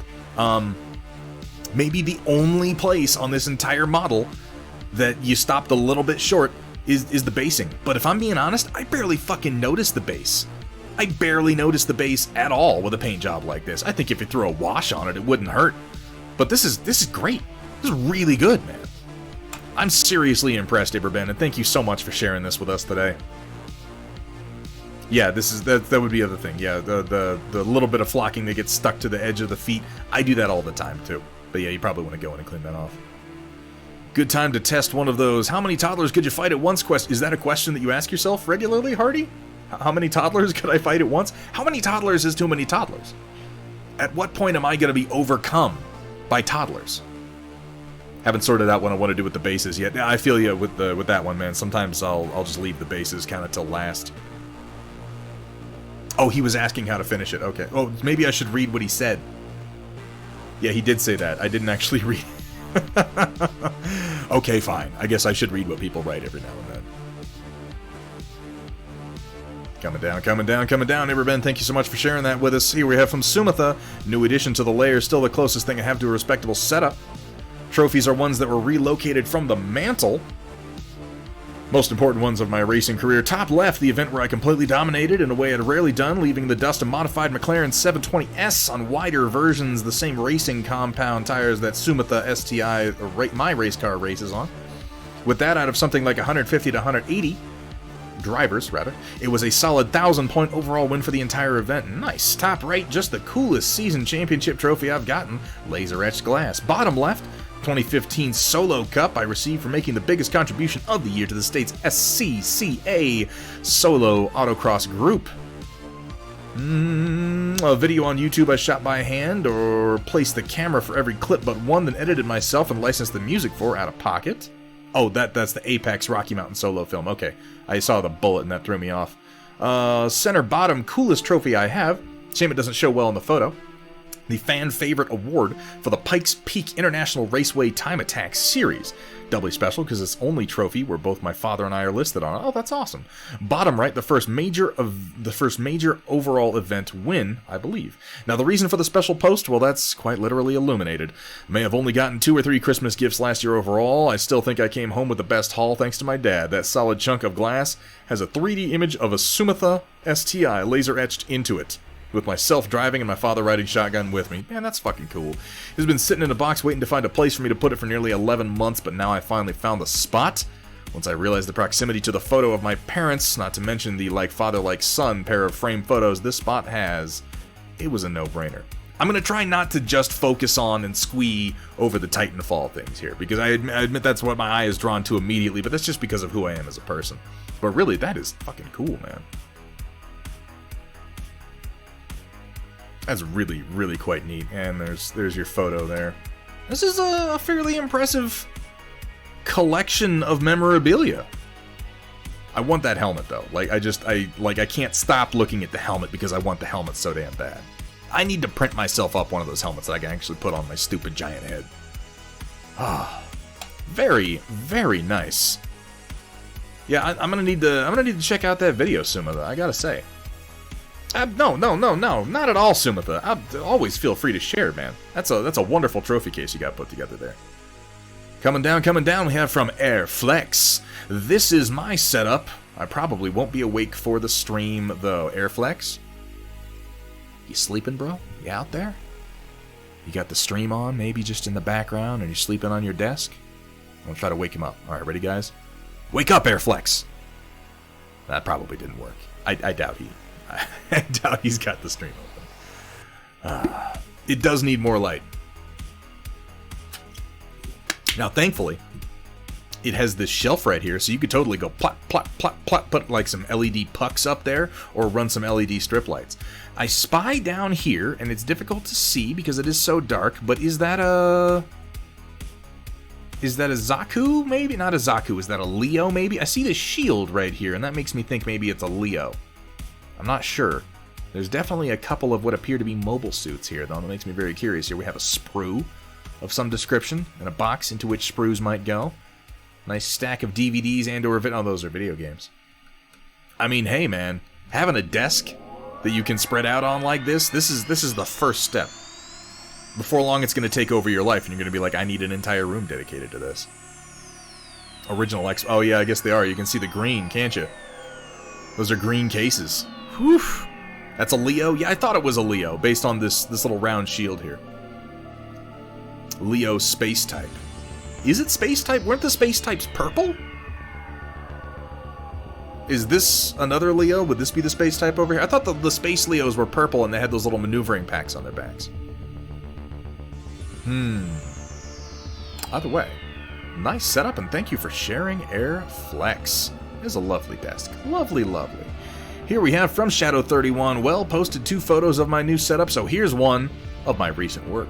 Basically, all of this was this week, over half today. Some of assembly today was the Wave Serpent doing most of the work on the 8 Guardians and Spirits here, and starting from Sprue on 5 Wraith Blades, 3 Hormagaunts, and 10 Gargoyles, plus basing an old metal Lictor and reattaching the gun to an Infinity Grenzer after he took a tumble. Oof, metal models, man, metal models. Good day of work, I'd say. That is pretty good. Particularly since you assembled a Wave Serpent, which in my experience is a huge pain in the ass. I'm glad to see you're utilizing the rubber band method, because I don't know how the hell else you're supposed to get them to stick together. I'm pretty sure it's green, 767. That one on the end, that Leo? I'm pretty sure that was green. Yeah, we got some Gargoyles. We got some Gaunts. We got some Eldar. That is a nice looking table of assembly. Thank you for sharing that with us, Shadow31. That is a good day's work. Now paint it all immediately. No, you don't have to do that. You can paint it at your pace, man. That's cool. Coming down. Here we have from Chaotic Harmony. Nobody showed for my paint workshop again, man. If you paint it, they will come. Really though, I think that if you do the commission painting deal with your local game store like you were talking about doing, I think you're gonna bring in more people that way. You gotta paint workshops definitely sell seats more easily. First of all, in years when we're not dealing with plagues, and secondly, from people who are somewhat recognized. And after you've painted someone, your local community, people will know you more, and they'll be like, oh shit, that's that guy who painted that store army that everybody likes. Let's go learn how to paint from him. And honestly, dude, you've been accelerating. Like, the quality of your paint jobs has been accelerating more and more. Finally found a place to purchase XPS foam from. Nice! By tonight I will have finished priming all your Necromunda terrain. Can finally get a good start on creating your first modular board. Hardy, that's exciting as shit. I'd love to see some of that. Painted some terrain instead. Also, the store and I've set up a system for paint commission, so that's exciting. Yeah, that's what we were talking about. I'm glad to hear that. These are really nice. This is some excellent use of color chaotic. I like the warm browns that you have for all the stone, and then, yeah, this... You say that this is... Turbo Dork's Ground is Lava, plus Turbo Dork's Absinthe, heavily dry brushed on top of it. That came out really nice. That's actually fairly impressive for being just as simple as a paint job and a quick dry brush, man. Damn. I like that. I'm curious what you're going to use them for. Yeah, no, it's a wonderful combination. The colors play off each other very, very well. Nicely done, Chaotic Harmony. And like I said, man, your paint jobs are just, they're getting better at an exponential rate. Here we have from Data Nerd for Setup Sunday, my desk where I do the designing for all the 2D Rainy River design items. Vinyl cutter, heat press, and laptop, plus the screen above it for my day job. This is where Thunderhead Studio merch is born. Oh, really, though? That's a nice little workstation you got here. I like these little shelves. Little knick-knack shelves going on up here. Of course, you have, you know, access to Kursala, who builds just some of the coolest work surfaces I've ever seen. Really nice desk. I love the solid work surface top that you got going on here. And yeah, that appears to be I saw someone commenting on this earlier. Is that a sketched beaker you have there? That's interesting. Yeah, the physical top of the desk. I love this curved stone top. That's so nice. So nice. Like an executive's table. I'm over here with like some cheap pieces of fucking melamine bolted to the wall. Lovely, lovely. Thank you for sharing with us, Data Nerd. Oh yeah, that's a heat press. I didn't ask because I do recognize what this is. My wife actually did vinyl pressing for a while. Yeah, we saw this one a while back. I'm pretty sure this is the same one. Granite bar top from your aunt's house. It came out really nice.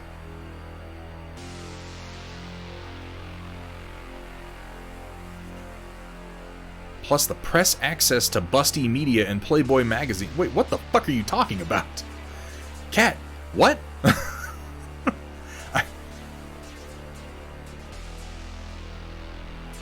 Oh, wait, oh shit, is that what that says? Hang on.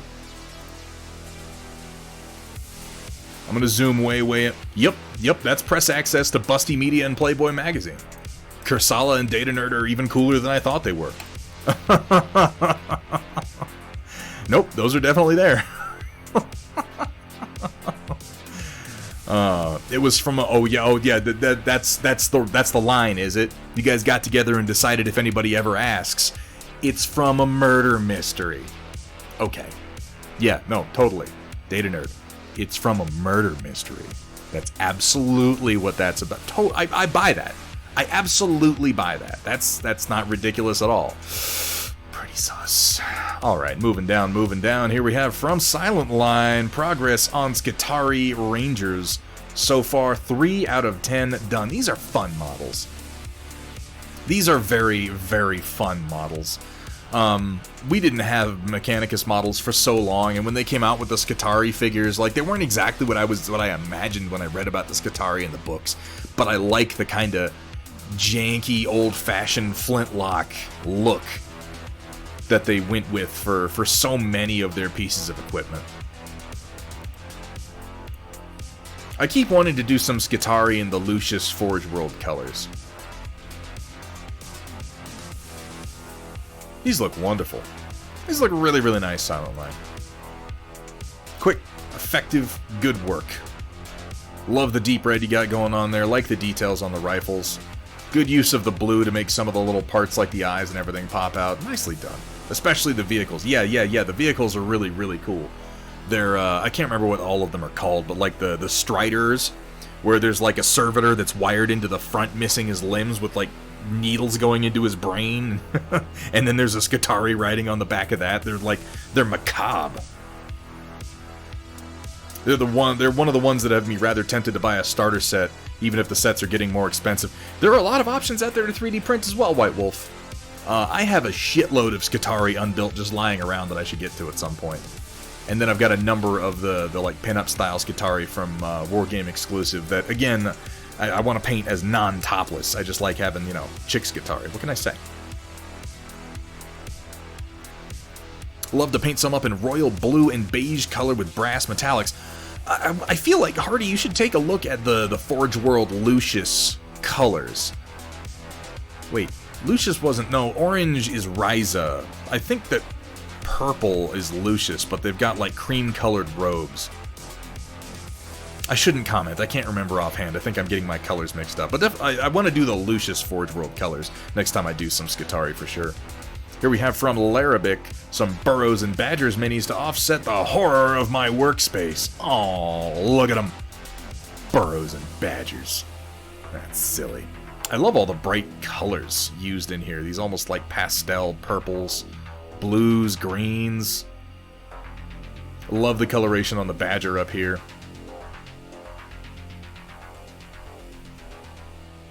I think if you just look up Forge World Lucius, Hardy, you'll find that color scheme pretty quickly. It's an official one. I think maybe, though, I'm conflating it with another color scheme in my head, so maybe it's not going to look like what I thought it would. Oh, they're cute. I like this guy. I like the rabbit with the male coif going on here with his ears sticking through it, and then, like, the studded leather armor. That's pretty classic.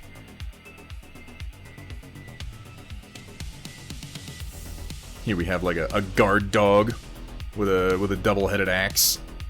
Well, those are just fucking adorable, aren't they? And then the horror show of a workspace. But some hidden gems on the desk. We got some biker boys coming together. Are these these are the new Gene Stealer cultist bikers, aren't they? I think so. Oh man, there's a lot to unpack here. Excalibur. Oof.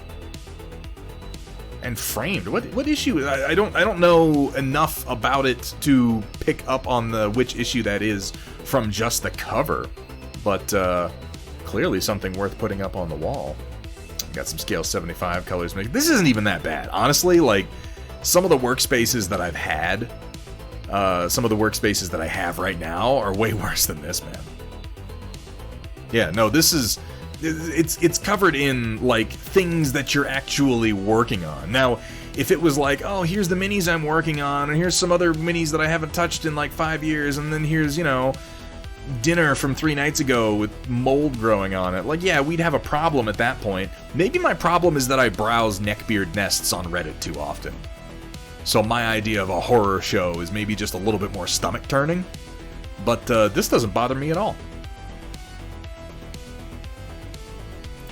I appreciate you sharing your workspace with us today, Larabic.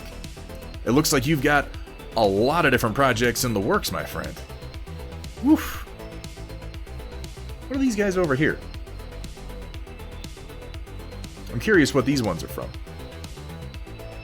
I'm gonna have to zoom in on that one a little bit later. Mine's covered in trash! That's okay, Toby and Lord. You know, it's the nature of workspaces. I don't understand the people out there who, like, I know they exist. I've been related to a few of them, and you know the guys. They're really meticulous. They're the guys who say things like a place for everything and everything in its place, and they've got like nicely organized tool racks, and everything goes back in the same place every single time, and they've got magnetic racks in every wall spaces, and like their wrenches go from the smallest size to the largest size. Yeah, I'm looking at you, Rio, with your fucking clean workspace. And it just, something about it just makes me sick. You know? I look at it and I'm like, it just, ugh. Bothers me.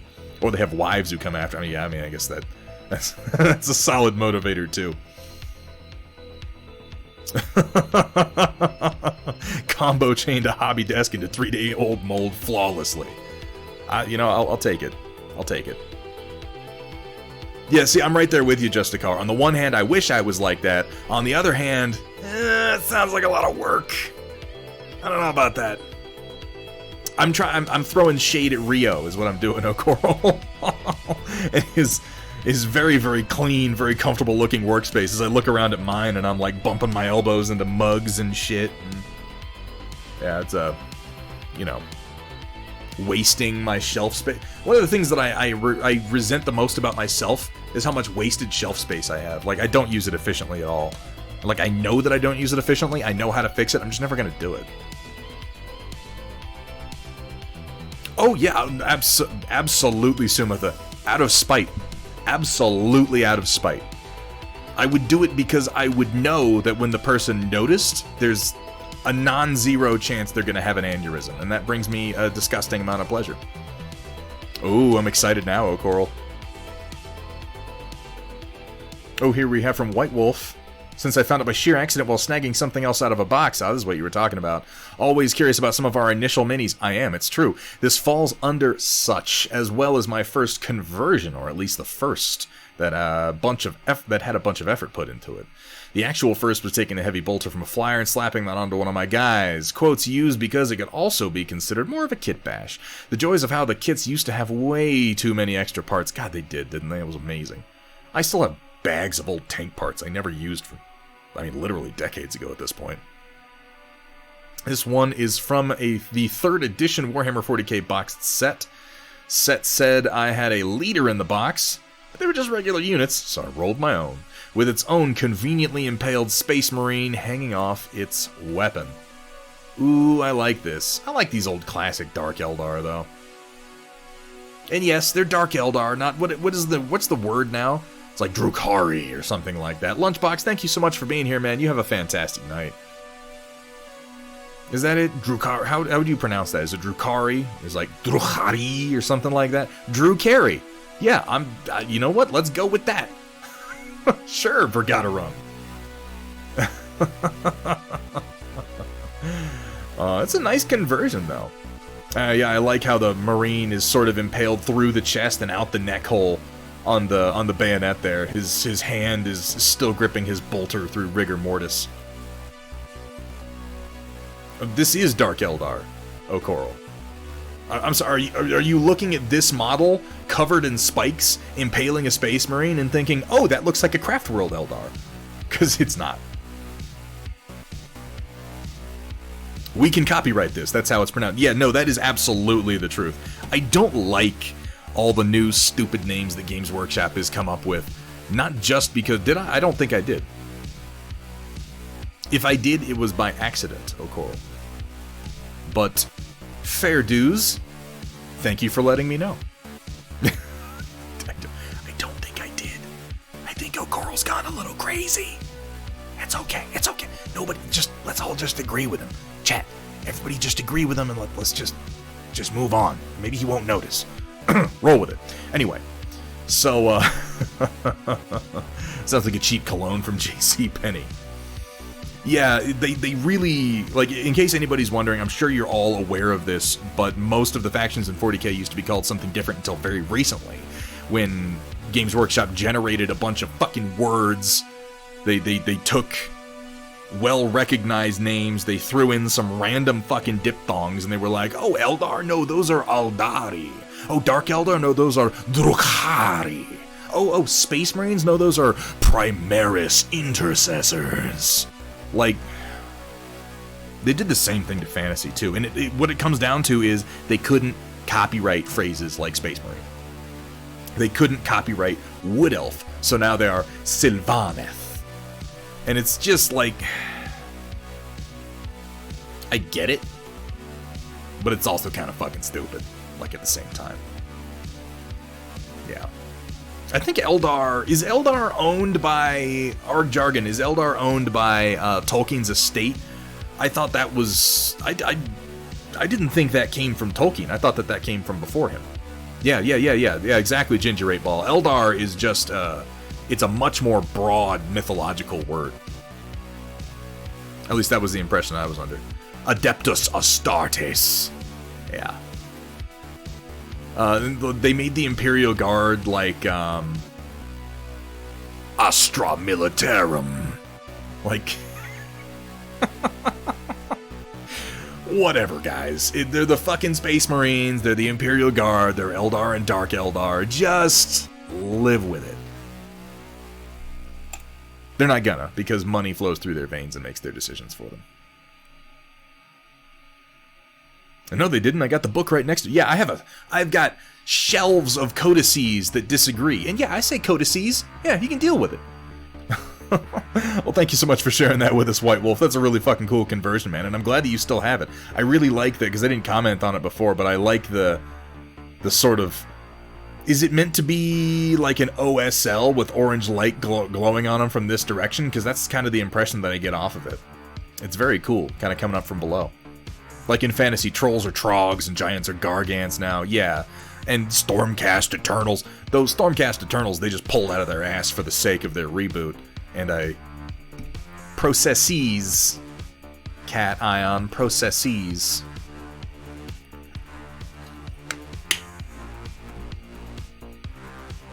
Arg jargon, I want to argue with you. I want you to know this. I want to argue with you, but I fully confess that I am ill-equipped to do so. I do not have enough specifics to argue with you on that subject, so I'm gonna let it go. But I want to argue with you. Tolkien was the person who used it to refer to... I mean, to be fair, Tolkien also codified the concept of the modern fantasy elf. Like, there have been elves in mythology throughout human existence, but they tended to manifest differently than being tall, lithe, pointy-eared, pretty humanoids. They tended to be like the fucking, forest goblins and mushroom gnomes and shit like that. So I'll buy that there's probably some truth to that. Alright, we're digging through. Here we have from Rogue 19K. Took this the other day to show someone the scale difference between CGL's Battletech minis and the old WizKids MechWarrior Dark Age. Yeah, the scale is completely different from MechWarrior Dark Age. I'm surprised at how many people don't realize that. Dark Age is like 10mm scale or something like that. It's close to it anyway. Look at that big. Is that a Warhammer? Is that what that's supposed to be? The Dark Age sculpts really throw me off so bad sometimes. Oof, that thing's huge. Is there a reason WizKids upscaled that hard? I honestly don't know. Maybe it was easier to manufacture. It's a Warhammer 2C, okay. The game, MechWarrior Dark Age, is actually pretty excellent in my opinion. I think it was the distribution method that really turned most people off to it. Here we have from Hardy, got to fly my new ship, the Mercury Star Runner, on Star Citizen today. That's just a lie. No, Star Citizen doesn't exist. Come on. Dedicated cargo/data blockade runner. Been waiting since I bought it back in 2018. That is the part that I believe. Ooh, I actually like this ship. I like how it has kind of like an asymmetric cargo hold to it with what appear to be weapon pods over on just the left side. That's a very, very nice shot. Such a beautiful fictional myth. Oh, you're not wrong. Nothing's original. Arg jargon, that's the fucking truth of it, man. There's nothing new under the sun. There's nothing new under the sun. Nice picture, Hardy, and thank you for sharing with us. Here we have from Steiner. I saw him painting this the other day. This is something that Steiner has started doing that is just so... just so damn goofy. He started painting stupid little faces on his hands while he paints. This isn't even the dumbest one that he's done. Guys, if you're not following Steiner Miniatures, you really should be. Ooh, and for Setup Sunday, I love his light arch. I really do. This would have been the design that I would have gone with before I did my 3D printed double banded light arch.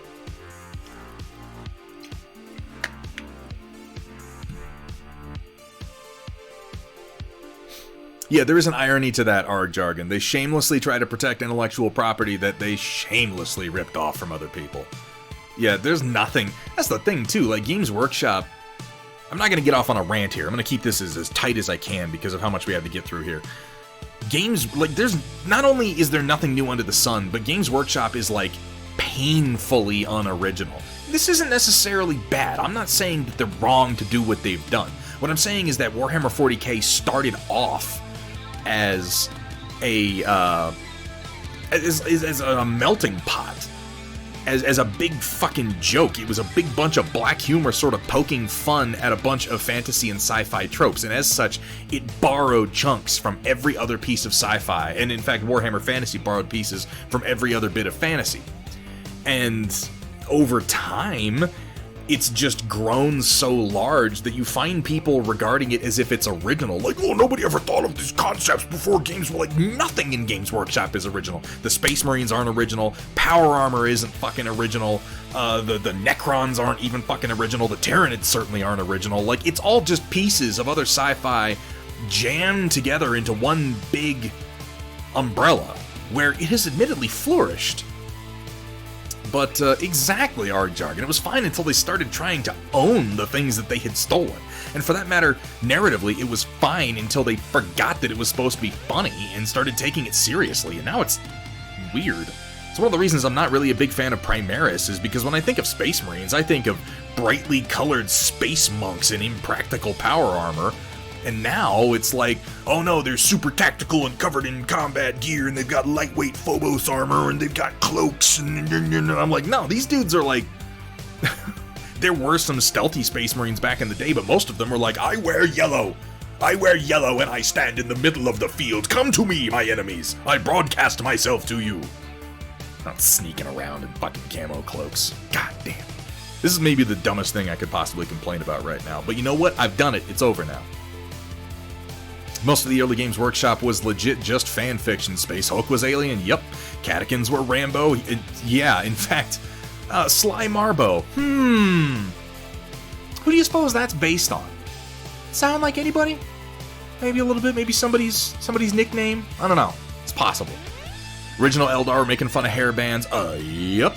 The Arbitus were a rip of Judge Dredd, yep. Well, I mean, I feel the Arbitus I'm going to give them as not necessarily being a ripoff of Judge Dredd, just because Judge Dredd in 2000 AD were just riffing on police state sort of punk rock-ism in the first place, and I feel like Arbitus and Judge Dredd just came from the same place, as opposed to one being based on the other. This is a lovely paint station, by the way, Steiner Minis. You have a fantastic amount of light. He does some incredible work here. Some really, really incredible work right here at this very paint station. Thank you so much for sharing with us today, man. Definitely give that man a follow if you haven't already. Tobean Lord working on another doodle page of Cherry. Gotta say, outfits aren't my strong suit. I'm not familiar with this character. Parts of me are confused by it. I want a TV head. I don't know why, but I do. I love the sort of Marilyn Monroe-esque skirt flip going on here, by the way. I think you've done a fine job, Tobean Lord. You say it's not your strong suit, but it's a damn sight better than anything that I would put down. TV with a push-up bra. Oh man, it's definitely the 90s. I mean, yeah, okay. Did a few things this week. Pyrites. Interesting. Nice work. Interesting and unique style to your work, Tobean Lord. I haven't had a chance to pop into, oh, you're a big fan of TV heads. I've only been into your stream a few times, but I really like watching you work. I was a big fan of that Among Us bit that you did. Justicar taking off. Take it easy, everyone. Justicar, thank you so much for being here, man. You have a fantastic night.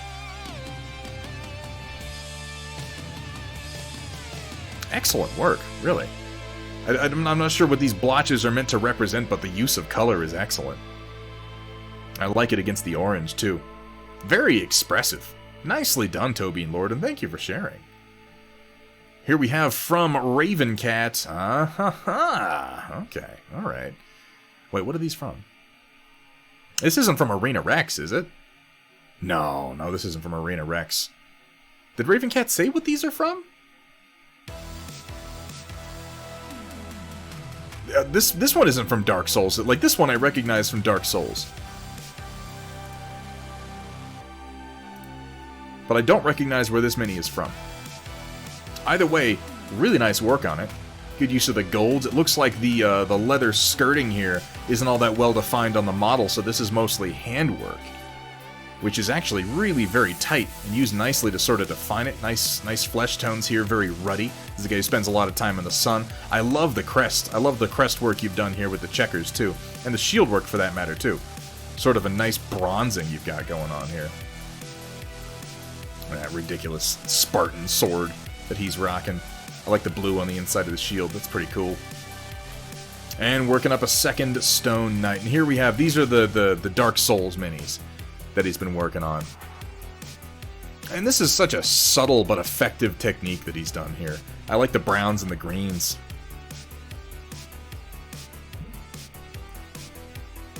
Really like the sort of modeling. The modeling done on the sword here. I wonder how he did that. If that's a sponge or a dry brush technique. Very nice work, Ravencat. Thank you for sharing. Again, I'm amazed you've been painting as little time as you have. Always love seeing what you've got to post. Got about 20 years of 2000 AD in a cupboard at your mom's. See, I know that Ginger is being serious because, first of all, it's 4 a.m. Probably 5 or 6 a.m. I don't know. I don't do time. It's damned early in the morning where Ginger 8-Ball is, and he refers to his mom as his mum. This is a person who grew up probably reading 2000 AD progs. I believe that. Ginger 8-Ball, have you seen my... I don't want to go off on a whole thing. Well, I'm not going to put it on, but have you seen my... my Judge helmet? This is one of my favorite props that I retained from one of my favorite cosplays. It's specifically Judge Lex from the movie. Yes, this is from the Carl Urban movie. I'm gonna put it on. I'm gonna put it on. Fuck it, why not? What's the worst that can happen? What's up, Shax Productions? Dude, this is the piece of the costume that I saved. Most of the rest of the costume went to a buyer in Asia, but I had to keep the helmet, man. I've been thinking about redoing a Lawgiver now that I can 3D print things, because I feel like I could do the Lawgiver so much better than it was before. You remember the good old days when we had to hand make and resin cast literally everything? Making sure there's no, like, spiders or something in there. Ooh. Damn, that feels good. Ooh. You'd almost think it's sized for my head because it, well, it is. You know what the most surprising thing about this helmet is that the visibility is actually pretty good. Like, outside of the fact that I'm not wearing glasses, so everything's blurry, and that it's, like, smoky, so everything's a little dark. Outside, it's not bad, but the eyes are actually right here. The X goes nicely between the eyes and falls into a blind spot. I can't even... If I reach up and touch it, I know where the X is, but if I'm just looking, I can't even see it. It's pretty cool. These were a great design that they did.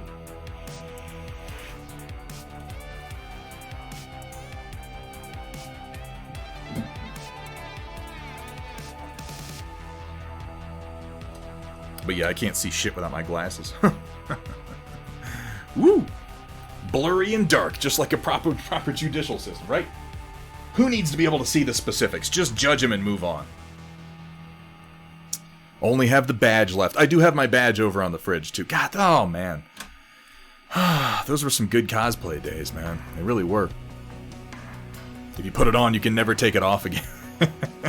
Now, to be fair, that's not Judge Dredd's helmet. That's Judge Lex's helmet, and I think he could probably go ahead and take it off. It's really just Dredd that's the weirdo who never shows his face. I'm glad you think so, Ginger 8-Ball. I fucking love that Carl Urban movie. I've got pictures on the Discord of myself. No, Firestarter. For God's sake. I've got pictures of myself on the Discord. I got to hang out with Carl Urban for about like 20 minutes backstage before he went out for one of his... No, Steiner, what are you... You're just wasting points. You're just wasting points at this point, man. Let him. Sure, go ahead.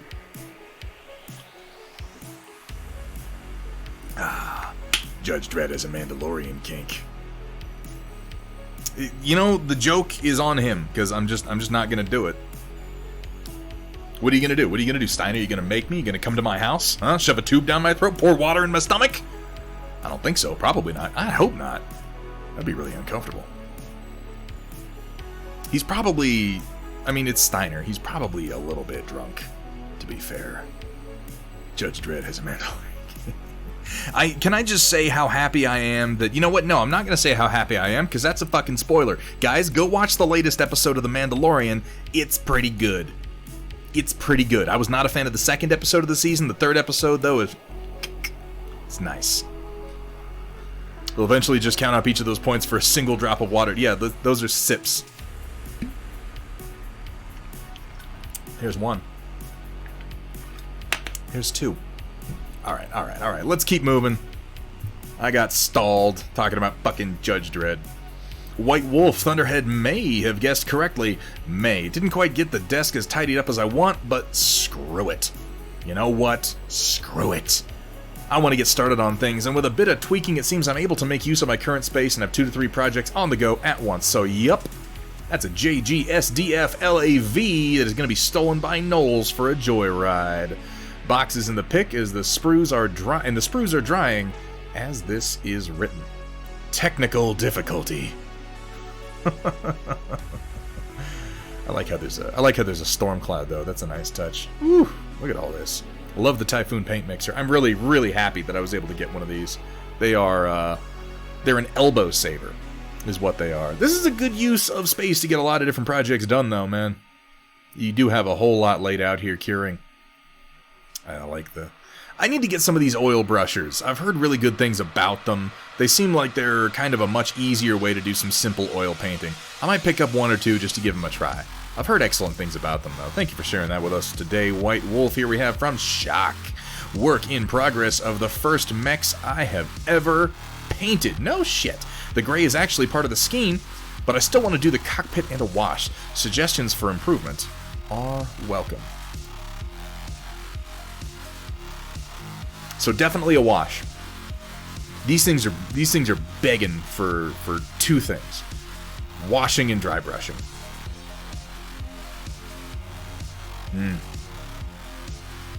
Because even just a simple black wash over the gray is going to enhance the look of this so much. But if you did something real clever, like did a black wash over the gray and then dry brushed it real lightly with some white, it would pop like pow. And then you could come in and do the cockpit work. I like the use of the sort of brassy, coppery color for the weapon barrels to kind of differentiate them. That's nice. If you're going to be doing washes, something more like a sepia or a brown over these, and then a quick dry brush of like a silver would really help the details pop on those. And then for the blue, you could still use a black wash. I would do almost all of this in a black wash. But yeah, if you're looking for simple steps for improvement from this point right here, washing and dry brushing. These are the 2 techniques that I would start to invest some time into. They are simple, they're effective, and they are an easy way to step up your paint job. Desert Starflower, oh my god. What are you doing? What are you doing, Desert Starflower? Let's not do this. Let's not have this become a thing. You're gonna make me disable the hydrate. I'll do 1. There's your 1. I hope you enjoyed it. I hope that was worth it. But yeah, like a brown wash and a black wash, a white dry brush and a silver dry brush, and then a light gray dry brush over the black parts would step each and every one of these paint jobs up. Close-up of one of the Novas. Yeah. It's fantastic to see you getting your feet wet painting some mechs. Feet wet painting some mechs. Yeah, that's definitely it. Gotta take a look at dry brushing. Shock 21, it is one of the most effective techniques in all of miniature painting. I strongly recommend, like, any dry brush will do, even just a busted old kind of ratty brush will do, but I recommend picking up one of these ELF contour brushes. You can usually get them for no more than $10 delivered. These are fucking amazing. And when you go to do dry brushing, take some of the paint that you want to use, unless you're using a dry brush compound from Citadel, which they're okay, they dry out real easily though. Take your paint that you're going to use. Oh, I forget that I have that, White Wolf, but yeah, if you go down below chat, there's an Amazon Blacksmith link where you can pick up things like this ELF dry brush and a few other painting supplies, and they'll kick me a few cents and give me a pat on the head for you using the link down there. But yeah, grab one of those ELF contouring brushes, put your paint out onto a piece of porcelain, and let it sit for a couple of minutes before you try to use it for dry brushing, because you want your paint, when dry brushing, to be kind of dry. Shocking stuff, I know. If you have any questions on how to do that Shock 21, I am more than happy to demonstrate. I'll show you some on Tuesday if you want to see how to do some simple dry brushing. Find if I dry brush, I get like speckles. I don't like it. So that is one of the reasons that I recommend using these contour brushes. The bristles are so soft. So soft. You can get some absolutely incredible results dry brushing. I'd be happy to demonstrate for you on Tuesday if you're interested, Shock 21. I can find a reason to dry brush something. But yeah, washing and dry brushing. If I were you and you were looking for next painting steps, things to focus on, washing, dry brushing. Work on those. Once you've mastered those, you'll have some really good looking mechs, and you'll have an idea of where to go next. And then White Wolf for Setup Sunday. Here's my planned setup for the assembly long-term project desk. I'll slowly convert it over the next few months. Plans to upgrade to a 6-foot wide desk instead of a 4-foot. Get some additional storage at the desk for various basing stuff, as well as storage for terrain, minis being displayed, books, DVDs, games. Terribly MS photo. Paint racks added in. Oh, okay. I see what you're saying. Because I'm terrible at editing. I mean, you know, me too. Shelves above the desk will just be regular shelves instead of the fancy ones shown. IKEA's planner didn't have the option for the actual 6-foot wide shelves. Goal will be 4 inverted dropped racks, and 1 shelf rack from Ironheart Artisans on said shelves, then Game Envy Wizard racks on the desk for additional paint and project storage.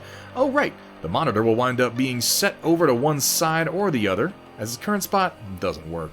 Lights get in the way, and it's glare city. Hubby suggested just getting a tablet. Seriously might wind up doing such. Surface Pro, anyone? I have an iPad Pro that I use quite a lot in tandem with the rest of my workstation. Oh yeah, this is going to be nice. Good access to everything, a huge amount of shelves, which is really quite important. This is an efficient use of space and makes me like a little bit jealous. I will enjoy watching this come together, and I hope that you post as you assemble at White Wolf.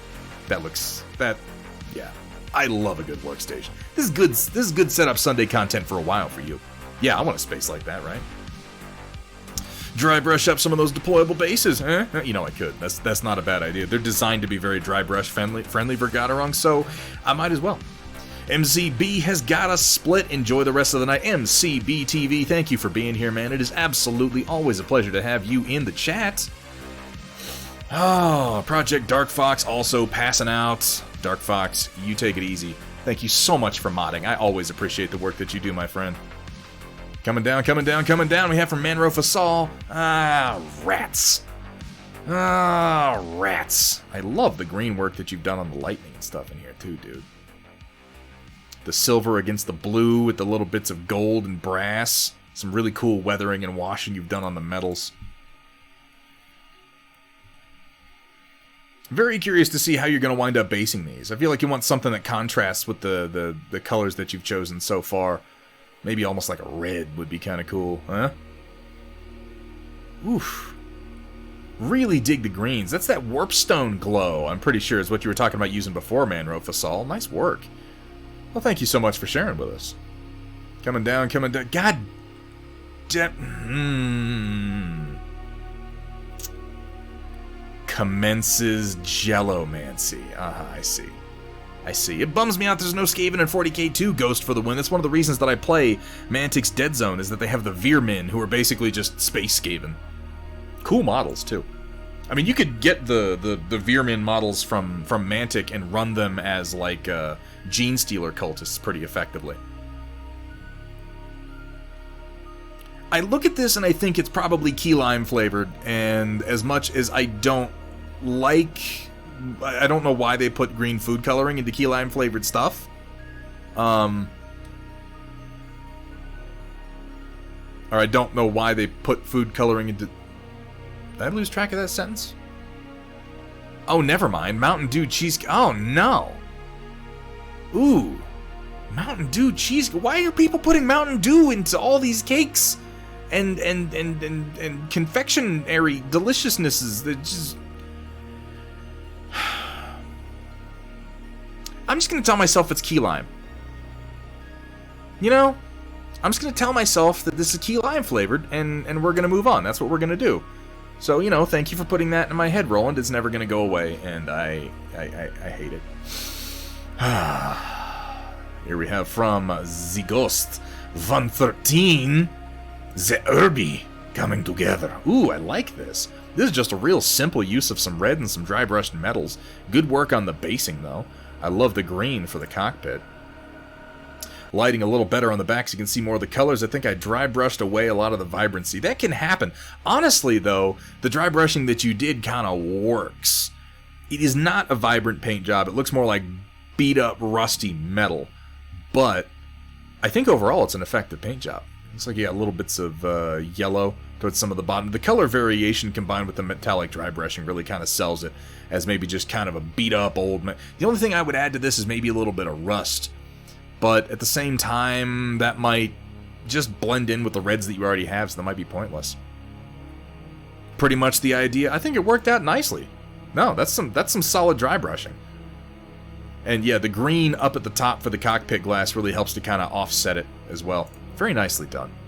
Tried a tiny bit of rust, it's in there, but so that's the problem though when you go with red as a base color, is then when you come in and you try to do rust, it can just sort of blend into the rest of everything else.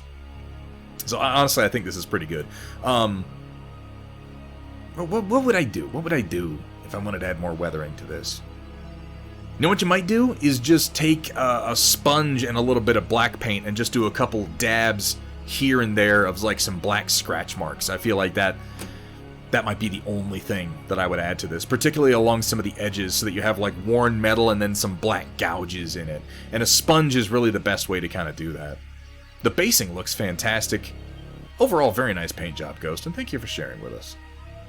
Coming down, coming down, coming down. We have here from 8Ball. Ooh, I'm excited you got in. You got the post some stuff, man. We got some Age of Sigmar stuff. I don't remember what this guy's called. I painted one of these for a friend of mine back when Sigmar started, and I don't remember what it's called. Lord Arcanum. Okay, thank you so much. I love what you've done here with this sort of green-blue. For, like, it's much bluer on the skin, and then as you get to the feathers, it turns into much more of a teal. You have it here again, and then on the chest, it helps to really differentiate while still being, what's the word I'm looking for? Unified. And then you have this orange on the toe tips just before you get to the claw. That's cool. Yeah.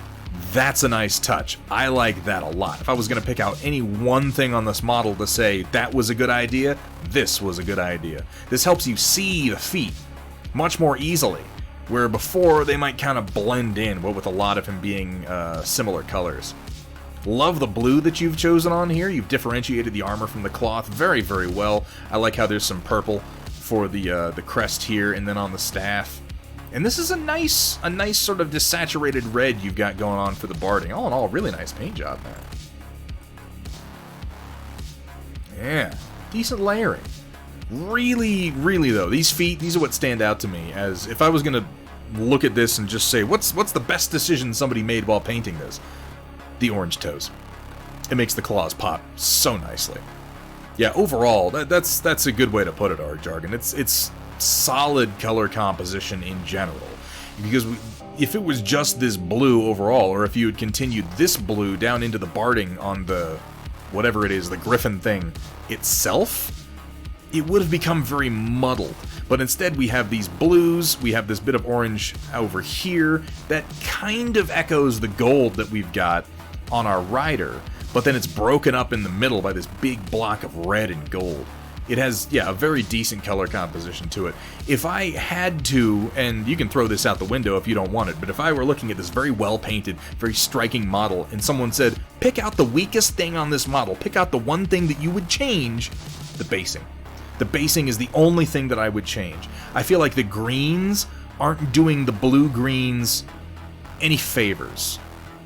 They're not really repeated anywhere else on the model, nor do they contrast much with anything on the model. They get kind of lost.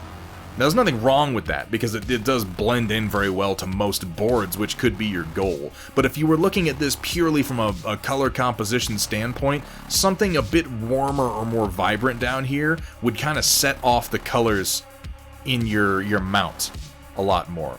A little touch of bone on the bottom of the tail, that might not be a bad idea. Oh, you mean right there. I was thinking like working some lighter warm white highlights into the tail feathers, but what you mean is that there's a little splorp of bone right there. Oh, these things will happen. It's like I'm looking at two triads of color balanced around each other. Yeah. No, I see exactly what you mean, Arg Jargon. And again, the only thing that offsets them for me, and it's only because the rest of the model looks so good that I even notice it. It's one of those things where it's like everything is perfect and then there's one little thing out of place and your eyes go right to it, and for me it's the base. Everything on here is so great and the colors set each other off so well, and then the base is a little like, yeah. It's not bad. I just feel like, man, this model would look hot on something warmer. That's all I keep thinking. Yeah, the problem is the bar is raised. Oh, we got some work here from Thunderdome Drew working on those. I'm pretty sure these are Raptors that he's doing here with that sort of olive drab color scheme. I love how he uses these rubber bung stoppers. That's such a good idea, particularly with the brass rods. Love the red plasma guns. I love the red plasma guns. It's always something that I liked about the classic Ultramarine scheme. Oh, we've got some 43-1.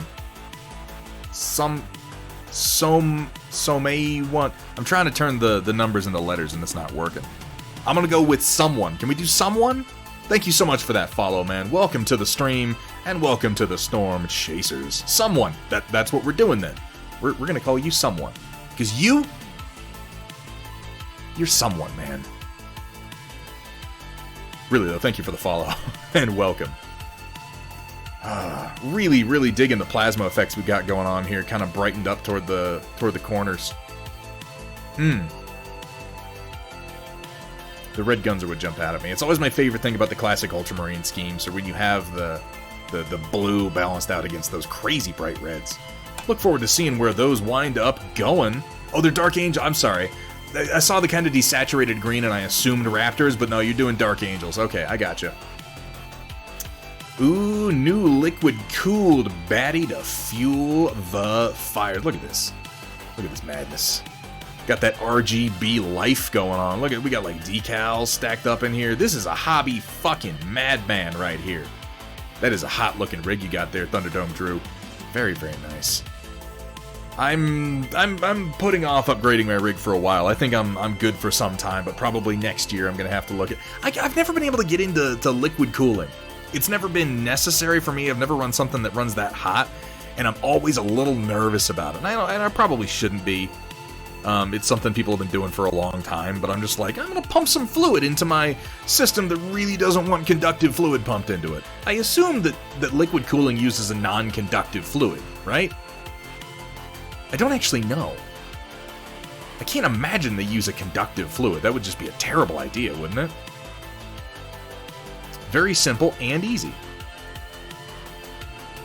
See, yeah, like, I'm not going to touch liquid cooling until I have a genuine need for it. Air cooling's just simpler. And so far it hasn't been a problem. One day I might upgrade, but I'll tell you what, that is a hot-looking rig, Thunderdome Drew. Very, very nice. Here we have from Kevin Kitsune, my Tau XV25 stealth battlesuits coming along nicely. Basing is almost done. Sterling mud is a base coat. On top of the mud is Vallejo weathering effects snow with some Sterling mud mixed in with some of the snow. Just need to paint the rims black. Also got some mud on the feet. Then it's on to painting the clan markings on because I'm too lazy to learn how to use the water transfer. I gotta tell you something, Kevin Kitsune. Get yourself some microset, some microsol, a pair of tweezers, and just learn how to do it. Just learn how to do it, dude. It's easy. It's so much easier than what you're about to try to do. Now, I'm not saying don't freehand. I'm not saying don't learn how to freehand. It's a skill. It takes practice, and if it's something you want to do, this is a good opportunity to practice it. But if your reasoning for not using decals is that you're too lazy, you're working from a mistaken premise, because it is so much easier than what you're about to attempt. Seriously, man, like, just give it a shot. It's much easier than you think it is. Definitely easier if you pick up a bottle of Microset and Microsol. I think you can get them in a package on Amazon for like $10 or something like that. Yeah. Like, water slides are really, really easy to do. You can do it with just water and a dull X-Acto, but Microset and Microsol make it just so much easier, so much cleaner. And it's not expensive to get. What Microset does, Ginger 8-Ball, is you apply it. Yeah, Microsol is the one that you dip it in to loosen it from its backing. Microset you put over the top of it, and what that will do is sort of shrink the decal around and make it more malleable. So if you put like a flat decal, a flat broad decal onto a curved surface, you know how sometimes it'll pinch up around the edges. Well, if you then go over it and put on some Microset, I thought it was the wrong way around, Nanotanks, but I can never remember, and I didn't want to pull them out to look. Okay, so one of them separates it from the backing. The other one, which is apparently the Microsol, will shrink it down onto the surface and help it conform to complex curves and things like that. They're not expensive.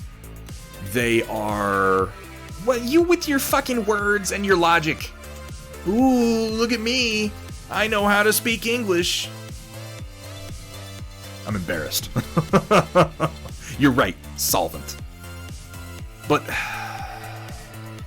So I was thinking solvent would also make sense for separating it from the... You know what, I'm just going to stop. I mixed it up. The point is, one of them separates it, the other one helps it to conform to the surface. Get both, use both, learn both, love both.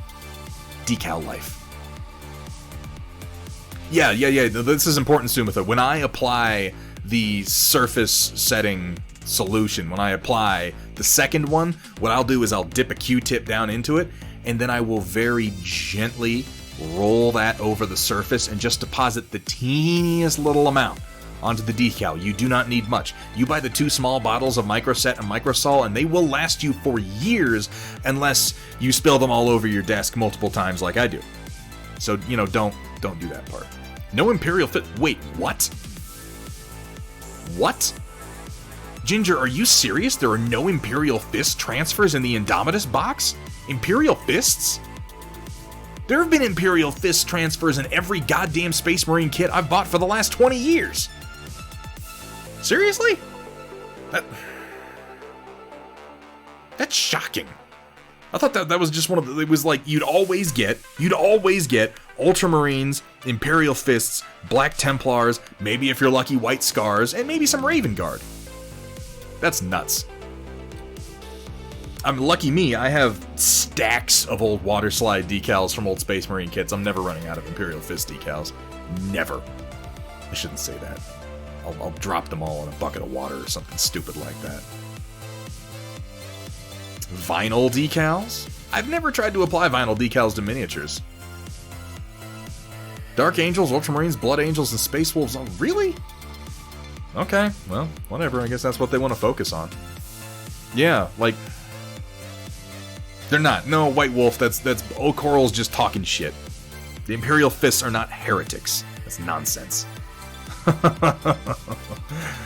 Alright. Let me actually read this now. And because it would be the wrong color if I used the red transfer... Oh, okay, there's another reason too. I should just actually read things. That's an idea. I like the sort of yellow panel lining you've gone with on this. It's actually fairly effective, particularly for the design of the Tau stealth suits. So, the sort of wobbly brush control that I'm seeing here, I sympathize with this so much. This is the sort of brush control that I correct. Like I do this myself all the time, particularly when I'm trying to get edges like this in large numbers. Running just a line of black down between here to clean it up would improve the look of it a great deal and be good practice for brush control.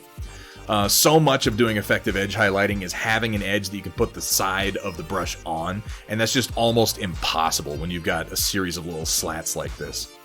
Oh, they look fantastic. The stealth suit overall looks good. I mention this only as like, if I'm looking at this, that's the one thing I would do to clean it up. The color choices are fucking great. I like the basing. I like the combination of the snow and the mud and the little bit of mud gathered on his footsies. It reminds me very much of, well, walking outside with all the loose dirt and snow that we have around here a good portion of the time. Yeah, really nice contrast. I tend to agree.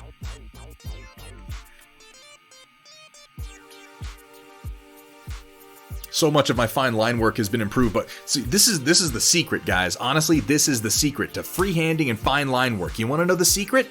It's not doing it right the first time. Some people can do it right the first time, and you know what? Good for them. I'm happy for them. I can't. The secret is just go in and clean it up after the fact, man. Make it as splorpy and blotchy and glorby as you want, and then go in and just clean it up around the edge. It's fantastic practice. And as Thunderdome Drew has noted, practice, practice, practice. How do you get to Carnegie Hall? Practice. Oh, but the yellow is nice, and I love your use of blue here on the faceplate. The sort of darker blue, and then the lighter blue towards the center gives it a sort of light glow effect. And yeah, the basing is particularly fantastic. I really, really like what you've done here with the yellow panel lining. It is an uncommon move, but I think it actually works particularly well. It gives the whole thing kind of an off-white tinge. I dig it. Nicely done, Kevin Kitsune. And coming down, we have from O'Coral. O'Coral's workstation, where the madness happens. Got that Ender 3 life going on. Oh, and you got drawers dedicated to minis. It's actually, You cleaned up. You cleaned up before you took this picture, O'Coral. For shame. Oh, I see. All Space Marines. That was the logic behind it. Imperial Fists are heretics because they worship the corpse god. Fair enough. I see how it is. Nicely organizing everything and putting it into the drawer before you take the picture. Yeah, okay. Yeah. I'm on to you, O'Coral. I'm on to you. Nice workstation, though. Good place for the Ender 3. Here we have from Roland. Ooh! That's a clever use of a little MDF light arch just for taking pictures.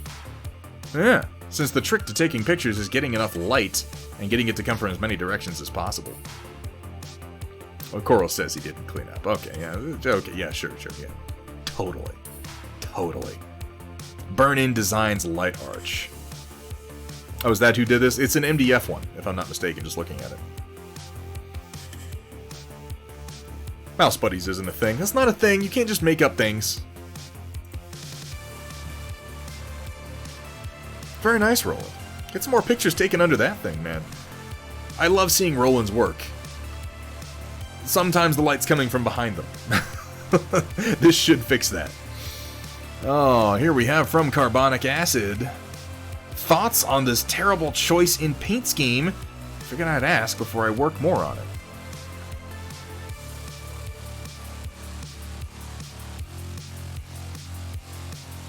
I like the red. It's kind of a rich maroon, almost purple red. It needs something else. It needs more contrast, first of all, but it needs something else, something a bit starker. Maybe white? Maybe white panels? Maybe white stripes?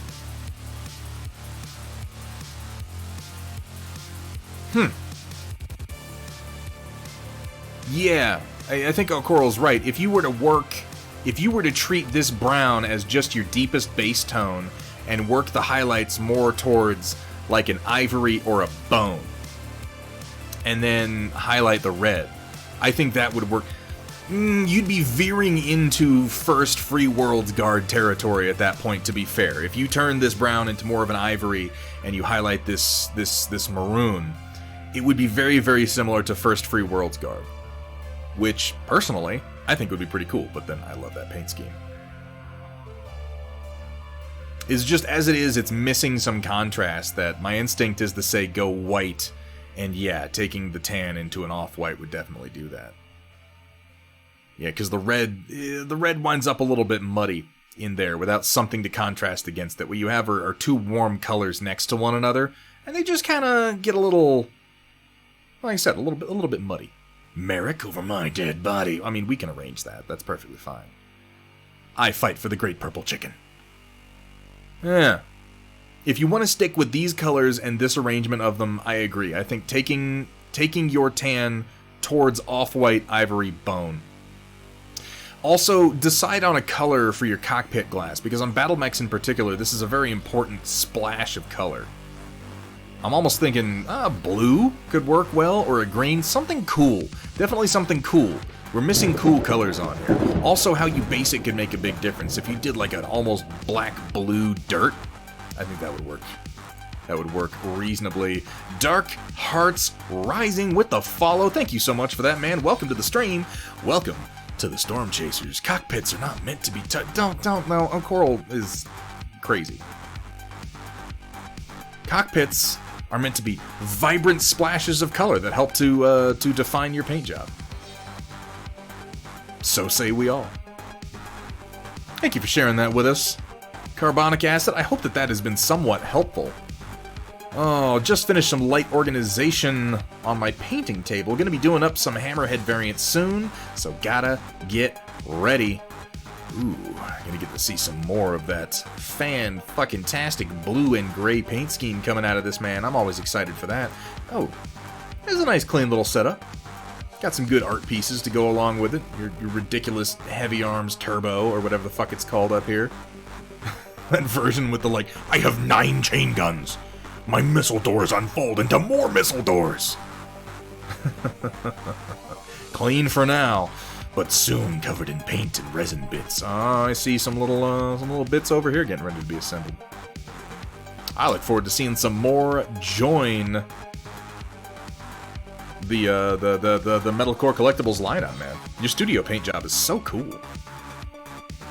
And here we have from Vergaderung, my current messy setup.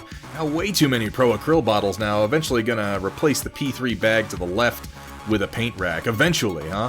Eventually with the Pro Acryl bottles. Yeah, ping me one more time on that, Vergaderung. I'll get that paint rack put together for you, man, because I've sized it and everything. It works perfectly for Pro Acryl bottles. I just gotta extend it out so that it has more rows of bottle in it, but that's not too bad to do.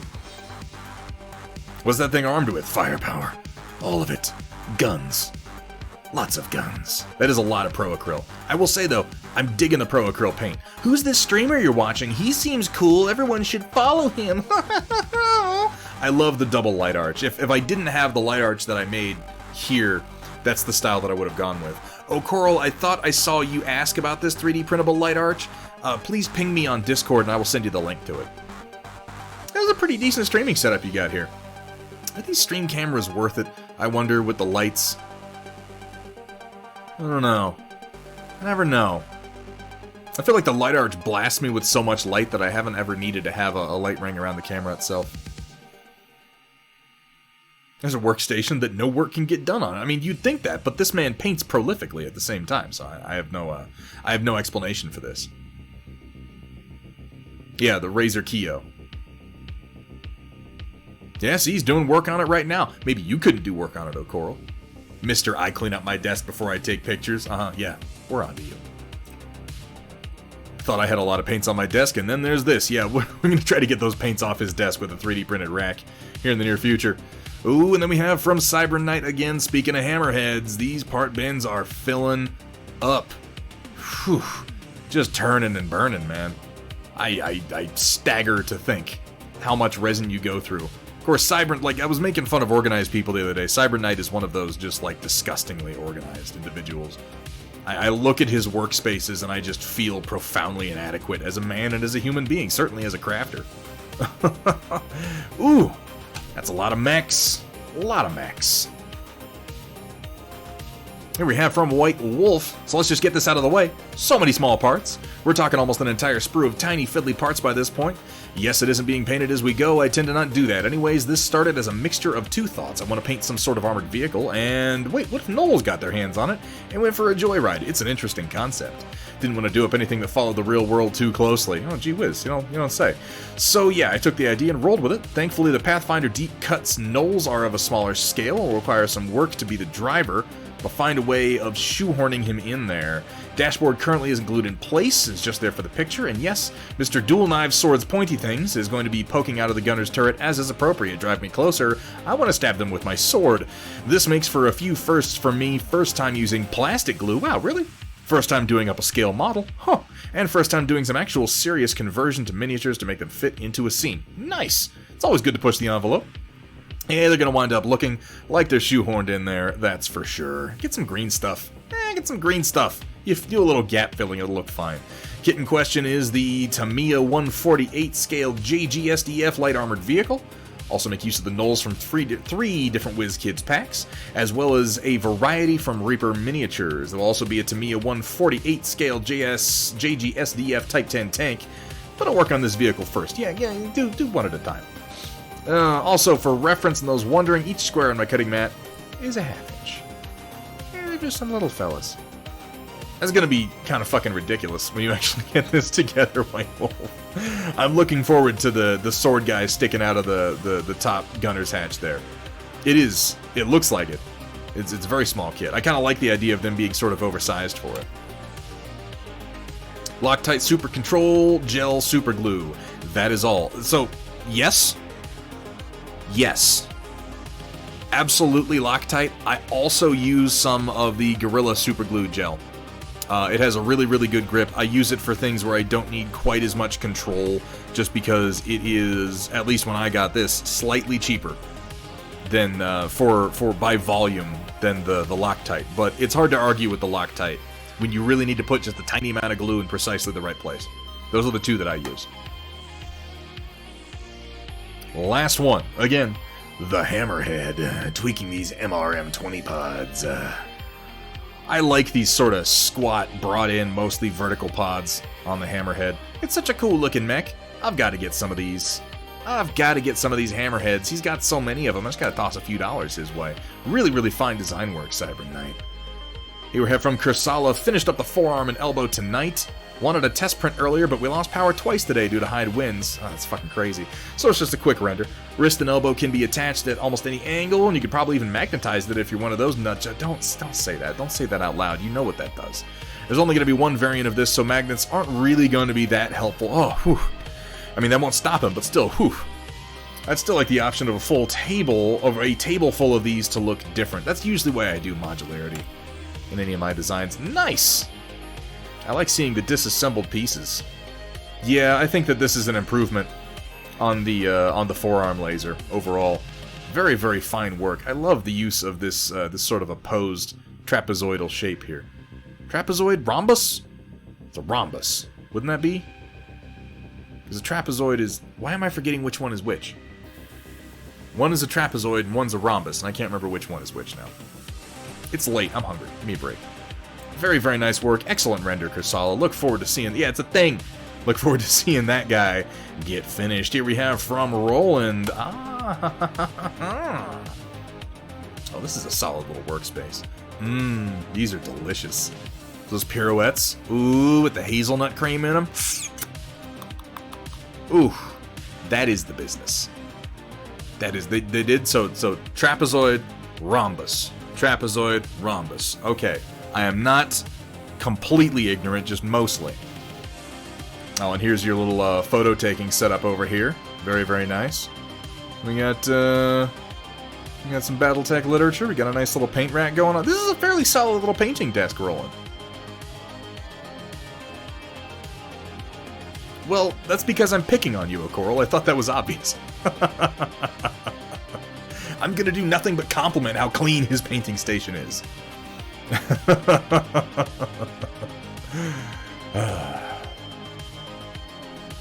Yeah, this is a solid.